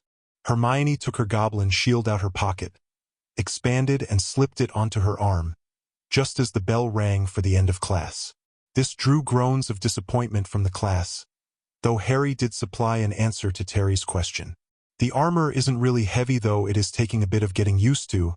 It feels a bit like moving in water at the moment. I use it in our sword practice and am building up to wearing it while running. I hope to have it mastered by the Christmas holidays. Speaking of holidays, Centurion, I'm hearing you might have just changed my summer plans? Sorry, Professor. That was not my intention. I know you'll be busy at the start, but you would be more than welcome to join us near the end of it. Why, thank you, Centurion. That is a very generous offer. I might just take you up on. I can just as easily write lying on a beach as stuck in an underground room. As Harry was putting on his robe, he once more received jealous stares, but this time from the boys. He could feel Hermione bristling with indignation on his arm as they left the class, though had no idea what he'd done to deserve it. Neville gave him his first clue. Are you really going to spend part of the summer holidays with Professor Hobson on a beach? Harry decided to go with his usual approach, the truth. As you've just seen, Professor Hobson is a brilliant teacher. To lure her to Hogwarts, my father had to offer something she couldn't get elsewhere. The professor will be spending her holidays with us in Gringotts. Hermione stopped walking at this, causing Harry to inquire what was wrong. Her reply of nothing clearly wasn't right. I thought you'd be pleased. This is what you wanted. Harry, if this is more goblin humor, I'm not seeing the funny side here. I thought we agreed it had to be an outsider, someone who could highlight the differences. I also thought she did a brilliant job of that just now. Harry, you're not making any sense. My father got permission from the director to allow Professor Hobson to stay with us while she studies our culture before writing a book on goblins. It was only this unique opportunity that convinced her to leave her last school and come to Hogwarts. She will spend the next few summers at Gringotts. It was like watching a light switch on for Hermione as she realized just what was happening. A broad smile spread across her face as she once more started walking with Harry. Are we okay? Of course we are, Harry. I'm really sorry about that. I was just being silly, but we talked the problem out and got it sorted. I think it was watching the rest of the boys practically fall over themselves to please Professor Hobson, and then imagining her coming on holiday with us. I said I was being silly, didn't I? Here was the information Harry was missing, and he was soon smiling himself. Hermione Granger being silly, I don't believe it. It's Professor Hobson's Vila heritage that has all the boys tipping over themselves. It doesn't affect goblins. This raised a number of questions for Hermione, but she chose to leave them for later, the young witch felt she'd made enough of a fool of herself already today.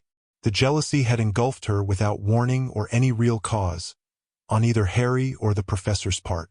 She was getting used to other students hitting on Harry, but Hermione thought it may have been triggered by the fact she could never hope to compare with the stunningly beautiful professor. The very idea of being on a beach with the blonde witch sent shivers of dread through her young body. A smiling Harry on her arm was quickly banishing those thoughts away and showing them for what they were, pure silliness. They reached the Great Hall and had hardly sat down when they discovered just how quick the Hogwarts rumor mill actually operated. Roger appeared to have been delegated to ask the question that every male Ravenclaw suddenly wanted to know the answer to. Harry, did you really invite Professor Hobson on holiday with you? Again Harry went with the truth. She's working on a project for my father over the holidays. Since we'll be on a beach, I didn't see anything wrong with inviting her along too. One of the sixth-year boys shouted down the table to Harry. Is your father looking for anyone else to help with the project? I'll work for free. This generated some laughter, though Roger summed it up perfectly. Merlin, Harry, if you thought you were popular before, this is going to eclipse everything. What's getting out of Snape's potions class compared to time on a beach with Hottie Hobson? There was no laughter this time, just a lot of wizards letting their imaginations run away with them, and a lot of witches scowling at them for doing so. That Harry sat unconcerned chatting with Hermione and Padma over lunch settled the last of his best friend's nerves, and left Hermione wanting to hug the life out of him. There were no smiles in the private conversation Harry had later that night. Getting goblin suspicions confirmed by Hogwarts meant that there was now a fair bit of planning to be done. The twins were rather upset when they discovered their eldest brother was in the castle but would miss their game against Slytherin. Sorry guys, but I am working. If the game's still going when our lesson finishes, I'll certainly be there to cheer Gryffindor on. They both looked to Harry for help, only to be disappointed. Sorry too guys, training comes first. Your brother is a brilliant teacher and we need all the defense training we can get. Bill led the four friends out the hall just as the Quidditch captains were calling on their teams to make their way down to the pitch. The door of the classroom had hardly closed when Harry turned to his three friends. I'm sorry for deceiving you like this, but there is no lesson today. There's a mission I must carry out inside Hogwarts and, with the entire school out at the Quidditch pitch, this is the perfect time. Hermione was on him in a flash. This obviously has to be secret, but please tell me it's not dangerous? Cursebreaker Weasley and I are going to look for something. The only danger we can see is the possibility there may be some magical traps around the object, something that he deals with on a daily basis. Oh good. That means we can come and help? Bill started laughing. And that is why I don't gamble with goblins. Harry here wanted to bet me that would be your response, but I wasn't buying into that. While this was greeted with a smile from Hermione, Padma wanted to know exactly what they were signing up for, and just what they were looking for. The item is the diadem of Rowena Ravenclaw. This drew gasps from the two female claws. Padma found her voice first. I'll say this for you, Harry, you don't do things by half. Spotting Neville's confused appearance, Padma helped their Gryffindor friend out. It's a tiara, Neville, something like the one Hermione wore to the Centurion ceremony. Our Harry here is conveniently ignoring the fact that it's been lost for centuries. And believe me, people have been looking for it. The Centurion here expects to get his hands on it while a school Quidditch match is taking place. Rather ambitious, don't you think? This drew a smile from Harry. Not if you know what room it's in.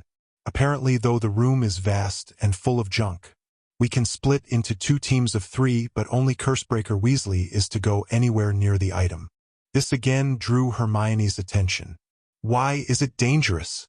It could be the last person to handle it was Tom Marvolo Riddle. We're taking no chances, and it will be sent straight to Gringotts to ensure it's safe.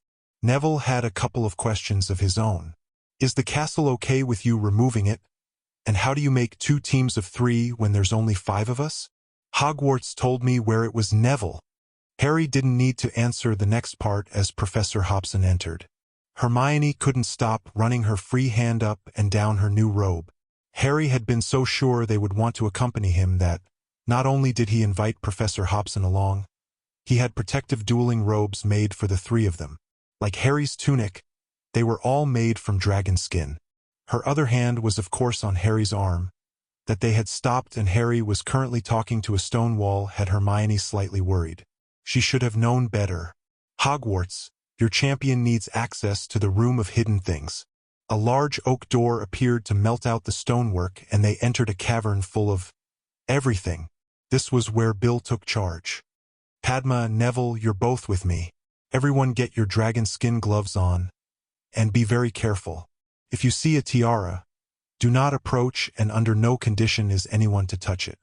Henrika, send up red sparks if any of your team spot it and will come running.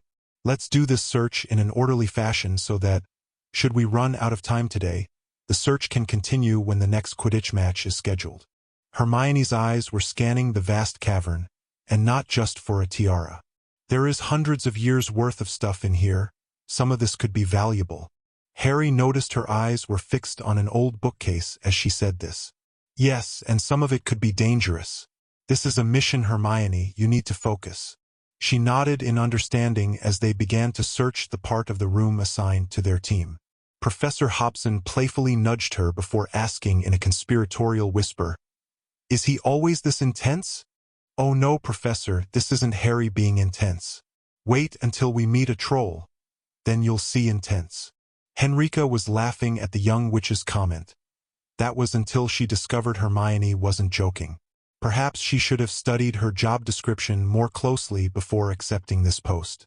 Bill was beginning to think they would have to wait until the Ravenclaw/Hufflepuff match at the end of the month before resuming their search when a spray of red sparks lit the roof of the chamber. The trio quickly headed in the direction the spell had been cast from. The other team were standing well back, heeding Bill's warning, but Padma headed straight for it. Harry and Hermione were physically holding her back while Bill scanned the area. It's emitting a powerful compulsion charm. I want everyone further back. The 3 friends and Professor Hobson soon had Padma out of range, earning an embarrassed apology. I'm sorry, I just don't know what came over me. How come I was the only one affected? Harry answered while watching the Cursebreaker work. Hermione's bracelet would protect her, as would my armor. Neville's got his mind on other things. Neville was standing beside Professor Hobson with a goofy grin on his face, enticing giggles from both girls. Those stopped as Cursebreaker Weasley appeared to have disarmed any traps.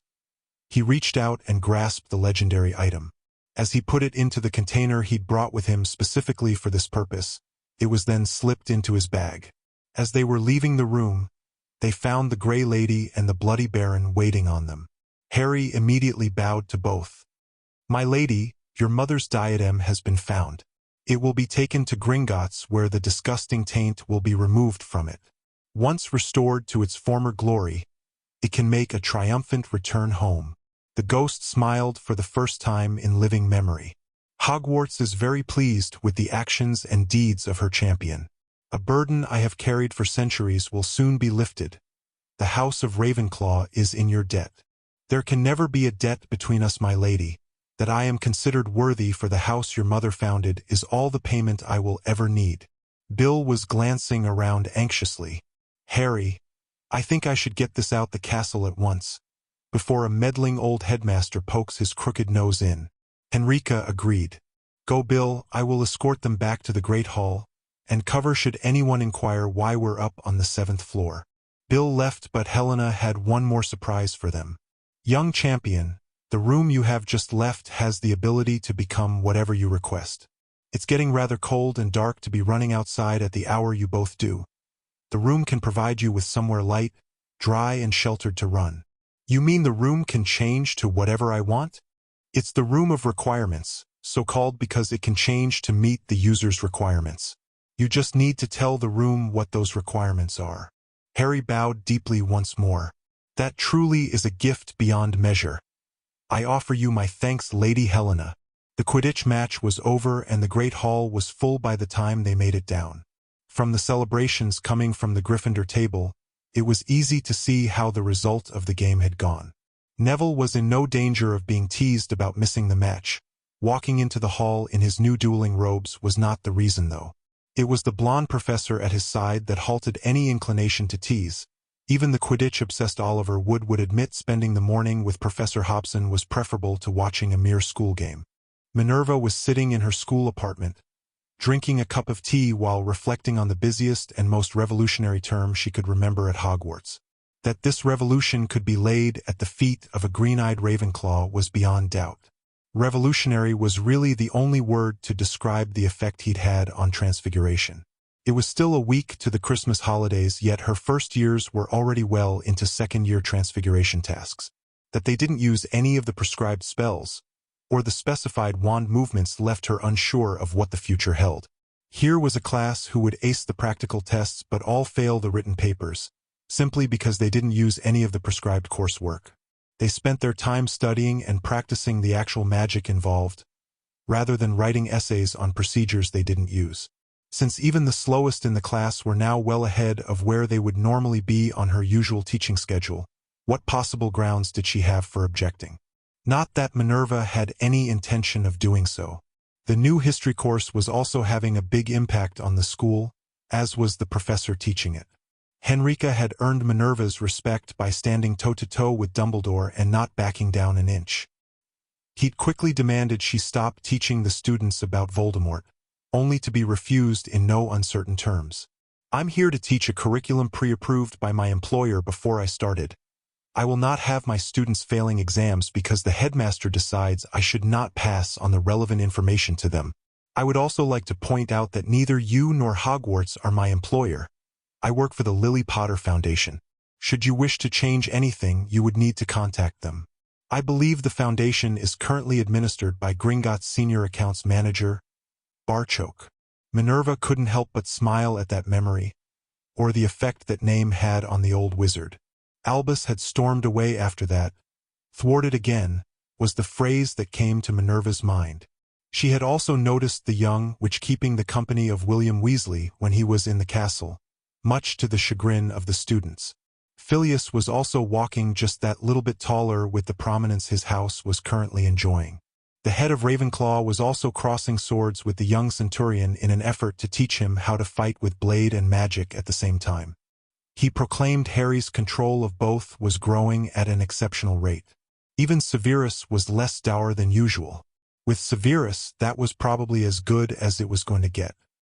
His acceptance of Harry as Lily's son seemed to have done wonders to his demeanor. The Weasley twins leaving his potions class would also go down as a red-letter day for the head of Slytherin. Even Albus appeared to have temporarily curbed his attempts to manipulate the lad. Perhaps his continual rebuffs were finally beginning to take their toll? Minerva doubted it, though, and thought next week's presentation to Centurion Crow at the leaving feast would at least be entertaining. That white owl of Harry's was always delivering mail, so his father would be well aware of what was happening. The Gringotts' presence now in Hogwarts was also considerable. Albus appeared to think he was dealing with a young boy who could be easily swayed.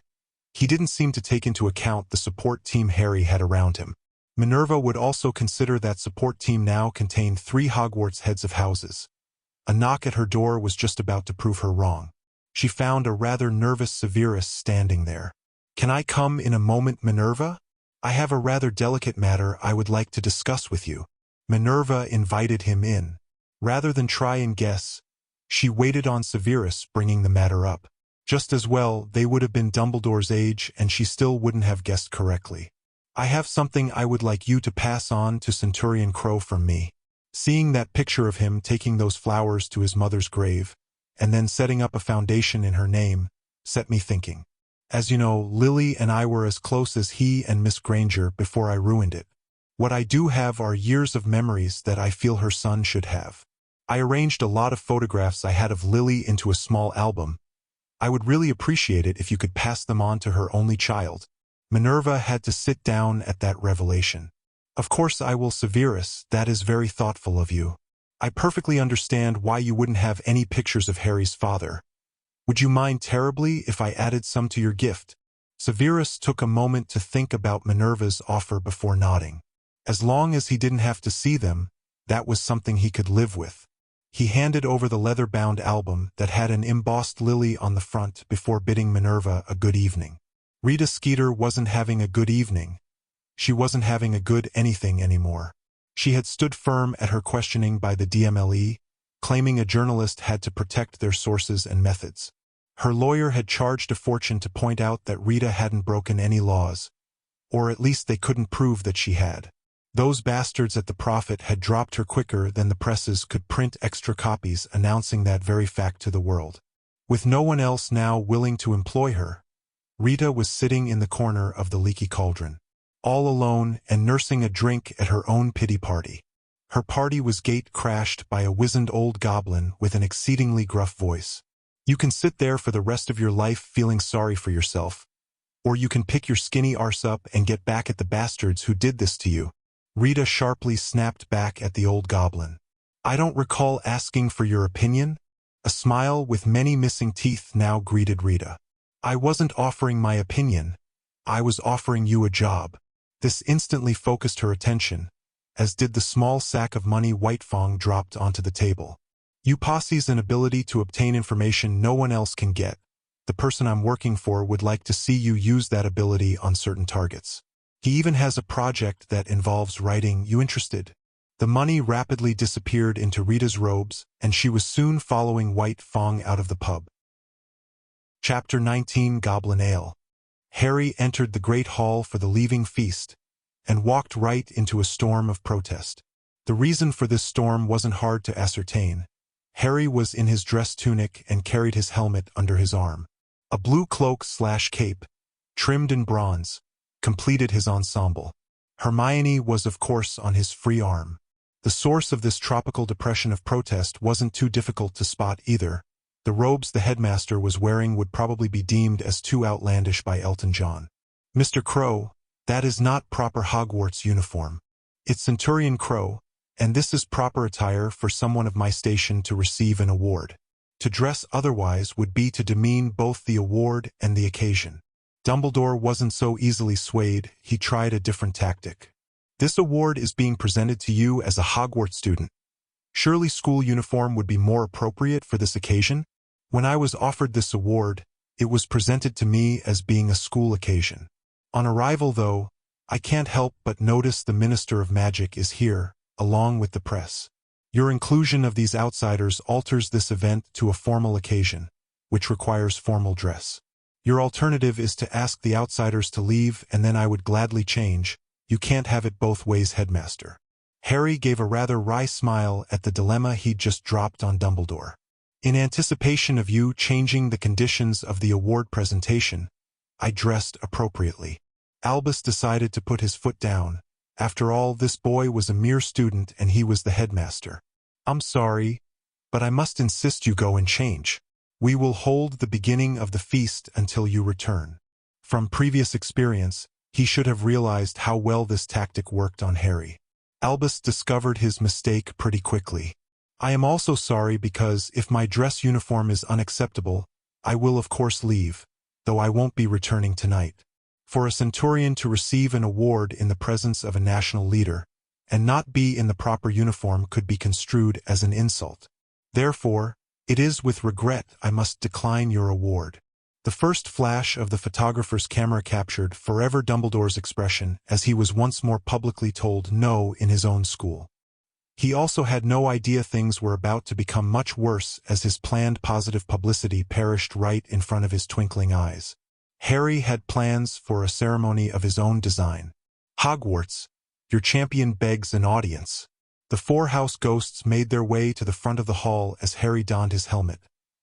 He then reached into his bag that Hermione was carrying. Master Flitwick, could I have a moment of your time, please?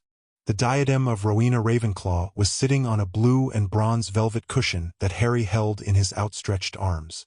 The tiara captured light from the hall and reflected it back in a kaleidoscope of colors as Rowena's fabled diadem majestically sparkled on its journey to the front of the now hushed hall.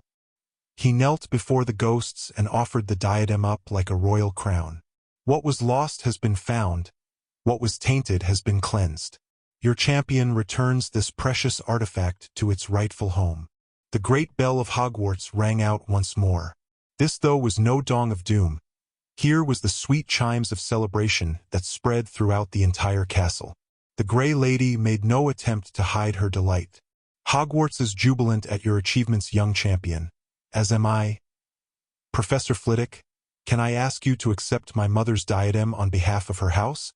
We will make arrangements for it to be publicly displayed so everyone can have a chance to see it, before it returns to its rightful place in Ravenclaw Tower.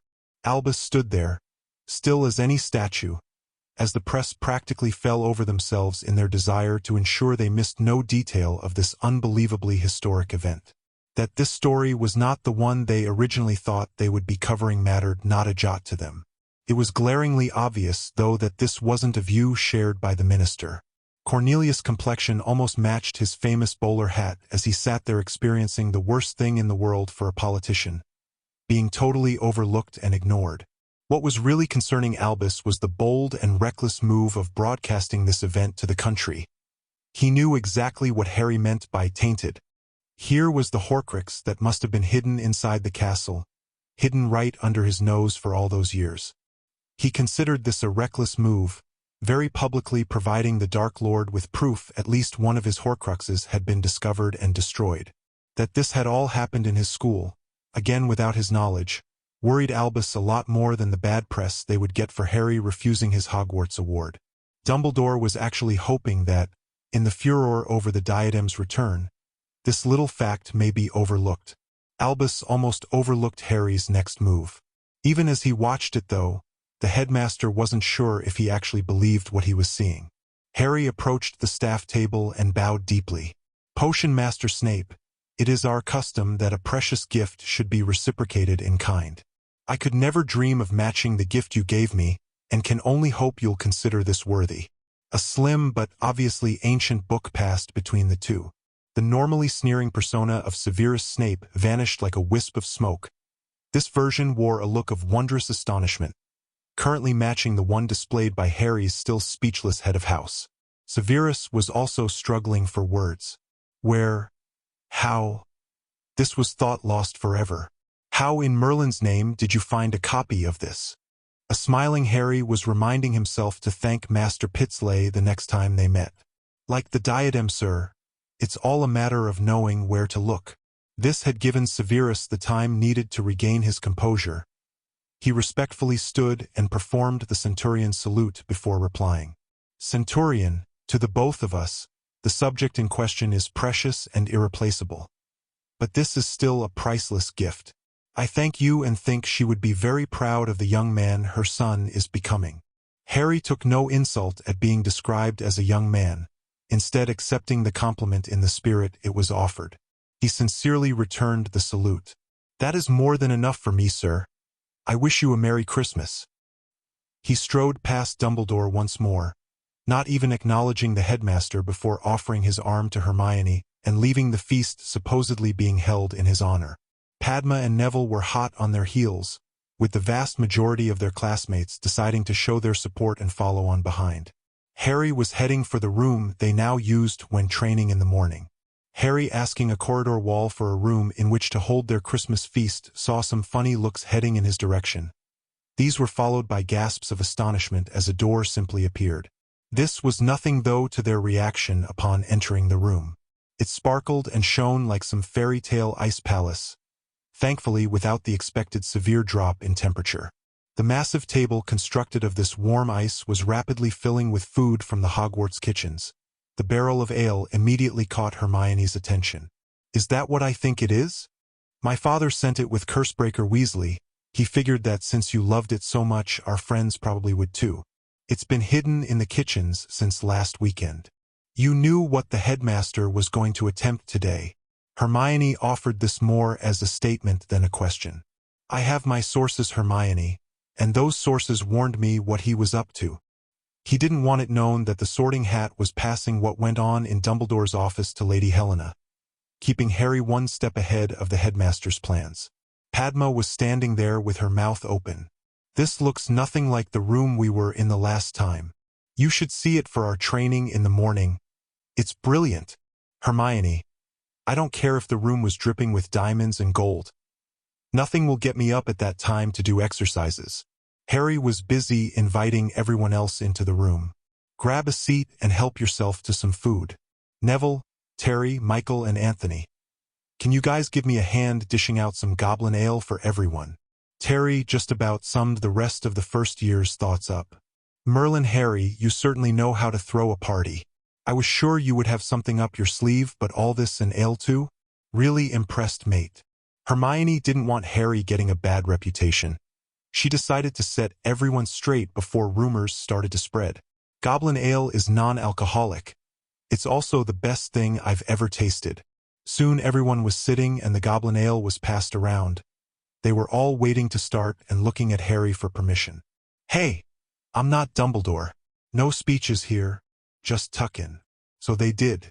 McGonagall couldn't find the rest of the first years anywhere. All the ghosts would say was that they were still inside Hogwarts, perfectly safe and eating dinner. She walked with her Gryffindors from the Great Hall back to their tower. Curfew was approaching, and she wanted to see her missing first years in their dorm before retiring for the night. She heard her 5 lost cubs long before laying eyes on them. They were laughing, joking, and apparently saying good night to some people. They entered through the portrait hole and weren't perturbed in the slightest by her presence. In fact, the 2 girls couldn't wait to tell her what they'd been up to. "Oh, Professor, you should have seen it." Harry spoke to a wall, and then this wonderful room just appeared. It was gorgeous. "We had a fantastic party. Harry even brought goblin ale into the castle. It's a bit like butterbeer, only much better." Neville was quick to defend his friend. "There's also no alcohol in it, Professor. Did you have a good evening?" Only years of practice stopped Minerva from smiling. She did have a stern reputation to maintain after all. "Apparently not as good as yours. Now I want to see all of you heading for bed. The express leaves directly after breakfast." With a chorus of "Yes, Professor," a group of happy children headed up the stairs. Minerva was sure Albus would see this as evidence that Harry was gathering followers around him, just like a certain Tom Riddle had done all those years ago. Everyone else could see the situation for what it really was, an enigmatic young man making friends with his peers, but the headmaster could not accept the obvious explanation. Albus was worse than any pit bull sinking its teeth into something. When he got an idea in his head, there was just no letting go. The only first years not at the alternative feast were Malfoy and his diminishing band of cronies, and of course Ronald Weasley. This meant there was a mixture of all houses at the party, and every blood persuasion she could think of. Minerva couldn't get over that every single one of them had all voluntarily walked out of the Great Hall, trusting that Harry would have made alternative arrangements. Add to that the lad was spending Christmas in his best friend's Muggle home, and Harry seemed to be going for inclusion, rather than exclusivity based on any form of blood status. They were all heading for their respective dorms when Harry leant into Hermione and spoke softly enough so that only she could hear. "I need to speak to Susan Bones and pass on a gift from my father. Can you stick close and not ask any questions?"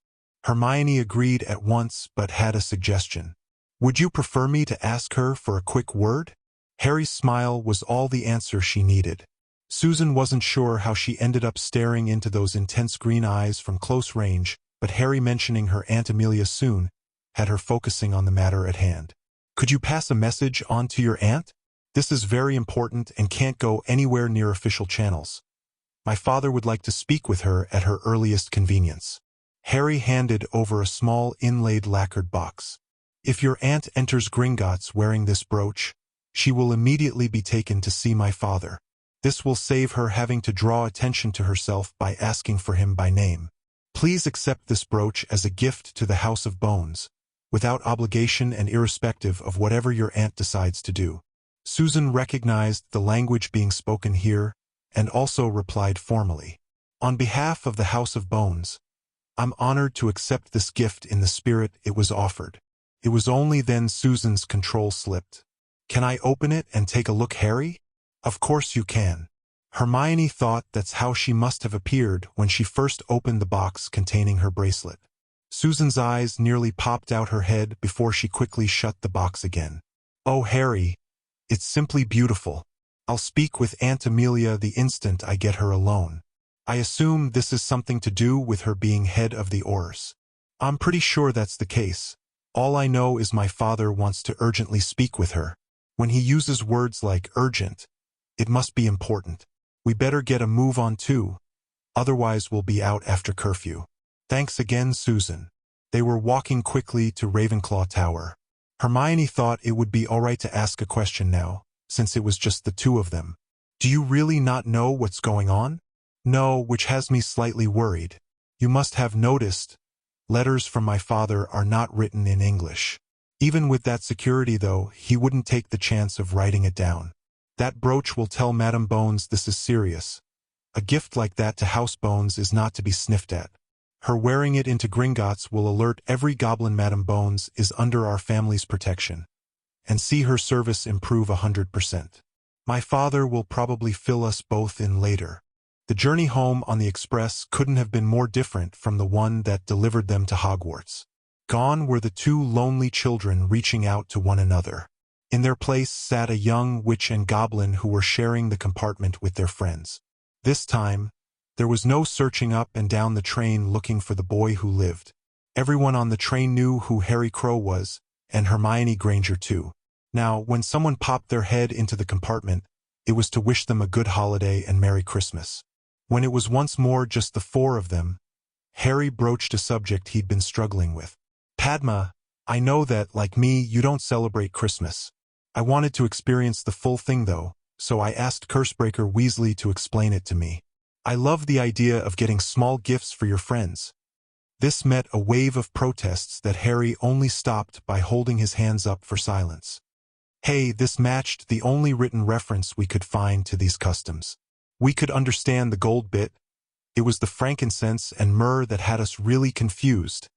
Harry was once more interrupted, but this time by Hermione almost choking with laughter. Every time she looked at Harry it would start again. Only him offering his handkerchief allowed the witch to get control. Thinking she must look a sight was enough to do it. Anyway, before being so rudely interrupted, Hermione showed her maturity by sticking her tongue out at him. "I was about to ask for your help with a problem. It wasn't the gifts as such that caused the problem, rather who to get them for. You three were of course top of my list. Then I hit problems. I got our Ravenclaw yearmate sweets, but it was Parvati that gave me the biggest headache." He now had two young witches staring intently at him, which left Harry wondering if he'd gotten it wrong again. "She's not just Padma's sister but her twin. I feel quite bad that we seem to have monopolized all Padma's time, and now she's spending the holiday with us too. I've gotten Parvati a gift yet I'm trying to avoid there being any misunderstandings why I did it. I'm still not 100% sure what I got wrong that morning after the troll, but Parvati's tears were real enough. I need help in avoiding a problem like that again." Padma glanced toward Hermione and her smile gave the unnecessary permission. She leaned over, hugging and then kissing Harry on the cheek. "Harry, that is so thoughtful, thank you. If you want, I could give it to her and avoid any problems." It was a relieved Harry who reached into his bag and handed a wrapped present to Padma. She left to find her twin sister. Harry pulled another package out his bag and handed it to Neville. "We won't see you until after Christmas, so I think it's best to give you this now." Neville opened the package to find a small goblin-made sheath knife. It had an ivory handle and a 3-inch razor-sharp blade, all enclosed in a reddish dragon hide sheath. It can be used to take plant cuttings or preparing potions ingredients. "It's brilliant, Harry, thanks a lot." Hermione was smiling and shaking her head at the same time. "Harry, you continually surprise me." He smiled back at her. "That's a good thing, right?" Ginny was waiting with Bill on the platform, her new dress not quite long enough to hide the fact her knees were shaking with nerves. As the bright red engine pulled the carriages into the station, it took almost the same amount of Herculean effort for Ginny to remain standing by her brother's side. The desire to hide behind Bill was practically overwhelming the young witch. The students soon began pouring out from the carriages as hundreds of witches and wizards in high spirits erupted onto the platform. Ginny was focusing all her attention on spotting one particular student. Being the youngest of 7 children meant Ginny already had a well-honed ability for watching everything that was going on around her. Being the smallest and female, saw her continually ignored and overlooked, thus providing even more opportunities for her to develop this skill. Living in the same house as Fred and George, this could also be considered a necessary survival technique. She soon spotted the smartly dressed boy with long black hair, the witch on his arm helping Ginny confirm his identity. She also noticed the Indian witch and another wizard who were remaining close. A stunningly beautiful Chinese which practically ambushed the group as she attempted to claim Harry's attention. Even from this distance, Ginny could see her ploy was doomed to failure. Harry's body language had instantly shifted from relaxed to stiff formality, and both witches in his company clearly resented this intrusion. The little scene was soon shattered by the speedy arrival of another witch. This one had an entirely different interpretation of how an ambush should be carried out. She raced up to a clearly unsuspecting Harry and threw her arms around his neck. A quick greeting was followed by a kiss on the cheek. She rapidly disentangled herself before cheerfully greeting the rest of his friends and then dragging the Indian girl, who could only be her twin sister, away. Whatever the Chinese girl had planned, this clearly unscheduled intrusion destroyed her play as effectively as a brace of well-hit bludgers. She quickly mumbled something before departing, a distinctly unhappy witch. Saying a much more heartfelt goodbye to their other friend saw the pair start to make their way toward them. Even now, though, the number of people who warmly greeted the pair as they passed was impressive.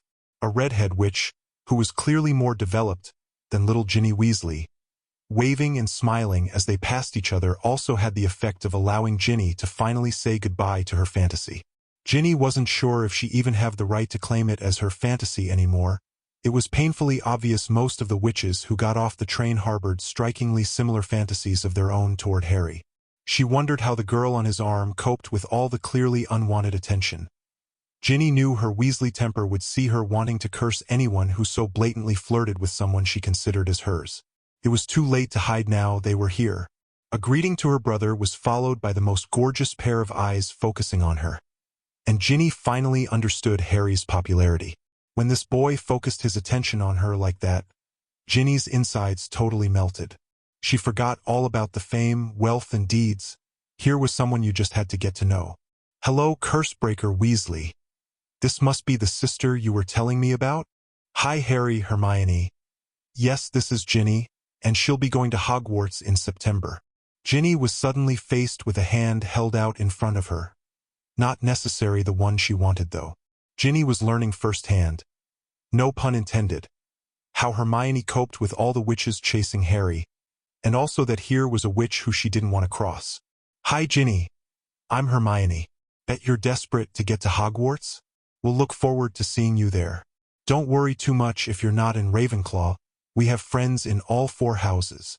Even in the short time she'd been watching them, Ginny had already noticed that the only way to get near the real Harry was through this witch.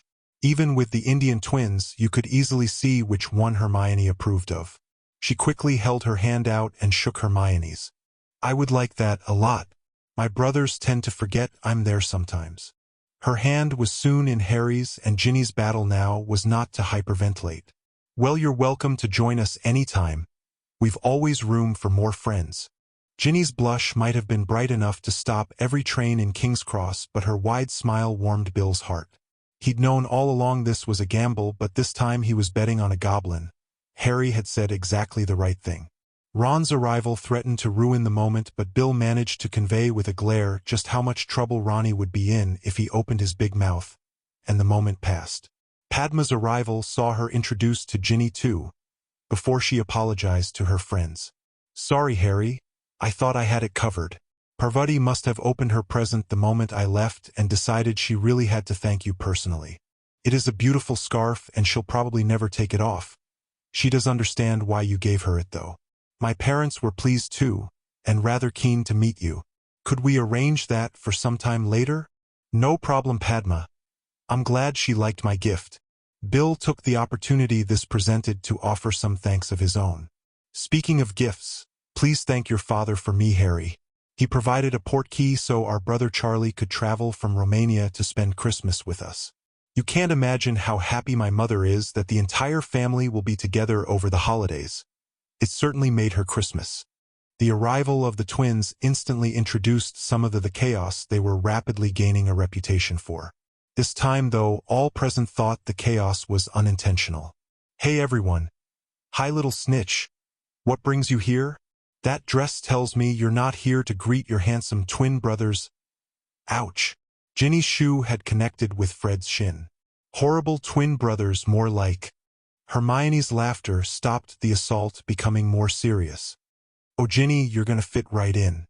We'll look forward to seeing you at Hogwarts. Let's go guys. Mom and Dad will be waiting and the car's probably on the meter." As the trio was leaving, the Weasleys all heard Padma address Harry. "Please tell me you had no idea what that last bit meant either?" His shake of the head surprisingly appeared to reassure the young witch. A pair of eyes with a lot more experience at observing people than Ginny's had also carefully watched events on the platform unfold, but with far more sinister motives and intentions. Lucius was looking for potential victims to pass the diary on to, and had quickly discovered he was spoilt for choice. His plan called for the chosen victim to be one of two things, either a person close to the boy or someone holding a grudge.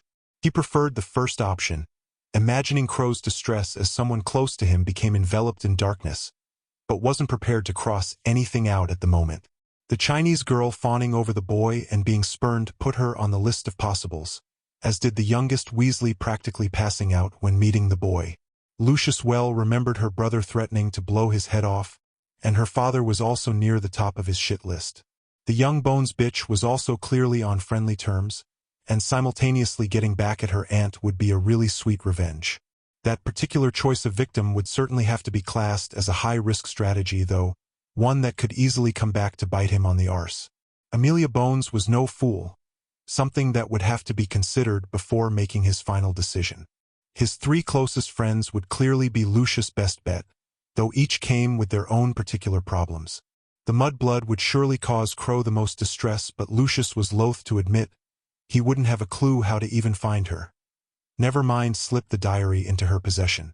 She wasn't being discarded just yet, but that particular outcome would require a great deal more luck rather than his careful planning. Longbottom would practically fit into the same category. Augusta was renowned for never letting her grandson out of her sight. The Indian witch was one he would need to garner more information on, and his source just walked up to him. "Come Draco, time to go home." The young Indian witch in question was currently congratulating her friend on how she'd handled the Weasley situation. Now that it was just them, Hermione was free to rant. "It's bad enough having older witches hanging over Harry. Now I'm going to have to put up with younger ones making doe eyes at him too. It could be worse, Hermione. At least it's only witches hanging over me." Harry's face as he made that remark had both his friends laughing. It was a happy trio who made their way through the portal to what was another world for two of them. Bill wanted to know how his sister was feeling. "I'm fine, Bill, though no thanks to these jokers. I can't wait to get my wand, and then a few people are going to see some payback." This started Bill laughing, or rather the fear in his twin brother's eyes did. "I know some good curses, Ginny, and promise to teach you before you head to Hogwarts. At least it seems as if you've made some friends before you get there." Ginny's blush was back in full force. "I thought he looked good in that picture on the front page of today's Prophet. He's far more handsome in real life." "Oh, I think I'm going to be sick." Bill was in like a shot. He'd worked too hard to get Ginny to the stage to let anyone's jealousy ruin it now. "That's probably because you've been eating like a pig again, Ronnie. Harry's on the front page of the Prophet for returning a priceless Founder's artifact to Hogwarts, and you're still on probation for another 6 months. If your sister wants to make friends with them, that is her business. Any Weasley who has a problem with that will have to take it up with me. I'm going to be keeping a close eye on her at Hogwarts." Fred was trying to atone for his earlier screw-up with his sister. "Hey, Harry's a friend of ours. Why would we have a problem with that? Yeah, we heard he held a great party last night for all the first years, except Ron here. Why would we have any problems with the boy who got us out of Snape's class? Sorry about earlier, Ginny." Her smile let them know they were off the hook. When Percy had finally said goodbye to his girlfriend, the Weasleys portkeyed to the burrow.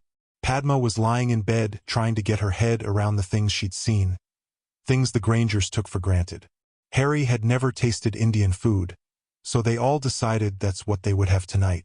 Out came a menu and choices were made. It was the next bit that blew her mind. Simply by picking up something called a telephone, their order was soon delivered to the house. Here were dishes her mother would work all day to prepare, sealed in containers and delivered right to your table. As if that wasn't enough of a jolt, discovering that the same service was available for most of the world's cuisines by simply punching different numbers into the telephone almost put her into shock. A light knock at the door saw Hermione enter. "Everything okay, Padma?" Hermione was sitting on the bed beside her before Padma had sorted out her reply. "I'm beginning to appreciate just how big a shock it must have been for you, and even Harry entering the magical world. Thank goodness staying in Crawley comes without the drama that you two provide in Hogwarts. I think we could all do with a break from that. Your mum and dad are great too. Harry fairly gets on well with them."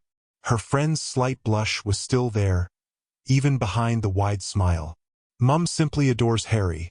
The fact that he has me exercising and learning defense put him straight into Dad's good books too.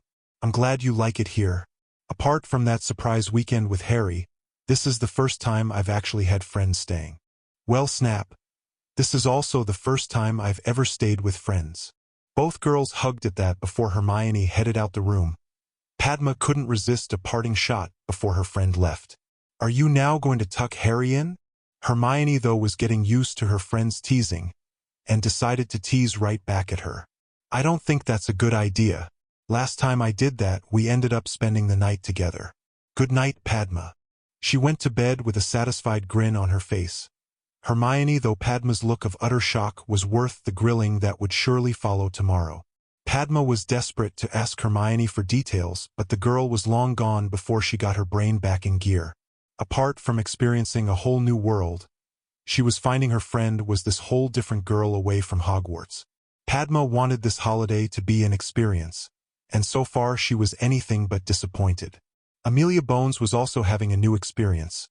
Walking into Gringotts wearing her new brooch saw her approached at once and led straight to Harry's father's office. No queuing, no surly teller, just courteously accompanied where she needed to go. After the introductions, Barchoke immediately got down to business. "Let me start by apologizing for involving our children in this. Unfortunately, I didn't really have any other options.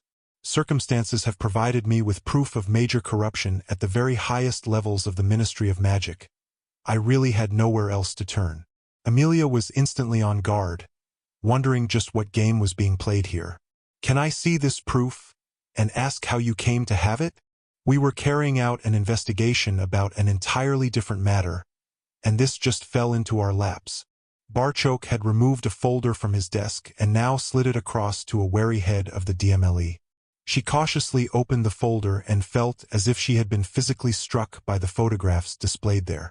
Barty Crouch was sitting having dinner with his son, a son who supposedly died over a decade ago. Barty Jr. had clearly aged from the young man she remembered, but his identity was undeniable. The picture of him laying on a bed before being covered by an invisibility cloak was particularly telling, and somewhat explained how he could be kept hidden for so long. "I must ask how you obtained these pictures and why?" Barchoke had expected nothing less. "We employed Miss Skeeter to investigate the trial of Sirius Black. Mr. Crouch was instrumental in this process. In her own inimitable style, she practically fell over this deceit. He deliberately didn't mention Sirius' innocence, or even lack of a trial. If Amelia Bones was half the witch he thought she was, discovering Sirius never received the due process of law should see her heading back to Gringotts, if only to find out just what the hell they were up to. There was also a danger of pushing too hard too soon. One terrifying revelation at a time would do for now. We were as shocked as you clearly are by this development, but left unsure who to approach. Whether Mr. Crouch was working alone in getting his son out of Azkaban was our main concern. That this feat has never been achieved before suggested there were others involved, and left us second-guessing what our next move should be. Had we contacted the wrong person? His son could simply disappear and relations between our nations could disintegrate to an all-time low. Amelia understood that would be her main problem, how to catch Barty in the act without tipping her hand. One sniff of an investigation and Barty Jr. would never be found. How the hell was she then supposed to organize a search for a dead man? These pictures alone wouldn't be enough to bring Crouch down. All he would have to do was claim they were faked and ask for further proof. Without that further proof, they were screwed. This led Amelia to ask the obvious question. What is your interest in Sirius Black? This Barchoke was able to answer with total honesty. We recently discovered he is Harry's godfather. Amelia's "oh shit" was in recognition that her task just got even more complicated. Apart from the goblin involvement, throwing in the names of Sirius Black, James and Lily Potter, and of course the boy who lived just dictated she was going to have a very busy Christmas. Chapter 20. A pair of bones trumps a pair of Bartys. Christmas Eve with the Grangers had been planned to the last detail. After breakfast, they were all heading into London to spend the day sightseeing, with definitely some shopping along the way. Harry slipping Padma some spending cash would have gone unnoticed if the girl hadn't threw her arms around him in thanks. Dan and Emma were intending to pick up the tab for everything today though, having saved a small fortune by switching their banking to Gringotts. They began at the Marble Arch end of Oxford Street, admiring the Christmas lights and the stores. By the time they were having their lunch in a fast food outlet at Oxford Circus, Padma and Harry had been supplied with multiple items of Muggle clothing from the many stores they had stopped in. Padma was a bit like a kid in a sweet shop. Her eyes never stopped moving as she attempted to take everything in, while Emma was still struggling with the concept that all their shopping was currently stored in the book bag Harry wore. Hermione and Harry were delighted to be eating burgers. It meant that they could still hold hands while having their lunch. The crowds on Oxford Street made their usual activity of walking arm in arm really difficult. Hermione solved the problem by grabbing his hand. Both had enjoyed the contact, and the only time they had been separated since was when one of them went into a changing room to try on clothes. The sightseeing/shopping continued down Regent Street to Piccadilly Circus. From there it was a short hop to Trafalgar Square and the biggest Christmas tree in London. The antique nativity scene in the Glaston display also took some explaining before they headed off down the Strand. Somerset House is a magnificent building, seeing many uses in its 450-year history. It could be argued that one of the worst uses was as an inland revenue office. Nobody likes to pay taxes. There could be no argument, though, that the group were seeing it at one of its best today. An ice rink filled the lower courtyard, with sparkling lights, hanging decorations and a beautiful Christmas tree all adding to the strikingly festive sight. There were small decorated huts selling wares and a large cafe spread along one entire side of the rink. It was to here Dan and Emma gravitated while Hermione dragged her two now reluctant friends toward the skate-hire kiosk. Both parents sipped their hot chocolate while watching the trio take to the ice. Hermione had skated since she was about 7, so had no trouble on the slippery surface.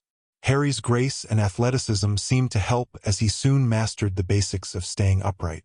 Poor Padma, though, appeared to spend more time on her bum than actually skating. Now that Harry was mobile, he and Hermione each took one of Padma's arms, and the trio were soon making their wobbly way around the rink. The three friends who later ran up to Dan and Emma all wore that look only achievable by kids having fun in the cold red cheeks, sparkling eyes and wide smiles. After more hot chocolate all round, they then made their way over to Covent Garden, where Dan had already reservations booked at a lovely Italian restaurant. It was a happy and certainly full bunch who caught the train back to Crawley. It was on the train home Hermione asked a question that had just occurred to her. "Mum, Dad, are we going to church tonight?" Emma and Dan had talked this over and decided to give it a miss. "No, honey. With Harry and Padma not celebrating Christmas, we were—" Dan never got to say any more as Harry interrupted. "Excuse me, Dan, please don't change your normal celebrations because of us. We would both be delighted to come along. That's if we're allowed." Hermione squeezed his hand, since it was still held in hers. "Everyone's allowed in church, Harry. We usually go to the midnight service on Christmas Eve. Do you really want to come?" It was actually Padma who answered. "I certainly want to go. I hope to experience as much of this way of life as possible. Plans were quickly made to go home and just chill for a few hours before getting ready for church. Hermione was soon advising both her friends what clothes they had bought today would be suitable for the occasion. An occasion they were now all looking forward to. Amelia wasn't looking forward to telling Susan she was going to be working over Christmas. She had really missed her niece since the young witch left for Hogwarts, and was not happy about missing Christmas with her only family. That had also been her dilemma when arranging her response to those photographs. Amelia needed people she could trust at her side, but also required the entire situation to be kept ultra-quiet. If someone had a spouse and kids, keeping it quiet that they had a mission on Christmas Day would be so much harder to do. Gossip like that would be all over the ministry in no time. This led her to take the potentially dangerous decision of keeping her team small. She was banking heavily on the element of surprise. Amelia had no intention of telling her team of just 4 Aurors what they were going to be doing. Not until they were ready to leave on the actual mission. The head of the DMLE understood she was putting her career on the line here. Barty would demand, and certainly get, her head on a silver salver if she didn't pull this off properly. They needed to catch Barty Jr. or she was ruined. That the same convicted, and supposedly deceased, Death Eater assisted in placing 2 Aurors in the permanent spell damage ward of St. Mungo's was all the motivation Amelia needed to undertake this high-risk plan. Frank and Alice Longbottom never got the chance to sit and have dinner with their boy. She fully intended that the Crouch father and son would both pay for their crimes. She had also taken Barchoke's answer to heart and did some quiet digging herself into the trial of Sirius Black. Amelia was astonished to find absolutely nothing. She didn't want to alert anyone until they had both young and old Barty wrapped up, but Amelia certainly intended looking into the matter further once that was achieved. A quiet word with Minerva regarding Barchoke's character had produced a surprisingly positive result. The Hogwarts deputy headmistress' answer of a devoted father who would do anything to help and protect his son was rather unexpected. She needed to know just how Sirius Black fitted into this picture, and exactly what the goblins were actually after. They were making their way home from church, an occasion Harry and Padma had thoroughly enjoyed. I really liked the nativity play. It helped explain things I was struggling with. The children seemed to have such fun doing it too. The mischief was twinkling in Dan's eyes as he couldn't resist a gentle jibe. Didn't Hermione tell you, Harry? She made her acting debut in the church nativity play a few years ago. Dad, I was 6. This memory had Emma smiling. Yes, but even then Hermione knew what she wanted. She was cast as one of the 3 wise men, but insisted it should be a wise woman. Any teasing to be done, and Padma wanted to be part of it. She did decide to cut Hermione a break though. Could have been worse, Hermione. That wee boy who was supposed to be a sheep spent the entire time waving to his mom and dad. I had to bite my lip to save from laughing. Harry also came to his best friend's rescue. Well, I would love to have seen Hermione in the play, and think she was right about the wise woman bit too. Emma thought this was really cute, but Dan liked his mischief. Oh, don't worry, Harry. We have plenty of pictures of Hermione in the play, along with hundreds of others you should see. Dad! Was soon followed by the sound of laughter. This looked like being a very Merry Christmas in the Granger household. Harry was wakened by a hyper-excited Hermione bouncing on his bed. I know we weren't going to exercise today, but I woke at our usual time and am far too excited to go back to sleep. Merry Christmas, Harry. She bent and kissed his cheek at that, causing both of them to blush. Unsure of what to say, Harry fell back on routine. You want to practice swords in the back garden? By way of an answer, Hermione gave him a hug before shooting out the room to change into appropriate clothing. Dan was dragged from his slumber by the unusual sound of thwack-thwack noises emanating from the back garden. He hauled himself from his nice warm bed to look out the window. He was still standing there 10 minutes later when his wife's arms snaked around his waist from behind. Her Merry Christmas went unanswered. He couldn't take his eyes off their daughter. I can't believe that's the same girl we sent off to school in September. She seems to have grown so much, probably because she has mainly in confidence. I think she's going to grow into an outstanding young woman, with friends who will be there for her throughout the journey.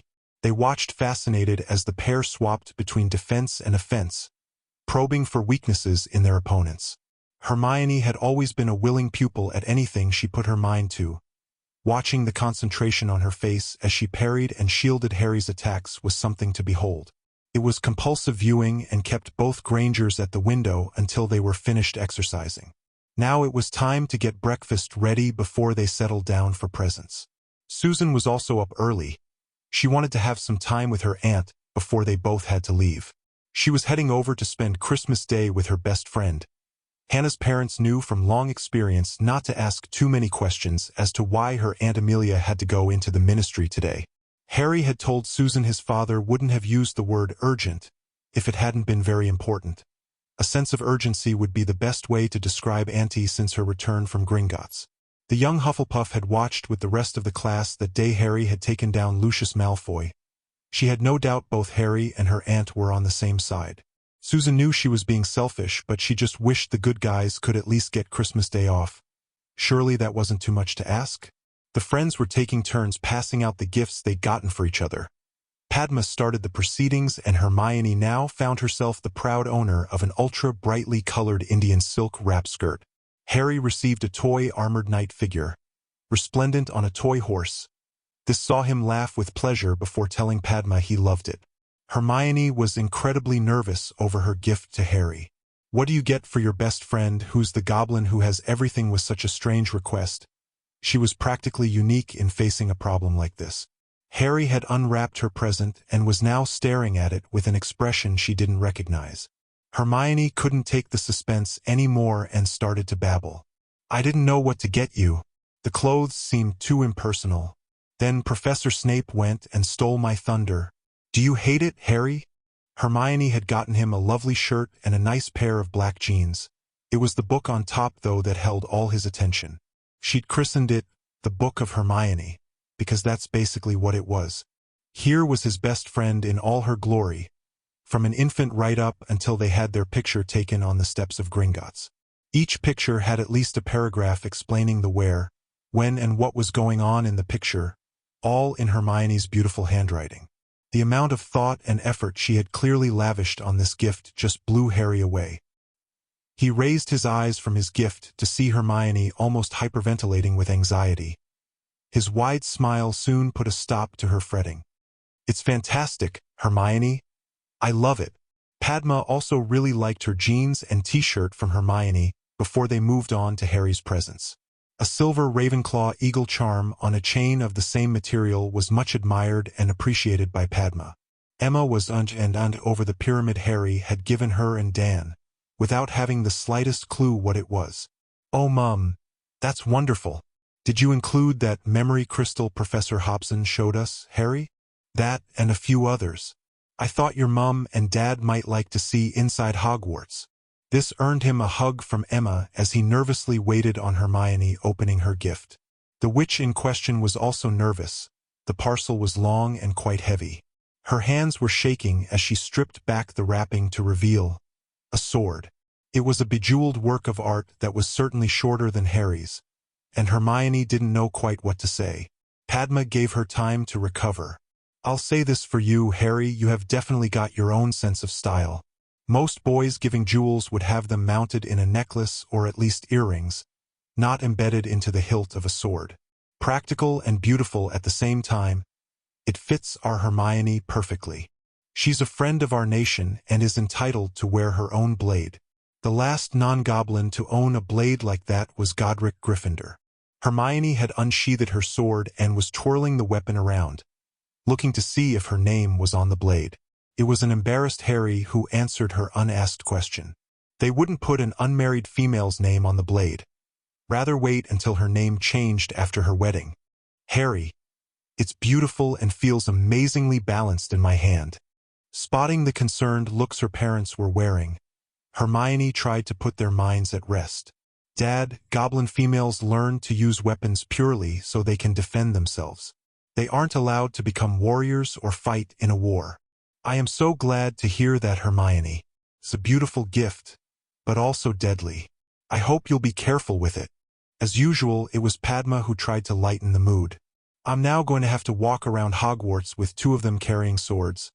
I suppose that beats being woken up by listening to them practice first thing in the morning. Can neither of you two give normal a try?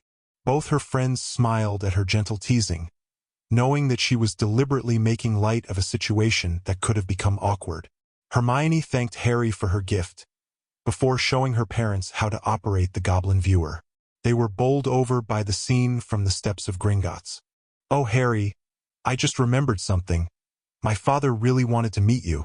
It makes more sense now, though I can't figure out why he offered me instead of Parvati." The blush on Harry's face told its own story. "He offered betrothal contracts for both of us?" Harry didn't answer that particular question but wasn't fooling anyone. "Providing he doesn't know I'm now head of House Potter, I can refer all matters like that to my father." Emma had a question she was dying to ask. Well, actually a few questions. Is it customary for the girl not to know that her father had offered a betrothal contract on her? Padma answered as best she could. "I don't really know, Emma. Pure blood society is very male-dominated, and even more so where I come from. My father's word is law in our household.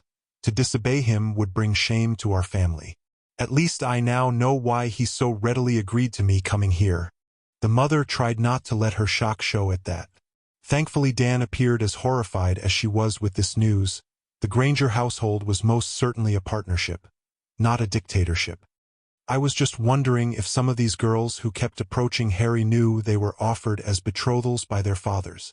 That would certainly explain some of the more persistent ones. Do you know if they are, Harry?" "Sorry, Hermione. I only glanced down the list once last summer, and the names meant nothing to me at the time. I only remembered Padma's because they were twins. My goblin upbringing dismissed that option immediately." This sounded something that Dan wanted to hear. Why would your upbringing automatically rule that out? Glares from his wife and daughter soon had him explaining further. "I'm not attempting to be judgmental here. Just gather information on different cultures. Goblins only have one mate, Dan, and that mate is for life. My father's wife died in childbirth, with his baby son passing soon after. He wouldn't even consider taking another wife, no goblin would." This drew a smile from the dentist. "Those views are pretty close to the ones we hold, Harry. That was the only reason I asked. Hermione has entered this whole other world where everything appears different. Like you, we're trying to understand as much as we can about those differences." Emma thought the entire day needed rescuing to get back to the fun they were having. "One of those differences is Christmas dinner. I'm pleased and also terrified that I'm cooking the first Christmas dinner for both of you." She was laughing at this but still rather nervous.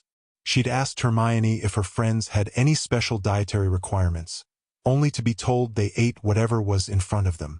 It would soon be time to see if that was true. Cornelius was not a happy minister. Only Amelia telling him that if he didn't come to the ministry immediately, he may not be the minister much longer, got him up from his Christmas dinner. There was no Christmas cheer as he greeted his head of DMLE in her office. "Amelia, this better be good or you could find yourself back on an Auror patrol. Cornelius, if we don't get this right, both of us could be out on our ear by the new year." She handed him one of the pictures Barchoke had supplied, and watched the color drain out his face. "Is this genuine? Since I have both of them currently in our cells, the answer would have to be yes." Watching the minister for magic panicking was not a pretty sight. "We have to contain this, Amelia. It could bring down the ministry." "I totally disagree, Minister. Containing it could cause us a lot more problems. I was given that picture by a goblin. The goblins have no bearing on this, who cares what they say. The boy who lived, especially since he calls the goblin who gave me this father." After Cornelius had taken a much-needed seat, Amelia explained what they had already discovered. "We immediately questioned the prisoners using truth serum. I needed to know who else in the ministry was involved in this. Thankfully, the answer was absolutely no one. Barty's dying wife extracted a promise that he would get their son out of Azkaban. It was her who took her son's place and died in his cell, still under the influence of Polyjuice Potion. Barty has since kept his son in line by repeated use of the Imperius Curse." The minister let out a huge sigh of relief. Crouch's guilt was undeniable, and the ministry were mostly in the clear. That was until the obvious question hit him. How and why did this photograph end up in goblin hands? Barchoke told me they were carrying out an investigation into the trial of Sirius Black. I did some quiet digging myself and couldn't discover anything. Questioning Barty gave me the answer. I couldn't find anything because there was nothing to find. Sirius Black was sent to Azkaban without a trial. That wasn't what worried Cornelius, rather the reasons behind the goblin investigation. Did you ask why they were inquiring about Black? I did. And you won't like it any more than I did. Amelia went over to a sideboard in her office and poured a couple of brandies from the decanter she had there. She handed one to Cornelius before giving him the bad news. Sirius Black is Harry Potter's godfather. The minister was grateful for the brandy. It fought off some of the icy chill that had just crept up his spine. Please tell me you have some good news for me, Amelia, or at least some idea how we get ourselves out of this one. My Susan told me what happened at the leaving feast. I'm surprised you let Dumbledore con you into that, Cornelius. This change of tack through the minister. What do you mean? Harry may attend Hogwarts, Cornelius, but we heard from Dumbledore's own lips that the boy will have nothing to do with him.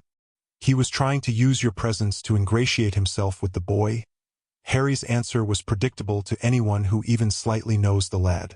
It also was no surprise to me that the rest of his yearmates followed him out of the hall, or that he had made provisions for them doing so. Are you saying Albus was using me? Albus Dumbledore uses everyone for his own ends. That the famous boy who lived won't even be in the same room as him must be driving the old coot crazy. The goblins declared Dumbledore persona non grata over a decade ago. Harry may consider himself a goblin, but he also has his own personal reasons for doing the same. I don't want to see the ministry pulled into Dumbledore's mess, and think I know how to avoid it. Amelia laid out the basis of her proposal. We play everything in public and strictly by the book. This would also include a public trial for Sirius Black. She held up her hand to stop the minister's expected protest at that course of action. On Halloween, Black had 2 goblin visitors. The security guard ensured they signed in and out. Their names were Barchoke and Old Crow. It would appear Harry not only visited his parents' graves on Halloween, he also slipped off to visit his godfather in Azkaban. This information was hard for Cornelius to believe. The boy who lived was in Azkaban, and we weren't informed? He kept his hood up and spoke gobbledygook. He wasn't recognized as anything other than another goblin. What we have to recognize, though, is that they have been at least one step ahead of everyone, no matter what some people have tried. The logs show they spent over an hour with Black. It can be no coincidence that they then started an investigation into how Black ended up in Azkaban. We're dealing with the results of that investigation today. Amelia, surely you're not suggesting Black is anything other than guilty? I really can't imagine them expending all this effort just to get Black's Azkaban sentence legally confirmed. Neither of us had anything to do with him ending up in Azkaban, but we've just been given the perfect opportunity to align your ministry firmly on the boy who lives good side. You call an emergency meeting of the Wisengamot for tomorrow. I'll get Black and the boy here. Let Harry and his father see justice being done. And whether Black is innocent or guilty doesn't really matter in terms of the ministry's relationship with the boy. It's win/win for us. Cornelius was finally getting it. If Black is innocent, we get to set him free, and share no blame in him being sent there. If he's guilty, then we can ask the boy's opinion on an appropriate punishment. Both Crouches should really face a Dementor for their crimes, and the ministry can claim its tough new stance on law and order is paying dividends. Are you sure you can get the boy here? That shouldn't be a problem. What I need you to do is avoid telling anyone, especially Dumbledore, just what we're up to. Let's keep to an official statement that an emergency has arisen that needs to be dealt with immediately. Dragging out the 2 Crouches should satisfy them on that count. After their trial, we can announce the irregularity that's now been thrown up and try Sirius Black directly after the Crouches. It was a pensive minister of magic who agreed to Amelia's proposals. The minimum amount of notice that can be given for an emergency meeting is 2 hours. I'll send out notification first thing in the morning and set the meeting for 10:30. Will you be able to accomplish everything you need to do in that time? Amelia was thinking of sending Shaq and Tonks to Azkaban to collect Black. Mad-Eye and Gawain could take it in shifts to sit on the prisoners while she headed for Gringotts. We should manage. I'll leave you to enjoy the rest of your Christmas, Cornelius. It should be quite the Boxing Day. After a lovely dinner, They had all sat around the table and studied the Potter properties. Dan had liberated a giant children's map of the world out the loft and temporarily had it hanging in the dining room. It had once adorned Hermione's bedroom wall in their daughter's younger years. That same which currently had a handful of color stickers and was placing them on the map at Potter property locations the group really wanted to visit. The problem was, even being really choosy, they already had 6 stickers on the map with about half the book still to go. Harry, I now understand why my father offered both my sister and I as brides. The Patils would be classed as quite well off, but Merlin, this is something else. The extent of the Potter wealth has never been made public, always only hinted at. Seeing proof of it here is kinda overwhelming. No wonder there's a lot more betrothal contracts with your name on them out there. This was confusing to Emma. Is it really all about wealth, Padma? Well, to my father, he values breeding, power, and wealth. The Potters are an ancient, respected family. That gives them a lot of power, without even taking into account their incredible wealth. People like Malfoy want you to lick their boots and acknowledge them as your betters. Yet they couldn't muster even a tenth of what Harry would seem to have available. The boy in question was actually getting embarrassed at the way the conversation was turning, and attempted to change it back to happier subjects. Let's leave pureblood politics out of it tonight, Padma. I'm having too much fun looking through things my family own. My mum and dad might even have visited some of these. Now who wants to vote on a private island in the Maldives? Emma's hand was actually shaking as she pulled the book over toward her to see this one better. Hermione was already putting a sticker over the islands on the map. Everyone halted what they were doing as there was a knock at the kitchen door. Dan left but was soon back with Barchoke. It was greetings all round before the goblin got down to business. Harry, we're going to see your godfather tomorrow morning. Hermione was soon at Harry's side with her arm around him and her head resting on his shoulder. Even the thought of you visiting Azkaban scares the life out me, Harry. Barchoke gave a deep, throaty chuckle. Don't worry, Hermione, we're not going anywhere near Azkaban. Harry and I are heading for the Ministry of Magic. Sirius has a trial in front of the Wizengamot tomorrow. A loud whoop from Harry saw Hermione hoisted into the air, and also earned a comment from Padma. Okay, forget all about giving normal a try. How about letting me in on what's going on? Christmas Day was just like all the other days of the year for the inmates of Azkaban. Festive was not a word that could ever be used to describe the atmosphere on the island. There was also a distinct lack of cheer. All that was about to change for one inmate. The cell door opened and Senior Shacklebolt performed his duty. Sirius Black, you're coming with us. You will be tried for your crimes in front of the entire Wizengamot, and under the influence of truth serum, tomorrow morning. The haggard figure's reply was somewhat unexpected. About bloody time. Chapter 21. Disrespecting Your Elder. Albus was in a foul mood as he entered the Wizengamot chamber. His Christmas had been anything but merry. He tried to use the holiday to sway Hogwarts staff over to his way of thinking about the boy who lived, with absolutely no success. All had robustly rebuffed his ideas, with Professor Hobson getting so angry she began shouting at him in Swedish. Even Severus had point-blank refused to put his fledgling relationship with the boy in jeopardy for the sake of the greater good. Now the chief warlock found himself summoned to a meeting, with not the slightest idea what was on the agenda. This was adding to his bad mood, a bad mood he intended to lighten by sharing it around. It was way beyond time that Albus reminded people he was the most powerful wizard in the country. The most powerful wizard in the country was ready to blow his top after spotting Harry and his father sitting in the front row of the public gallery. Watching Miss Bones join the pair left Albus feeling that he wasn't going to enjoy today either. If Cornelius had started listening to Amelia Bones, then Albus anticipated trouble. There was just no give in the stern which she tended to see things in terms of black and white or, even worse, lawful/unlawful. Seeing Amelia arrive in the chamber, alongside the minister, just seemed to confirm his worst fears. Albus decided to get this show on the road. He stood and banged his gavel to bring the chamber to order, not even trying to hide his displeasure at the situation he found himself in. Fellow Wizengamot members, I bid you welcome to this emergency meeting. Normally I would now announce our agenda, but since I haven't been informed of why we've all been ordered here, I must now pass you over to the one who called this meeting. Please take the floor, Minister Fudge." The minister slowly rose, knowing every eye was now on him. Cornelius understood this was his moment to shine, and intended to make the most of it.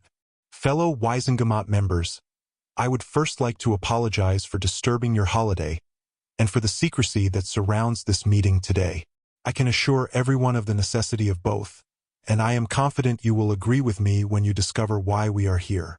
This emergency meeting is all about justice, and that's what I intend to see carried out here today. Aurors, bring in the prisoners." Senior Aurors Shacklebolt and Robards led both father and son Bartemiuses into the chamber, a chamber that had descended into uproar. A cannon blast noise spell from Amelia got everyone's attention. "We will have order here, and we will see justice done.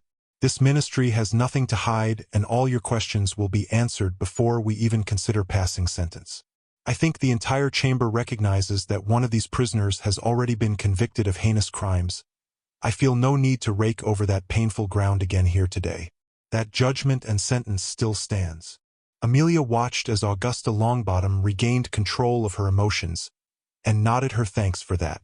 This would be painful enough without having to relive Frank and Alice's torture.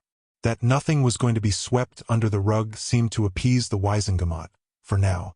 They would wait and see how things went before passing judgment on the Crouch family. Shack applied the truth serum to Barty Sr. and led him through the story of how his son came to be chained into the seat beside him. The chamber listened, enraptured as the tragic tale of an embittered man and loving mother descended into criminality. Barty brought his story right up to date by informing the chamber about Amelia Bones jumping through his destroyed window on Christmas Day before stunning him. Susan was sitting there feeling 10 feet tall with pride at her aunt's deeds when Harry leant over and whispered to her, "Sorry for ruining your Christmas. It couldn't have been any fun on your own." "Oh, that's all right, Harry. I was with Hannah, and this is what Auntie does. I wouldn't have it any other way."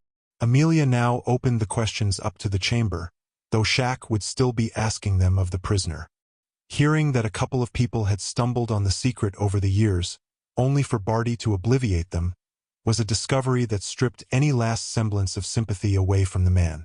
That he'd kept his son under the Imperius curse for the last decade meant Barty Sr.'s fate was well and truly sealed. Barty Jr., having been held under an unforgivable curse since stepping out of Azkaban, didn't really have anything to add to the proceedings. As no one really wanted to hear him spout Dark Lord dogma, he was sentenced as an escaped prisoner from Azkaban.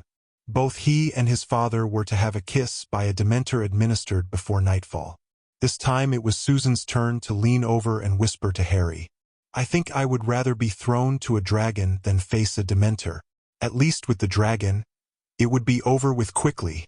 As the father and son were being led away to face their sentence, one of the members asked Amelia a question the head of the DMLE wasn't sure she wanted to answer. With Barchoke and Harry sitting there, though, she was trapped into providing one. "Madam Bones, how did you come by the information that led you to raid the Crouch residence on Christmas Day?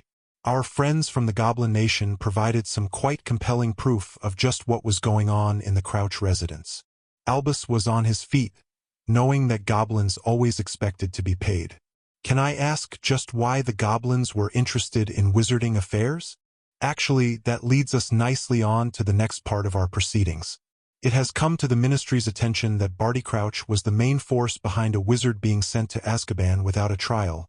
We intend to right that wrong here today." Dumbledore needed all his experience not to let his dismay at this development show, knowing at once exactly who the wizard was Amelia referred to. "On a point of order, I must advise that this emergency session doesn't currently have a mandate to—" Harry didn't need the spell the director used on the steps of Gringotts, the anger in his voice clearly discernible as it reverberated throughout the chamber. "Point of order? Where was this love of the law when you ordered Hagrid to deny my godfather his rightful possession of me? When you left a baby on a Muggle doorstep? When you employed Voldemort to teach at Hogwarts?" Harry ignored the shouts and gasps at his use of that name. "Where was this love of the law when you attempted to blackmail my new defense tutor?" Harry then addressed a chamber that was agog at these accusations. Sirius Black is my godfather, yet this is the same man that supposedly served both me and my parents up to the Dark Lord? I demand the right to know if this is the truth. Who in here would deny me that right? Dumbledore was aghast at Harry's knowledge and the ferocity of his verbal attack. He tried to stall for time. Harry, this is not something a child needs to hear. Sirius Black is. My name is Centurion Crow, and I am no child old man. If Sirius Black is found to be guilty, I would have no hesitation in demanding satisfaction and killing him myself. Now, as Chief Warlock, aren't you the one charged with seeing justice done? Or, like Headmaster of Hogwarts, is that just another title you hold, but have no intention of fulfilling the job requirements? The minister stood at this point and took over. I personally invited young Harry and his father here today to see justice done. Regardless of his crimes, Sirius Black should still have been afforded a trial. When pureblood wizards can be thrown in Azkaban, with no hearing nor any right of appeal, it begs the question of who could be next. Cornelius knew he had them now. If this fate could befall one pureblood, what was to stop any of them being the next victim? It was time for the minister to do a bit of grandstanding, especially since he made sure the press would be here. My ministry were not involved in this injustice. Furthermore, it will never play a part in a witch or wizard being sent to Azkaban without a trial. If that is the kind of minister you want, then you got the wrong wizard when you elected Cornelius Fudge. Ors, bring in the prisoner. The same rules apply as last time. We will allow questions from the chamber once the truth about that evening has been established. Mad-Eye and Tonks led Sirius into the chamber, ensuring he was secured to the supplied chair before administering the Veritaserum. Albus was desperate to object on any grounds possible, but Alastair Moody's presence robbed him of all the opportunities he could think of. It would be an incredibly stupid person who brought Mad-Eye's honesty into question, especially where supposed dark wizards were concerned. The chamber expected someone who had spent the last decade in Azkaban to be rather the worse for wear. In that sense, Sirius didn't disappoint. What did surprise them was the wide smile and manacled wave of greeting in the boy who lived's direction.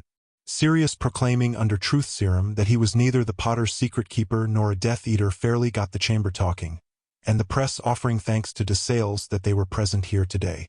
The entire chamber sat enthralled as Sirius was led through his story, of how he became uneasy that Halloween evening, and that unease turning to panic as he couldn't find Peter. Panic becoming horror as he arrived in Godric's Hollow to discover the closest thing to family he had in the entire world murdered. His world shifting out of kilter when Hagrid refused to hand his godson over, and his need for revenge on the betrayer, eventually leading to him being illegally incarcerated in Azkaban. The chamber had listened earlier as tragedy saw a wizard, trapped by circumstances, continually break the very laws he once so passionately championed. Now circumstances appeared to have colluded to see this innocent wizard lose a decade of his life. No one knew quite what to say. Harry, though, had a question he would like to hear Sirius publicly answer. Minister, would it be possible to ask my godfather just who cast the Fidelius charm on my parents' home? Cornelius was not the only person who wondered why Harry was asking that particular question. He was the one who voiced his puzzlement, though. Simple, Minister. Our research shows that this charm is extremely complicated to cast, and requires a lot of power from the caster. I doubt if there are many in this chamber who could successfully perform the charm. This appeared to upset a toad-faced woman who let her displeasure be known. I would like to know what you're implying by that remark. I would also like to know why this chamber is allowing goblins to interfere in the affairs of wizards. Something I'm sure was against wizarding law the last time I looked. Harry took umbrage at this witch's attitude. You clearly don't know anything about goblins, madam. We never imply, rather ask questions and investigate until we get to the truth. On the Halloween evening of 1981, despite being protected by a Fidelius charm, my parents were murdered. My godfather was soon placed in Azkaban while my godmother now resides in Ward 49 of St. Mungo's. I ended up being abandoned on a muggle doorstep by Albus Dumbledore. Cornelius was watching this and thinking how right Amelia was. The boy obviously considered Albus poison, and the minister would have to be careful not to become tainted by association with the Hogwarts headmaster. Now you may think that's a lot of hard luck for one person to have, But here's where we hit a problem. My godfather was in Godric's Hollow that night, yet clearly denied his rights, by Dumbledore's orders. My godmother was one of the most respected aurors the ministry had at the time, yet again her rights were ignored. Both my godmother and godfather were available to me on that evening, yet Albus Dumbledore took it upon himself to decide what was going to happen to me, and you all stood back and let him. This was met with utter silence as Harry held them all accountable for what had befallen their savior. He then turned his attention back on the witch who'd asked him the question in the first place.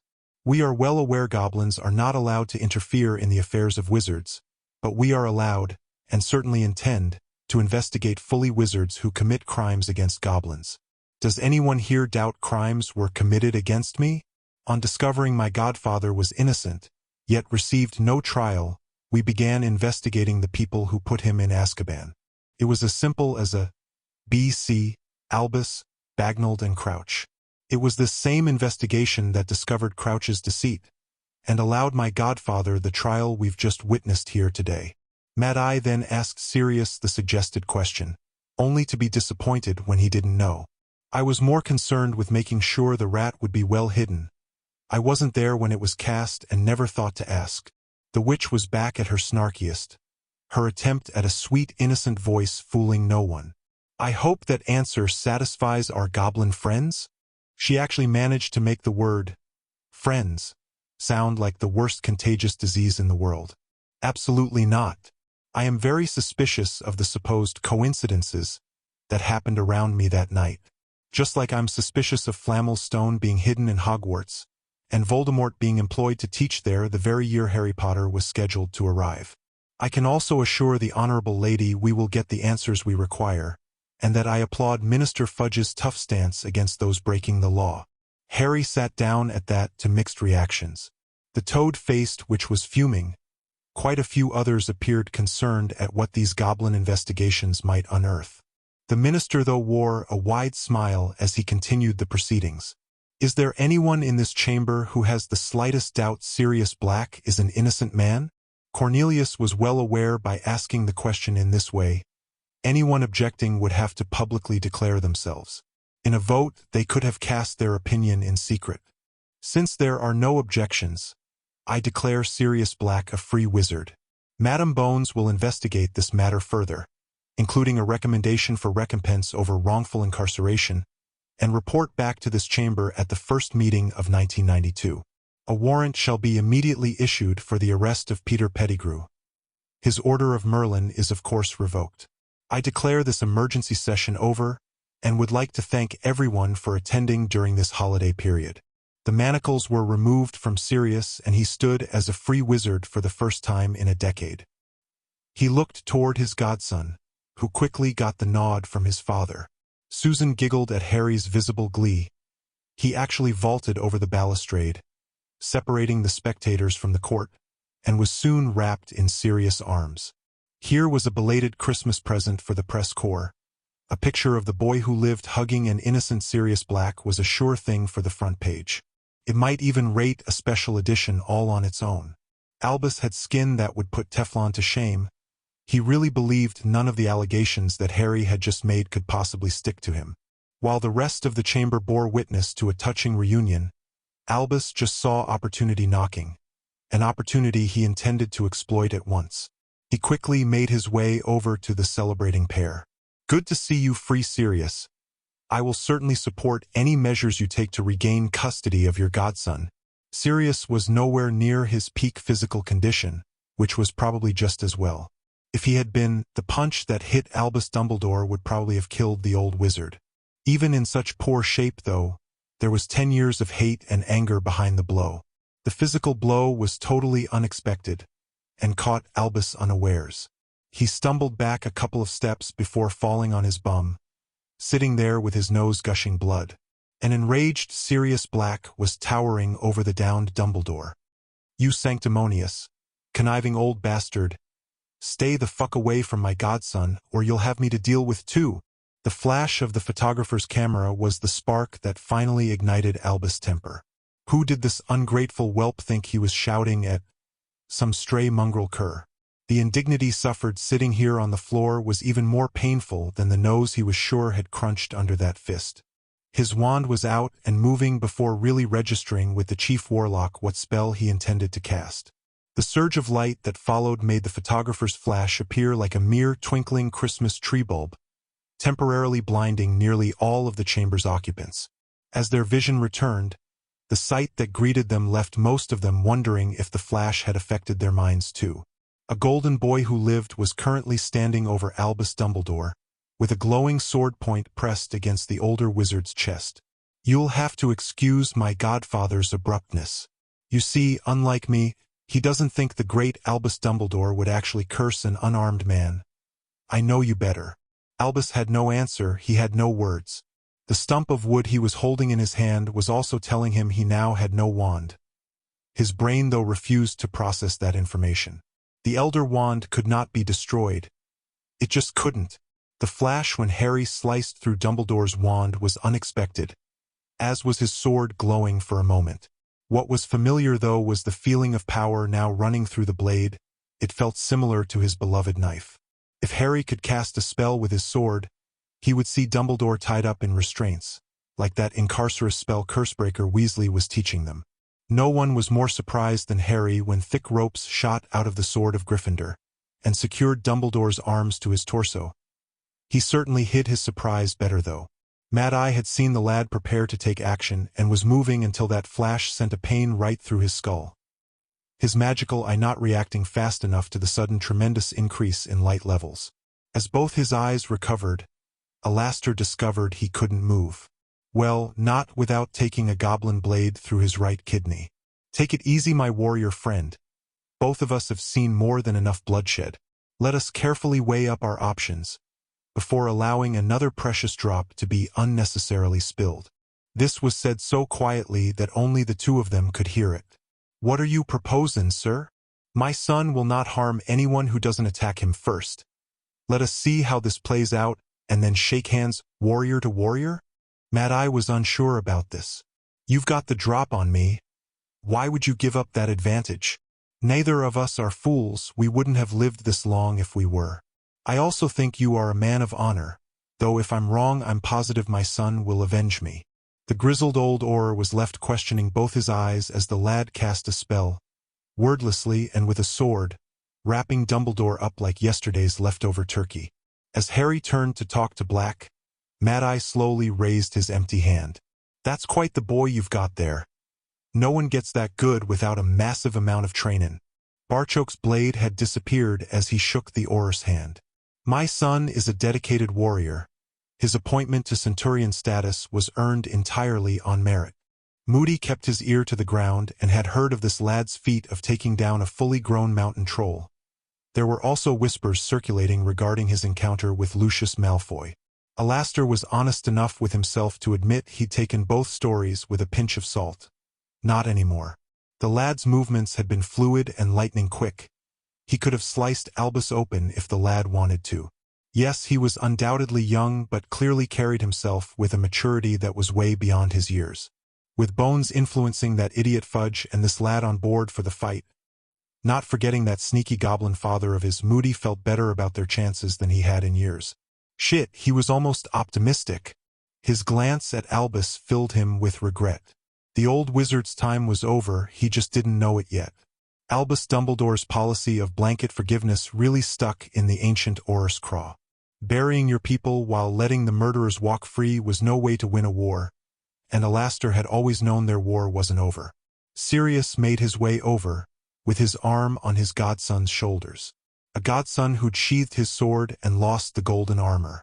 The now free wizard had known at once what Dumbledore was attempting, and had enjoyed slamming that door, and his fist, firmly in Dumbledore's face. He now intended to publicly end any speculation on the matter. The knowledge that Harry and his adopted father already had it covered just added spice to the mix. It was great to be free and be a marauder again. "Barchoke, I would like to thank you for the wonderful job you have done in raising my godson. I would also like to say publicly that I have no intention of disputing your position as his parent and guardian. I do hope you will allow me to play some part in his life, though. The goblin bowed to the ragged figure before throwing something else into the mix. "Lord Black, our door will always be open to you. There are things I am ill-equipped to teach my son. I'm sure he would rather learn them from his godfather than some tutor I hired." Amelia and Susan joined the conversation at that point. "Not if all his tutors are like the one you arranged to teach history at Hogwarts, Miss Hobson. I understand the young professor has made quite the impact since arriving at the castle." "Harry, I was really impressed by your armor. I've never seen anything like that before." Susan spoke before realizing what she was saying. "I now see what you mean about your tunic adapting." The red-faced young witch was then left to explain her comments to a group of smirking adults. "Harry showed us his armor in Miss Hobson's class. He had to loosen his shirt or it would have been ruined. This was like manna from heaven for Sirius. Discovering that his godson's life wasn't all training fairly put the twinkle back in his eye, as did noticing how this young witch was eyeing up his godson. "Let me see if I've got this right. You got your shirt off in front of a hot young teacher and all the girls in your class? Your dad would be so proud of you, while your mum would probably give you a clip round your ear. Sorry to disappoint you, Sirius, but I kept my shirt on. I did offer to duel while in full armor, but the bell beat us. I have improved my speed since then." It was Amelia who came back for more. "I was wondering if that armor was commercially available? It makes a dragon hide vest appear pretty lame in comparison." Harry was well used to dealing with inquiries like this from his friends. He understood there was no insult intended, although Madame Bones had practically stumbled into one. "Centurion armor is exactly that, ma'am. Armor for centurions can never be bought or handed on to someone else, but must always be earned. For someone not of centurion rank to wear this armor would be an instant death penalty, much like you have set penalties for witches and wizards who use unforgivables. I understand your interest, Madame Bones, but centurion armor is sacred to our nation." "My son is quite correct, Madame Bones, though slightly modest. I don't believe the ministry has similar positions to that of a centurion. It's almost like a cross between a warrior and an ambassador. In any war, you will always find centurions at the front of our nation's warriors. In times of peace, leading by example and promoting goblin values is one of their main roles in life." Sirius still had his arm on Harry's shoulders and could feel his godson stand that little bit straighter at his father's words of praise. "Well, I have to say this is bad planning on your part, Harry. If you'd gotten me out a couple of days sooner, there would have been an extra Christmas present for you yesterday." Barchoke could see the twinkle in this wizard's eye and thought this was the kind of person his son needed to be around more. Harry needed to learn to relax a little. Since he's spending Christmas with two girls, Sirius, I don't think he would have missed a present from his godfather too much. Speaking of those girls, I'd better get him back there. Hermione and Padma are sure to be waiting, dying to know every detail. He chuckled to himself, watching Harry now squirm under his godfather's gentle teasing. "Sirius, with Harry spending the holiday at the Grangers, you are more than welcome to stay with me. I would also prefer if our healers could have a look at you. If nothing else, they have excellent nutrient potions you could certainly benefit from."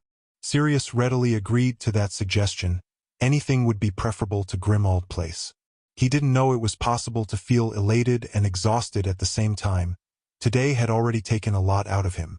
As the trio were making their way out the chamber, an idea hit Harry. "Sirius, how would you like to give your godson the best present ever?" This intrigued both adults until Harry very quietly explained what he wanted. Sirius' loud roar of laughter was the first to pass his lips in over a decade. Dumbledore sat and watched as the goblin effortlessly accomplished what he could not. Black left in their company, clearly more than happy to go along with them. Calling Sirius Lord Black would also halt any other attempts to remove Harry from Gringotts. A pureblood lord in their corner just legitimized Barchoke's claim on the boy. He'd been released while a healer had repaired his nose and cleaned away the blood. Albus was beginning to wonder if the stain on his reputation would last a lot longer. He'd known about those deadly blades of Harry's, yet made the same mistake again of letting the boy get too close, and paid a very high price. He didn't even want to think how a picture of a golden armored / snow-white tunic wearing boy who lived standing over him with a sword would look. All Albus' thoughts were centered on the 2 pieces of wood that were now just that, 2 pieces of wood. The Elder Wand had been his ace up his sleeve when facing Voldemort. Now their entire world was resting on the boy being able to take down the darkest wizard in centuries. Albus was glad there was still most of the holidays yet to go. He reckoned it would take him longer than that to figure out where he went from here. In stark contrast, Cornelius was prancing about like a peacock. The ploy of being open and telling the truth had drawn public praise from the boy who lived. Now there was a Christmas present gold couldn't buy. With Harry gone, Emma shooed Dan away to watch some sport on the telly so she could spend time with the girls. It was heartening to see Hermione and Padma so close. Their daughter never had a close friend before meeting Harry. They both obviously missed him, but Emma was beginning to understand the dynamic in the group, especially as Padma told a few tales from Hogwarts. Both Hermione and Harry were pretty serious kids. Padma seemed determined to lighten the pair of them up a bit. Hermione had been teased before, of course, but not like this. There was nothing malicious about Padma's teasing. It was more gentle barbs in an attempt to get her friends to blush. Hearing that Hermione was now teasing back was practically a relief for Emma. Her spending the night with Harry Jibe had her laughing out loud. Padma's story of how some of the witches had turned their attention onto Neville, and how they dealt with it, had Emma laughing once more. It did raise some concerns with the mother, though. I just don't understand what all the rush is to find a boyfriend? Kids who are not even into their teens shouldn't be worrying about potential husbands. While Hermione agreed with her mom, she tried to explain what Padma had told her in a way that might make sense. Mom, you and Dad met at university when you were studying dentistry. How many universities in Britain offer that course? Oh, at least a dozen. Why? In magical Britain, there are no universities. No primary schools, just Hogwarts, nothing else. Apart from a few who might be homeschooled, the students that we meet there are the total population of witches and wizards our age. Emma now had a new concern. No further education? Where do the doctors, lawyers, and the hundreds of other people you need come from? When you decide on a career, it's almost like an apprenticeship program. You learn the basics for OWLs, then you have newts to qualify for whatever career apprenticeship you want. St. Mungo's trains its own healers. The Ministry of Magic has a wide variety of jobs, and there's always private firms too. Even Gringotts employs and trains a few witches and wizards. Emma was starting to get some idea of just how rare it was to have a witch in the family. She now understood that Hermione's year group had been conceived and born during a war the Grangers were thankfully unaware of at the time, thus resulting in their smaller than usual number of students. That there was only one magical school for the entire country was mind-blowing. One hospital, one government building, one center of commerce, and only one magical village. With families living practically in isolation, was it any wonder they went a tad mental when they all got together at school? It still sounded a bit like a cattle market to the mother, but she was learning from her daughter not to voice those thoughts. What do you think of this, Padma? She took a moment to ponder before answering her friend's mother. I think being friends with Harry has had a big influence on all of us. We know he has a big decision to make before he turns 17. I know the way he's handling it has certainly had an effect on me. Harry's determined to see what different cultures have to offer before even considering making a decision. That's not something I had thought possible before. There's an entire world out there I know nothing about, and I'm in Ravenclaw because I love to learn. Maybe in a few years I'll start worrying about finding a potential husband, before my father finds one for me, but I intend to enjoy myself with my friends until then. Would your father really do that? Emma realized that was a stupid question straight after she asked it. Her father had already tried to arrange a marriage for both twins to Harry. If there isn't a wizard my father approves of at least dating me by the time I'm 17, then he will take the matter out of my hands. That's assuming he hasn't already offered me to someone else. That this was totally alien to the Grangers went without saying. Hermione had already stated, though, that she had no intention of losing her friendship with Padma over the matter. Mom, I've noticed in the magical world that couples seem to marry younger than non-magicals probably would.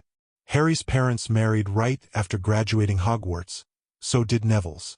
My father was almost 30 when his parents arranged a marriage contract with my mother's family. She was 17. Padma's casual acceptance of the situation was something both Granger girls were really struggling to deal with. Harry's arrival soon had the girls racing to meet him, desperate to find out how the trial had gone. His detailed and lengthy explanation had the rest of them waiting on tomorrow's prophet being delivered. Amelia was sitting with her niece, enjoying a lazy breakfast and smirking at the prophet. The theme their two front-page pictures appeared to have in common, apart from Harry being in them, was that both would have been considered unbelievable less than 24 hours before. It was hard to decide whether the boy who lived hugging Sirius Black was more shocking than a golden Harry holding his sword on a bleeding Albus Dumbledore. The newspaper then went to great lengths to explain the history behind each picture, accurately and honestly reporting exactly what had been said in the courtroom. Amelia wondered if this new standard of journalism was as a result over goblin complaints about their catastrophe in the cemetery story, or simply that yesterday's events didn't require any sensationalizing. The actual facts of the matter were easily sensational enough on their own. Amelia was about to discover that, as far as her niece was concerned, the answer was neither. The white owl that flew to Susan was easily considered more sensational news by the young witch than anything the prophet had to say. "That's Harry's owl, Irgit." Her hands were trembling as Susan removed the note from the gorgeous owl's leg. Her eyes nearly popped out her head, and she was almost hyperventilating as Susan explained the note. "Harry was sorry I didn't get to spend Christmas Day with my family. He blamed himself for you having to work. Harry's offering to make it up to me with a Muggle shopping trip with Hermione, her mum, the Patil twins, and Hannah's invited too. Can I go?" Just looking at how excited her niece was over this opportunity meant there was no way Amelia could say no. Susan squealed before diving for the flue, only to come rushing back to speak to the owl. "I'm just going to check if my friend can come too. I'll be back in a minute, and then could you take my answer back to Harry?" Amelia smiled as her niece shot back out the room to contact Hannah. Mrs. Granger was certainly going to have her hands full, taking 5 young witches shopping. The burrow may have been full to capacity, but it was unusually quiet. That was a situation that could never last for long. The Daily Prophet was laid flat on the table as the entire family crowded around, all trying to read it at the same time.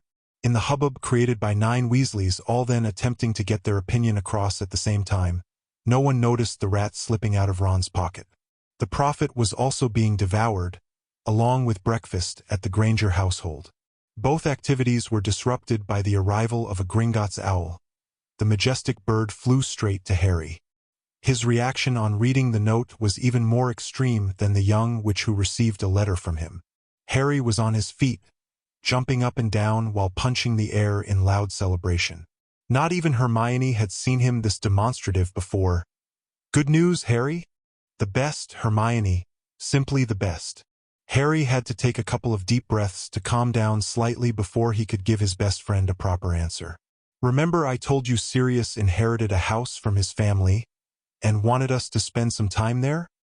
His family were rather dark, so my father offered Gringotts services to sweep the house for any dark items. I can't quite believe it, but they found another item tainted like the diadem. That taint has also been dealt with." "That's good. But I don't remember you being this excited when we found Ravenclaw's diadem." "Oh, that's not why I'm so happy. Sirius was apologizing for the lack of birthday or Christmas presents while I was growing up. I gave him a suggestion of how to make up for it. He's giving me the best present I could wish for." Everyone now wanted to know just what that present was. Harry didn't keep them waiting. "My godfather can do something for me my father can't.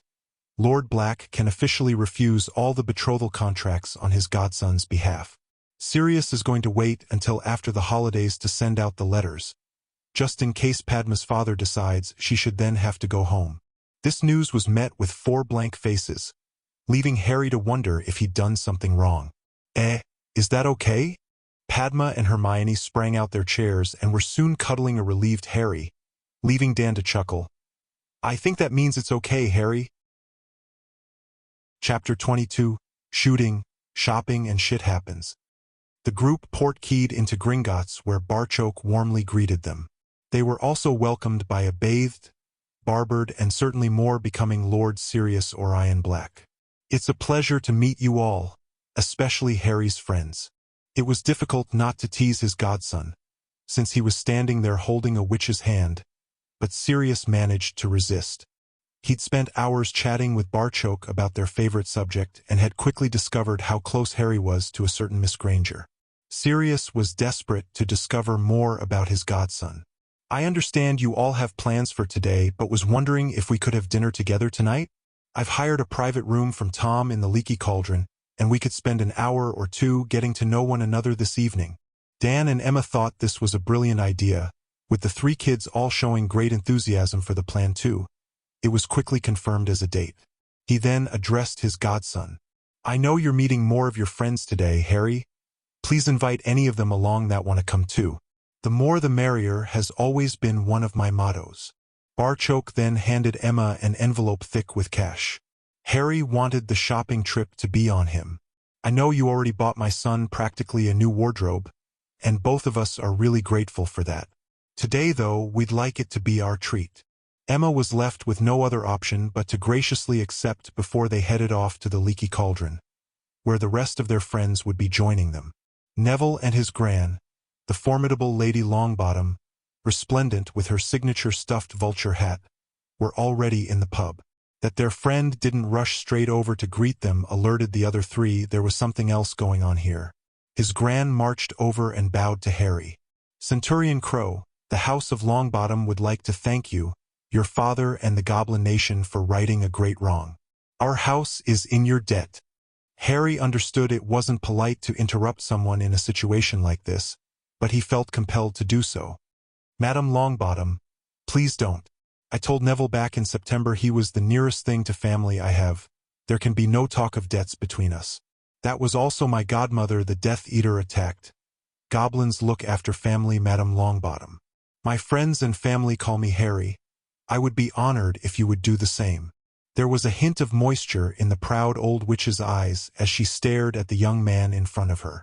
"Thank you, Harry. I can see Neville has made some good friends in his short time at Hogwarts. My godfather has invited us all to dinner here tonight. We would certainly be delighted if you and Neville could join us." One glance at her grandson was all she needed to know this was something he really wanted her to say yes to. Neville had been missing his friends, so Augusta quickly agreed. This seemed to be the cue that Neville had been waiting for. He dashed from behind his grandmother to greet his friends. Ramrao Patil exited the flue to see one of his twin daughters in the company of potentially two of the most powerful young wizards in Britain. That his other daughter, still wearing her gift from Harry, was also joining the group for today pleased him greatly. Hearing that they were invited to meet Lord Black for dinner tonight was a golden opportunity that couldn't be turned down. He and Smita would certainly be taking up that offer. Discovering mere minutes later that Madame Bones and her two charges would also be joining them had Ramrao's head in a spin. Since their move to Britain, the Patils had constantly faced hostility from the country's pure-blood elite. They guarded their patch jealously, and it had been made very plain that he and his beautiful wife were not wanted. Their twins were like both halves of his beloved wife. Smita was as serious as Padma or as flighty as Parvati, depending on her mood and the circumstances. That they didn't get invited to parties and balls because they weren't British was just another form of bigotry as far as the Patils were concerned. That his wife loved parties and dancing was the only reason that their snubs bothered him. Every day, Ramrao woke and thanked both their families for bringing Smita into his life. He loved his wife more than life itself. He also loved his daughters, and that was the main reason he had offered the betrothal contract to Harry Potter. The wife of Lord Potter could be of any descent or blood purity. The Lady Potter would demand respect. That both his girls now owed this young man a life debt was something that he might bring up later at dinner, but not before talking it over with Smita first. He may be the voice of the Patil family, but only a fool didn't listen to good advice, and his wife always gave good advice. That Padma's friendship with these people saw the Patil family invited to dinner amongst this exalted company was not lost on her father either. That his daughter was clearly very happy was also something he wanted to encourage. He wished everyone well before heading home to talk over these developments with his wife. That there would also be muggles, and perhaps even goblins at this dinner too bothered the head of the Patil family not a jot. Outside the pub, the group split along gender lines. Dan was taking both boys to his club for a few hours while Emma loaded the girls into a Harrods-bound taxi. Emma decided it would be better containing the young witches to the one store. In London, that meant Harrods. They could easily spend the day there, with the menfolk meeting them later for lunch. The instant the group entered the store, Padma had to take her twin aside and try to talk her down. Parvati was so excited. There was a real danger of her releasing accidental magic. But Padma, look, just look. I see it, Pav, but you need to calm down and then we can both enjoy it. We've got hours to shop before meeting the boys for lunch. Then more shopping before heading back and having dinner with everyone. It was really comical to watch her sister's eyes almost bulge out her head. You mean we can actually buy some of this stuff? Padma, I don't have any of their money. This drew a smile from her twin. I do, and Harry's father gave a pile to Emma for our shopping too. I was going to get some perfume for Mom, and maybe slippers for Father? Will you help me, Chose? This was exactly the right thing to say. Parvati had Padma by the arm and was dragging her deeper into this Aladdin's cave of treasures. Hannah and Susan's jaws were practically on the floor too, drawing a giggle from Hermione. Probably just as well Parvati doesn't know this is only one floor of the store. It was Susan who recovered first. You mean there's more? There are 7 floors. Mom, we're going to head up to the fashion section. Will you keep your eye on the twins? Hannah was also recovering from the shock. Mrs. Granger, just mention fashion section to Parvati. She'll be along to join us in a flash. Hermione led both girls over to the escalator, drawing another comment from Hannah. Now this is what I call a moving staircase. Why can't we have these kind at Hogwarts? Hey, you should give being in Ravenclaw a try. We've to climb up to the top of that tower umpteen times every day. Hermione led them unerringly to the right department, and watched their chins hit the floor again. Harry's father gave my mum cash to pay for this today. So, anything you see you like, just sing out. This was way too much for Susan. What if you like it all? Hermione's giggles once more rang out. Let's go and have a look at some tops. Unless you want to check out the lingerie section before the boys get here. Dan led Harry and Neville into the child-friendly diner on Harrods' 4th floor, only to be mobbed. Well, only for Harry to be mobbed by 3 exceedingly happy young witches. Parvati had her arms wrapped around Harry and kissed him on the cheek, before passing the bewildered boy onto the redhead. Thank you, Harry, thank you. This place is simply amazing. Neville was chuckling at his friend's discomfort. That was before a hyperexcited Parvati gave him the same treatment. What was that for? I didn't do anything. I didn't want you feeling left out. Following that same logic, Susan and Hannah hugged and kissed Neville too, after Harry though. Emma slid out the booth to the table next to it where Dan joined her. Harry was soon sitting between Hermione and Padma, while Neville found himself squashed into the other bench seat between Parvati and Susan.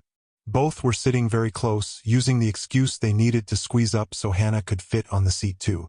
Hermione asked Harry how he got on at her father's club. His frown signaled not too well. It was okay.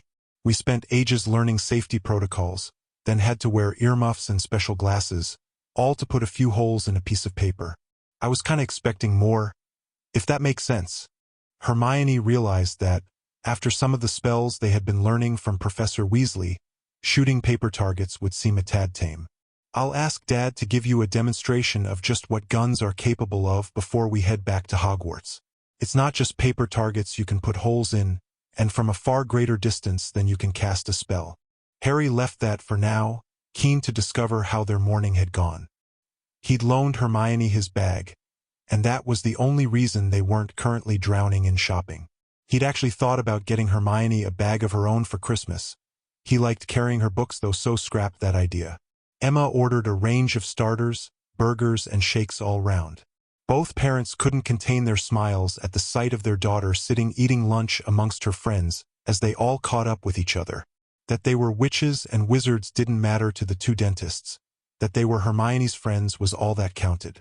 Neither would admit that they had practically given up on this ever happening for their daughter. It was a blessing Sirius had hired a private room. The youngsters hit the leaky cauldron like a tsunami, their excitement and exuberance sweeping everything in their path. It was a knackered and somewhat relieved Emma and Dan who trailed on behind them. Of the 7 kids they'd been in charge of, 4 of them had never set foot in a muggle shop before, with Harry and Padma faring only slightly better on the experience scale. The Granger parents felt a bit like a sheepdog must at the end of a hard day working in the hills, ready for their dinner and then curling up to sleep. Seeing everyone else was already in the room, Emma attempted to apologize. "Sorry for being late, everybody. The store was still open and we practically had to drag this lot out." It was said with a smile as all the guests could see their charges had really enjoyed themselves. Amelia Bones headed straight to Emma and offered her a chair. "You have the look of someone who could use a drink before dinner. What would you like?" "Oh, a glass of red wine would be lovely right about now." The words had hardly left Emma's mouth when her requested drink appeared on the table right in front of her. While she was contemplating how that happened, Amelia had more to say. "I want to thank you for what you did for the kids today. It's easy to see they all enjoyed it. I don't know how you managed to keep an eye on them all day." "It was easy, Auntie. We were only in one store. Providing we didn't leave it, and trust me, we didn't want to leave it, we could look about at all this amazing stuff." The information Susan had missed telling was supplied by Hannah. This one store was bigger than all of Diagon Alley put together. It was 7 stories high and sold everything from entire kitchens to pairs of knickers. I've never seen a shop sell a complete room before. At this, Emma had to intercede. "The girls did hit the lingerie section. I tried to ensure their purchases were all age-appropriate, but don't know if things differ in your society. You might want to check what they bought first." A stunningly beautiful Indian woman, wearing a gorgeous pastel green sari, was now beside them.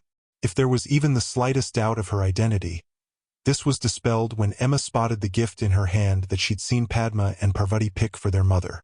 "Hello, Mrs. Granger. I'm Smita Patil and I would like to thank you for what you've done for my girls. I know Parvati likes to push the boundaries, so I will be checking her purchases. Please don't think this in any way reflects on you. Padma can't speak highly enough of both you and your husband, and I really am so grateful for the opportunities you've given her and Parvati." Emma was up and shaking her hand in greeting before they were then joined by Augusta. With Hermione currently unloading and distributing the day's shopping amongst their charges, the 4 ladies were taking this chance to chat before dinner. Ramrao had been chatting with Lord Black and Barchoke. That was until the main party arrived. Sirius instantly made a beeline for Dan Granger. The twins' father then heard the impossible, a goblin chuckling with laughter. "You'll have to excuse Lord Black. He's not quite himself yet. Since gaining his freedom, he's been beside me at every spare moment, desperate to find out more about his godson. This is the 2nd time Harry has stayed at the Grangers, and he really couldn't wait to talk to Dan about it. Both Hermione's parents are fond of my son. That makes them people Sirius absolutely wants to get to know. I'll need to see Hermione about adding him to their wards." Recognizing that no snub was intended, Ramrao asked a question that had troubled him. "I wondered about those wards when Padma told us we would have to contact her through Gringotts. Can you ward a Muggle house? The director made Hermione a friend of our nation. That, and my son staying there, allows the building to be warded. As you will appreciate, Dan and Emma would be helpless against even something as simple as malicious mail. Normally this would not be a problem, but this is not a normal situation. Hermione's friendship with my son is now known nationally. My son also has enemies from the last war that the Ministry didn't deal with. Neither of us were prepared to take the chance that those enemies might go after a soft target." This was a development Ramrao had not thought of. As he watched his wife standing chatting with the other women, and his girls gathered with their friends, it was almost as if the goblin read his mind. "Padma and Neville may not have appeared at his side in the Prophet, but you can bet the wrong people will know how close they both are to my son. Longbottom Manor sits behind strong and ancient wards, but I am unaware of what level of protection you have on your home. I really never thought about this, and our home just has a very basic set of wards around it. If my family is in danger, then it's not a matter of cost. More important to me is how quickly a secure set of wards can be arranged. As I said to Dan and Emma, this is more of a precautionary measure. If Harry were to stay at your house, my daughter's friends are welcome to stay anytime." This was all Barchoke needed to hear. Let's go and have a quick word with Dan and Sirius. There was something about Dan Granger that Sirius instantly liked, apart from the fact he was looking after Harry. There seemed to be an ease about the man, an ease that disguised a steely center. As an Auror, you needed to know your partner would stand by you and have your back when trouble called. Sirius was getting the impression here was a man you could count on. That he was also giving the marauder teasing material to use on his godson was another big plus in Dan's favor. Sirius had heard from Barchoke that Harry had been pretty broken up when discovering he was innocent, yet still had to stay in Azkaban. Hearing that his godson spent the night cuddling into Hermione for comfort was ammunition that was begging to be used. That the girl in question was also this man's daughter granted Harry a stay of execution for now. Barchoke and Ramrao's arrival saw the goblin's proposal quickly agreed upon, though that wasn't quite correct. Ramrao did object, until Dan's laughter stopped him. Good luck with your argument. Emma and I tried the same and lost the argument, that is. I certainly sleep sounder with the knowledge my family is safe behind these wards. This ended the argument and arrangements were made, though both married men inserted the proviso that they would need to speak with their wives first. The kids finally had their shopping sorted into piles of those famous green bags. The size of those piles surprised even Emma. I suppose that is the only downside to a magical bag. You don't realize just how much you've bought. It was a flabbergasted Amelia who summed up the other parents' mood. I can't allow you to pay for all that. Please let me at least make a contribution? Amelia, the only thing Dan and I paid for today was lunch. Harry wanted the day to be on him and his father gave me the cash. I still have some left to hand back. I just needed a seat first. Barchoke waved her attempt to return anything away. Please pass anything left to the three of them. They can spend it over the rest of the holiday. This was a golden opportunity for Sirius to solve another of Harry's problems. He didn't hesitate. Living up to his more the merrier motto, the marauder waded right in. Speaking of holidays, as Harry's godfather, we can now access the Potter properties. His father and I are planning on seeing Harry spend most of the coming summer exploring some of these, with the Grangers of course. I would like to invite you along for part or all of the holiday period. The large smile on Harry's face was all that Sirius was focusing on. He didn't notice anything else. Harry, Hermione, and Padma are currently working on a summer itinerary. Once that's settled, we can then sort out details of who's interested and when. It was an even more excited bunch who sat down to dinner, all the younger members clearly wanting to spend some of the summer together. Sirius was sitting across from Harry. Watching his godson be happy with his friends was helping Sirius' recovery almost as much as those wonderful goblin potions. It also wasn't hard to spot the hierarchy within his group of friends. Harry clearly thought Hermione was in a class of her own, and treated her as such. Barchoke had said they were inseparable. Sirius now got to see this phenomenon firsthand. Padma and Neville obviously came next. Again, his information gleaned from Harry's father was that they had been friends since their first week of Hogwarts, and only gotten closer since. The marauder reckoned their friendship with Padma must be really important to them. He could see no other reason for Parvati being there. Perhaps being in this company might eventually round off some of her more annoying habits, like emitting nerve-jangling squeals of joy at the smallest thing. Sirius was sitting next to the girl's father, a man who clearly had something on his mind. If you don't ask Ramrao, I won't know what answers you're looking for. Forgive me, Lord Black. I realize this is not something one brings up at the dinner table. I was wondering if there were any other duties you were taking over concerning House Potter. Ah, I see. Ramrao, I will give you the information you're looking for, if you can promise it won't leave House Patil. That promise will apply until I get around to dealing with the entire matter. Probably about the end of January should do it. Receiving a quick agreement, Sirius told the concerned father the truth. My godson has been raised as a goblin and, while I would much rather not have spent the last decade in Azkaban, I have absolutely no problem with Harry's upbringing or his father.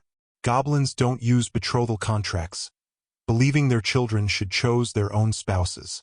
Harry has asked me to give a negative reply to every betrothal contract with his name on it. As his godfather, I aim to respect his wishes. It wasn't hard to see the disappointment in the father's face. Sirius attempted to make up for it. I found that the friendships I made at Hogwarts were the strongest of my life so far, and a blind man could see those 4 are close. I have no way of knowing what will happen as the years go by. I just know it won't include a betrothal contract. This actually did cheer Ramrao up. A blanket refusal meant his girls were being treated exactly the same as every other witch, and Padma was clearly close to these 2 boys. It was strange to see the quieter of their girls being the one who was the center of attention, something Parvati was clearly struggling with. He was sure Smita would have picked up on this, and would be having a chat with her when they got home tonight. Sirius, though, wanted there to be no misunderstanding of his role in Harry's life. Ramrao, I'm Harry's godfather, but it will be to his father he will look for advice first, and that's the way it should be. I'm trying to build a role for myself here. The best that I can hope for is a favorite uncle. Something along those lines. My role will be to assist Barchok and Harry in any way I can. This is Harry's decision, backed by his father and carried out by me. Thank you for explaining that to me, Lord Black. It also helps explain something I've been struggling with. Your godson saved both my daughters' lives, yet refused to acknowledge a life debt. Padma explained that goblins always help their friends and family. Therefore, there could be no debt. I am finally beginning to get my head around this extraordinary young goblin. Sirius let out a sigh. If you've done that, then you're way ahead of me. It seems no time at all from when I was berating James' attempts to change Harry's nappy. I went from that to the young person we see before us. It's not the time locked in Azkaban I mind so much, more the years it cost me with my godson. Dan was sitting on Sirius' other side, and had heard every word. Why don't you come and stay with us over the new year? It would give you time with Harry, and allow us all to get to know one another better. Since moving all our banking to Gringotts, we can now afford to take a longer holiday at the summer. Dan glanced knowingly across the table. I think we're going to be seeing a lot of each other over the coming years. Sirius was overcome at the kindness he was being shown here, and since being set free, that this kindness was not related to him being the new Lord Black. Rather, because he was Harry's godfather, just made this kindness that little bit more special in the Marauder's eyes. He nodded acceptance before his voice would work again. I'd like that, Dan. I'd like that very much. The dinner guests had graduated into 3 groups. The 7 kids were easily the largest and the loudest. The ladies all formed another group, the occasional bout of laughter informing the room that they were having a good time. The menfolk stood back, surveying the room while chatting about Sirius Day in court. Both Dan and Ramrao were desperate to hear every detail from Barchok and Sirius. Those profit pictures were iconic. It was almost 10 before goodbyes were said and everyone headed home. Getting ready for bed, Dan could see something was troubling his wife. Like husbands the world over, Dan hoped it wasn't anything he had said or done. What's the matter, love? Are you angry at me arranging Hermione and Harry to stay a night at Padma's? Or asking Sirius to stay here? What? No, why should I be? That will allow the Patil's house to be warded like ours, and Sirius is clearly desperate to get to know Harry better. It was just meeting Simta Patil. Why? What's wrong with her? That's my problem, absolutely nothing. I was all set to dislike a woman who could allow her daughters to be traded away, only to discover I couldn't find anything to dislike. She is a charming, witty witch who loves her husband and adores their girls. That shouldn't be possible. Her parents chose Ramrao as her husband, yet they're as happily married as we are. I don't know how Hermione copes with this every day. It's just so different. I know what you mean, love. I enjoyed Ramrao's company too. I noticed he was studying Harry and Neville, but as the father of 2 girls both boys are friendly with, who can blame him? I overheard a discussion where Sirius told him Harry will be rejecting all those betrothal contracts. I must say, Ramrao seemed to take it well. This led to Emma shaking her head. Discussing the possible marriage of your 11-year-old daughters is not a conversation you expect to hear at dinner or ever. He tried to cheer his wife up with some gentle teasing. So you don't want me to start negotiating with Barchok and Sirius to get Hermione betrothed to Harry? Haha, that might actually be funny, if I didn't think our daughter would suddenly change her mind about betrothals. And can you see Harry turning her down? Dan achieved his aim of cheering his wife up, The fact she was now laughing at his pained and panicked expression was an entirely different matter. Hermione was having her best holiday ever. She'd never had friends before, never mind have them stay over. Sirius' arrival had also brought a lot of laughter to the Granger household. The man was a bigger kid than his godson. That same godson was currently holding her hand as she showed both Harry and Padma around Crawley. This was something else she would normally avoid like the plague, going into Crawley without her parents. She had put those dark days behind her though and was enjoying showing the local sights to her friends. It was now time for Harry and Padma's first trip to the cinema. Hermione thought they would both get a kick out of the Addams family. As they waited in the queue, the hated voice that Hermione hadn't heard for 6 months was like a hard kick to the gut. She should have known things had been going too well. Oh look, Granger's parents must have gone to rent a friend for her Christmas. A packy and a poofed her. I suppose that's all you're worth. The despised chorus of derogatory laughter that followed these witty insults triggered an automatic response from Hermione, sending the young witch straight into her shell. That was until Hermione felt Harry squeeze her hand, and remembered she was no longer that lonely and scared little girl. Who's the comedian, Hermione? Clearly not someone who knows you very well. This stopped the laughter of the 5 boys who had approached them, though one had a comment to make. Oh look, Big D, it can talk. And I didn't see Granger pull the string at his back. Harry had never seen the acne-cursed boy before, but recognized the type. In any gang, there was always one who would instigate trouble, usually while standing safely behind others. The sarcasm was fairly dripping off Padma's answer, not intimidated in the slightest by the odds they were facing here. She wasn't about to take that particularly hated insult from anyone. Oh, Hermione, why don't you introduce us to the local wildlife? Do they actually have names? Or just numbers on their collars? Hermione was drawing courage from having her friends beside her. She was finished giving in to bullies. Padma, Harry, meet Dudley Dursley and his friends.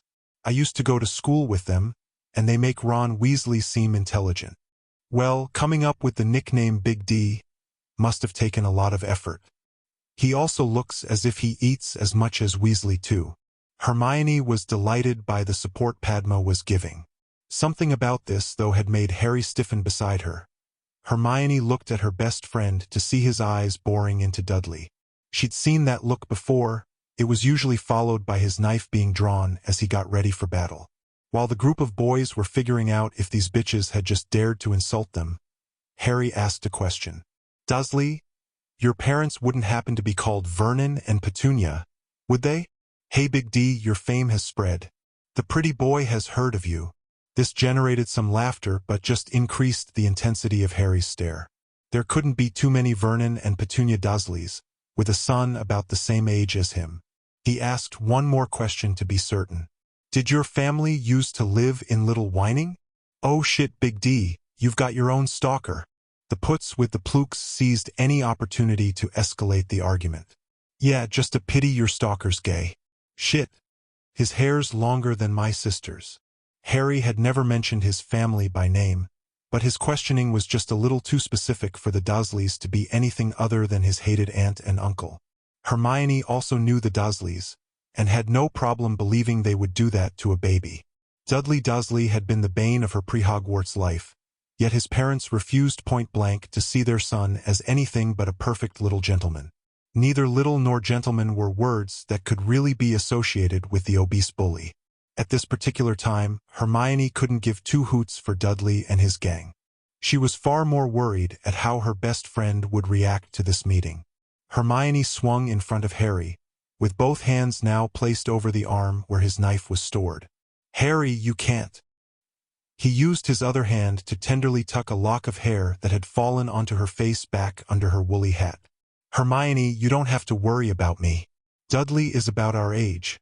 He had as much say in his parents' decision as I had. This eased Hermione's worries greatly, but she could still see Harry was up to something.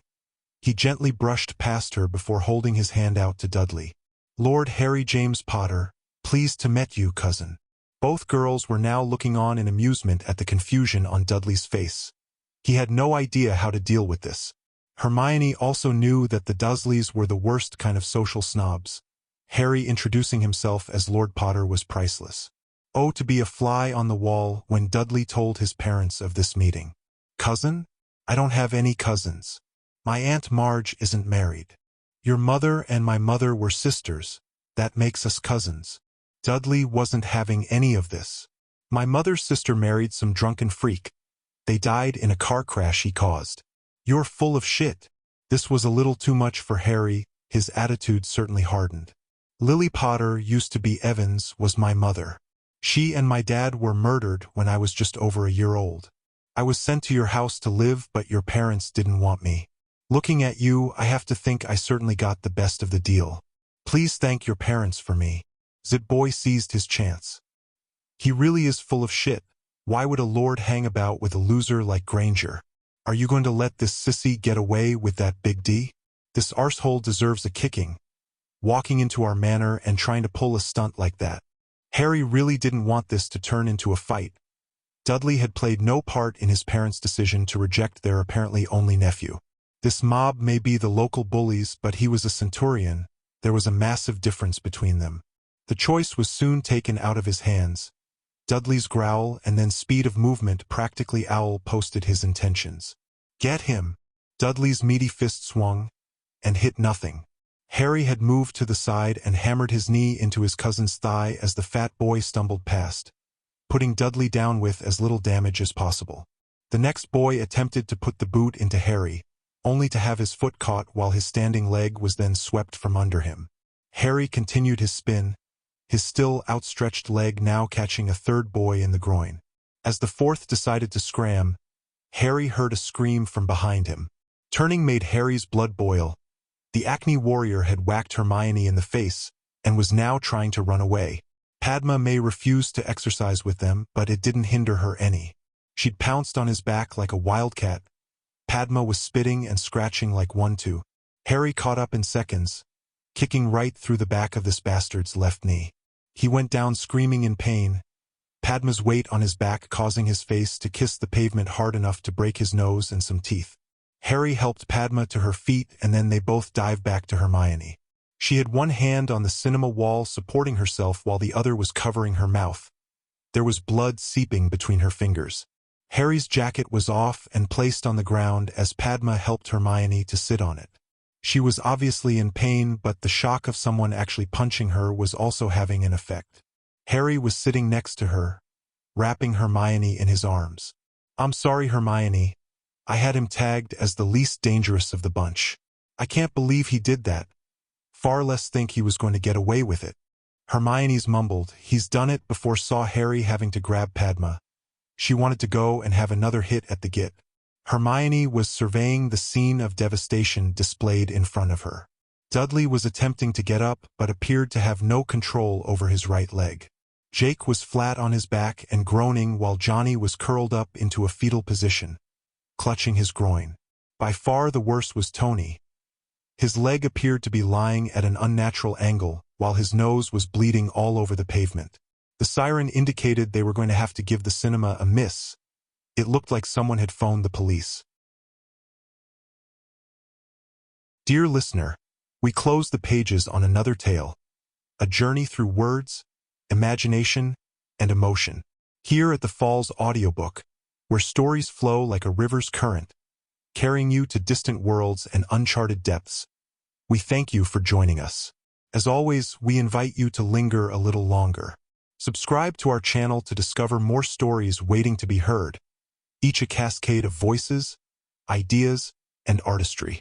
And remember, every great story begins with a single word. Perhaps the next one will begin with you. Until our voices meet again, may your days be filled with quiet moments, rich pages, and the soothing sound of a story well told. This is the Falls Audiobook, signing off.